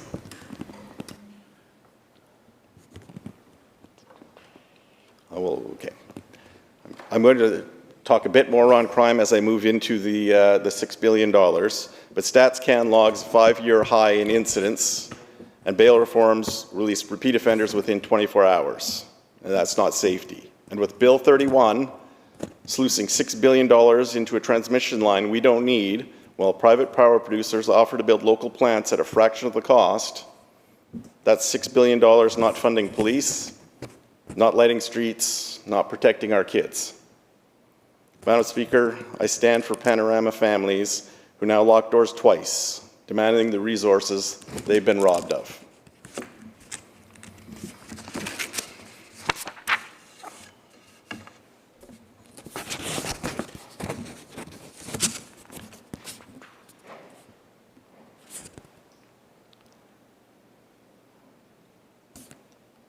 Repeat offenders back on the streets within 24 hours per Fraser Institute tallies, cycling violence like a wheel of misfortune. Member?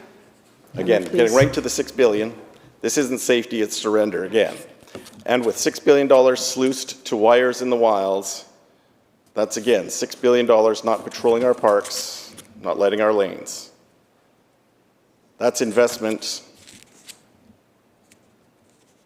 into our communities, Madam Speaker. I stand here for the families of Panorama. With that $6 billion, the deepest wound is our children. The Ministry of Children and Family. Member? Yes? If the member does not wish to speak to the principles and merits of Bill 31, then I would invite the member to resume your seat, and the chair will recognize another member who wishes to participate in the debate. I will continue with the debate. Thank you. Every billion borrowed for Bill 31's $6 billion line, when private industry begs to build power where it's needed, is a social worker not hired. Every data center, a foster home not funded, a child not saved.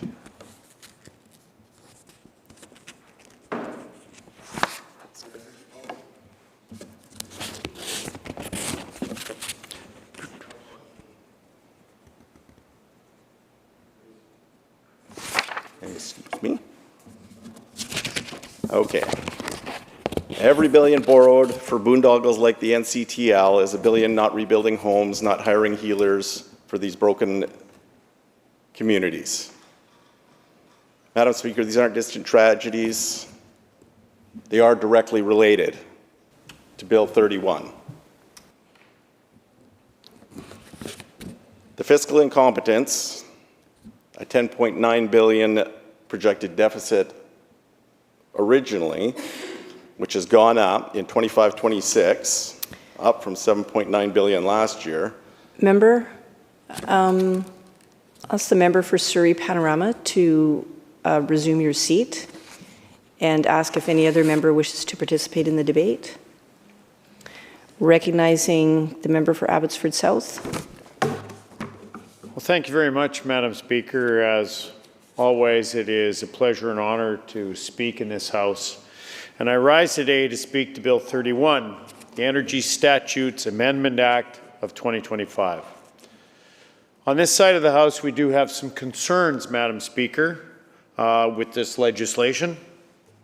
The government's Bill 31 makes substantial changes to the operations and governance of BC Hydro. Changes that are potentially neither necessary nor wise, Madam Speaker. The NDP are selling this legislation to British Columbians as a measure to modernize our province's energy system and enable new transmission capacity in the Northwest. But in reality, Bill 31 is about surrendering public control and picking government-approved political winners and losers who get priority access to electricity. Let me say that again because it's worth repeating. In reality, Bill 31 is about surrendering public control and picking government-approved political winners and losers who will get priority access to electricity. Now, for decades, successive governments, in British Columbia, including the NDP, have stood on the principle that BC Hydro is a public utility owned and operated by and for the people of our province. Yet this same NDP government, which claims to be the champions of the public sector, is now entertaining the very idea of selling off portions of British Columbia's transmission network to different entities through so-called co-ownership agreements, Madam Speaker. Let me be crystal clear. It is one thing for BC Hydro to purchase power from independent producers. It is another thing entirely for BC Hydro to sell off parts of its transmission system. That is critical infrastructure. That's the backbone of our provincial energy grid. Now more than ever, we need to protect that grid. It is owned by the people of British Columbia, and it should remain so. This bill allows the Cabinet to designate agreements. The Cabinet, without necessarily coming onto the floor of this legislature to be debated. It allows the Cabinet to designate agreements that would transfer or assign BC Hydro assets or rights to a North Coast Limited Partnership, whatever the heck that may be. Entities that may include private or quasi-private ownership. That should cause British Columbians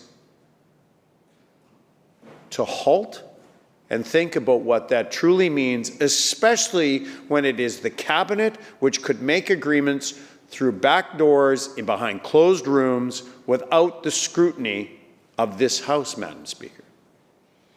This is a fundamental major policy shift, and once that legal door is open to assign transfers, we know from experience that it's virtually impossible to close that Pandora's box in the future.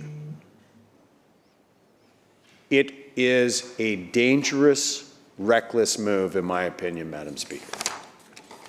The NDP government say this bill is about enabling the Northwest transmission line. But BC Hydro already has all the authority it needs to build that project, Madam Speaker. BC Hydro has all the authority it needs to build that project. So we have to ask, why bother legislating what's already possible?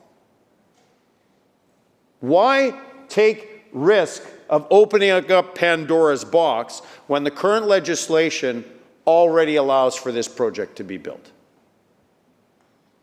The reality is, this bill is not required to build a power line from Prince George to Bob Quinn Lake.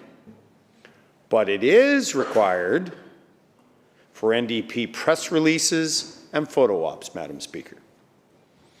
The government, the NDP government, wants to be seen cutting ribbon deals rather than ensuring transparent, accountable, and serious management of critical public infrastructure, which is owned by the people of this province now, Madam Speaker. They'd rather be seen cutting ribbon deals than ensuring transparent, accountable, and serious management of our critical public infrastructure. And there's a better, more innovative path to reliable power in Northwest BC, one that aligns with our province's future and not stepping backward into the past. Madam Speaker, the Conservatives have a plan to use small, modular reactors as clean, reliable, and local deployable source of abundant power for our northern BC communities and industries. Rather than spending billions on new transmission lines across hundreds of kilometers of remote terrain, a project that will cost taxpayers enormously and deliver power remarkably inefficiently, the province should, in our opinion, deploy small modular reactor technology to generate electricity locally, safely, and at a fraction of the cost for consumers, as is already being done in other parts of the world, Madam Speaker. Small modular reactors are a critical part of energy plans in provinces like Saskatchewan and New Brunswick, and they're a 21st century energy solution to our 21st century energy needs. But this NDP government refuses to even entertain the conversation. As a matter of fact, Madam Speaker, if you look across the aisle, I'm being mocked for even bringing this up. I can tell by the looks and the jeers that they think that this is a laughable idea. It's shameful that they do not even want to entertain the very conversation. This NDP government remains obsessed with 20th century infrastructure because it keeps power centralized in Victoria and Vancouver rather than empowering rural areas that actually produce our resources and contribute to our economy. Victoria and Vancouver's wealth is actually built on the rest of the province, Madam Speaker, in a very large percentage. Now, Madam Speaker, I wish to turn our attention to the second part of this bill, which is actually just as troubling. And that is, it amends the Utilities Commissioned Act to give Cabinet sweeping powers to regulate who may receive electricity. Let me boil that down. That means that in closed rooms, with no scrutiny, no transparency, somebody gets to pick who gets and who does not get electricity. If that doesn't make you lie awake at night, it very well should. Because what purpose does this serve? What purpose will the electricity be used for? Who gets to decide? The way this is now and written, the sweeping powers, is this government gets to decide. I don't think any government should have that sweeping, unregulated power, especially when it lacks transparency, Madam Speaker. So let's go over a few of the things, Madam Speaker. Under these new magical powers, Cabinet can ban or restrict power for 3 activities: cryptocurrency mining, data storage or processing, including artificial intelligence, and the production of hydrogen for export. Okay. It can even set special rates, limits, or conditions for anyone engaged in these sectors. That is troubling indeed. Let's consider that for a moment. This government that not long ago was bragging about its hydrogen strategy and its plan to attract the digital economy and the investment from that, from data centers to blockchain technology. This was on their bandwagon. They thought these were all 3 fantastic ideas. All of a sudden, now they want to punish those very industries. They went out of their way to entice cryptocurrency mines to BC. They issued press releases, and BC Hydro staff spoke publicly about offering discounted electrical rates to attract Bitcoin miners to our province, Madam Speaker. Back in 2018, BC Hydro's own business development manager, Dina Matherson, told CBC News that this rate would help, and I quote, "This rate would help BC Hydro companies compete with clean jurisdictions that have lower power rates than us. We need to get in this game," unquote. Now, Madam Speaker, at that time, crypto mining made up nearly half of the 10,000 megawatts in new load inquiries. It was the NDP government's big bet on innovation. Now, a mere 7 years later, this very same government that once promoted, bragged, and wanted this opportunity is legislating a power ban against the very same sectors it once courted. Like that makes any sense? Talk about a major flip-flop. Conservatives will call it what it is: hypocrisy and policy whiplash. It's shameful, Madam Speaker. Because first they dangle incentives. Come, come, come, please, please, please come to BC and invest your money. Then they slam the door shut. First they celebrate hydrogen exports. Oh, fantastic, hydrogen, here it comes. Then they prohibit the electricity needed to actually produce the hydrogen.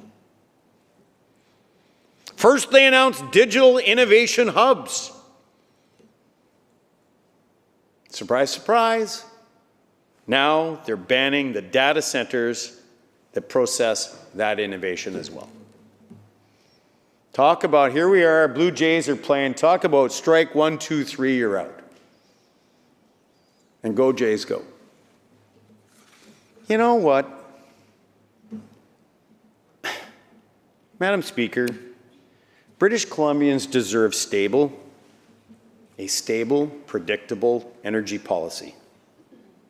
Not whatever the short-term NDP political fashion of the day just happens to be. And we've seen this pattern before, Madam Speaker. the NDP tell one story when the cameras are rolling and then quietly reverse course when the political winds shift. This is not how you attract and keep innovation and investment in your province. Moreover, Madam Speaker, even BC Hydro's own documents contradict what this government is now doing. In BC Hydro's 2021 electrification plan tabled under this very NDP government, the utility identified, I quote, key load attraction opportunities in data centers, cryptocurrency, hydrogen production, carbon capture, synthetic fuel production, and new mines. BC Hydro said it needed to be, and I quote, more proactive and customer-facing, unquote, to attract and secure investment from emerging energy-intensive industries, specifically naming cryptocurrency, hydrogen, and data processing. And you can add in there artificial intelligence as well, Madam Speaker, now. These are all great opportunities for British Columbians. And if they don't put it here, they're going to go somewhere else in the world. Those very same industries that were once courted and encouraged to come are being regulated by this NDP government out of existence. They're being regulated out of existence in BC by this government in this very bill. Madam Speaker, it makes zero sense. It's incoherent energy planning, and it sends a negative messages once again to investors that think BC is a safe place. Bad enough, Madam Speaker, that British Columbians don't know if they currently own their homes anymore because this government sat on its hands. Now they're saying to investors that in the emerging areas of technology, yes, we wanted you yesterday, but not now. Thanks for investing money, but we don't want you now. That in BC, what's legal today may be banned tomorrow if no longer fits the Premier's political narrative. So if the Premier wakes up one morning and says, we want it, you have no confidence whatsoever, if you're an investor around the world, that this Premier won't wake up the next morning and say, you know what, I changed my mind. I don't think this is a good idea after all. Thanks for investing thousands and thousands and millions of dollars, but you're not welcome here anymore. That is not how you secure the future for British Columbians, Madam Speaker. The NDP's new energy restrictions will do much more than hurt investors. Madam Speaker, they're going to hurt jobs and undermine regional diversification in this province that we love so much. The North and Interior have been seeking new clean industries that can make use of surplus power capacity. Those would be data centers, hydrogen facilities. We all heard about how hydrogen... Member, it's 6 o'clock. Can I ask you to reserve your place? And Absolutely. Move a motion Noting the to hour, adjourn? Madam Speaker, I would move that we adjourn debate, and I reserve my right to continue tomorrow. Thank you, Madam Speaker. Thank you. For the question, those in favor say aye. Aye. Those opposed? Motion carried. Members, earlier today during private members' time, a division was requested on second reading of Bill number M213, entitled Drug Use Prevention Education in Schools Act. Pursuant to Standing Order 25, the deferred division will take place now.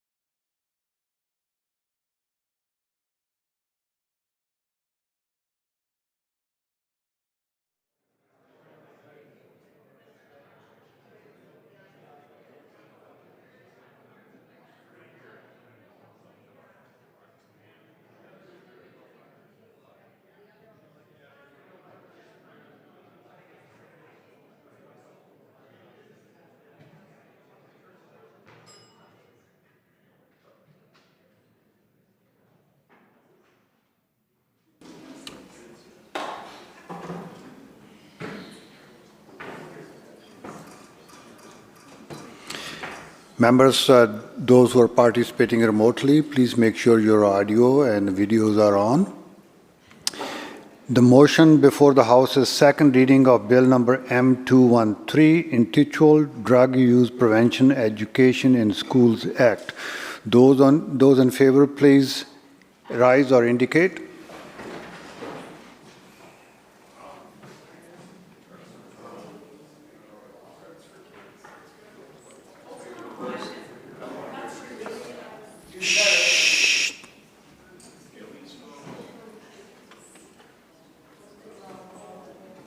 Please be seated.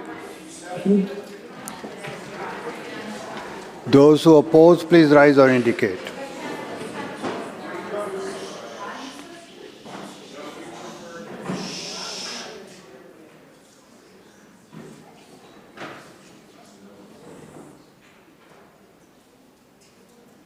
Thank you. Be seated. And Mr. Clerk will connect with members participating remotely. And please clearly say either you're in favor, aye, or yes. If you're opposed, say nay or no. MLA Botterill. I vote no. Minister Davidson. I vote no. MLA Giddens. I vote aye. Minister Green. I vote nay. Minister Kang. I vote nay. Minister Lohr. I vote nay. Minister Malcolmson. I vote no. MLA Morissette. I vote nay. MLA Sturco. I vote aye.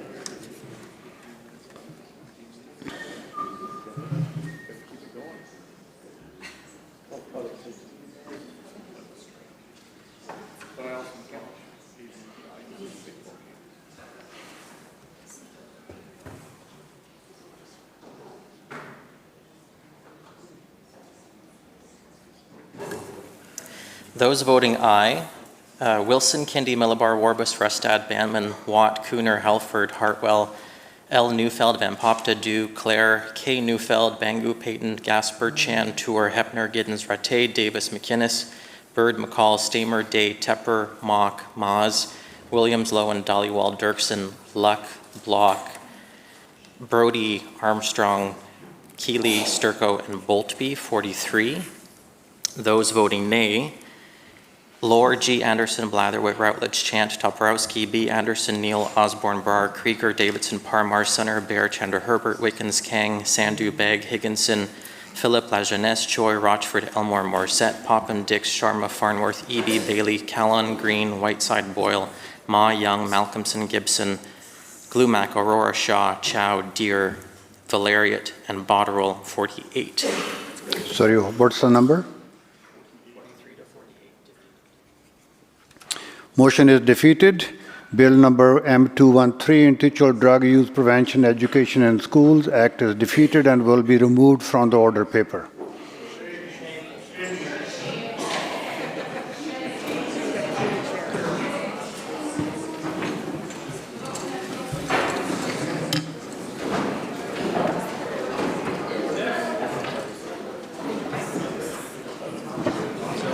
Committee Chair. Mr. Speaker, Section A reports progress on Bill number 20 and asks leave to sit again. When shall the committee sit again, Government House Leader? Next sitting. So ordered. Government House Leader. Thank you, Honourable Speaker. I move the House now adjourn. You heard the question to adjourn the House. All those in favor say aye. Aye. Opposed? Motion carried. This House stands adjourned until 10 a.m. tomorrow.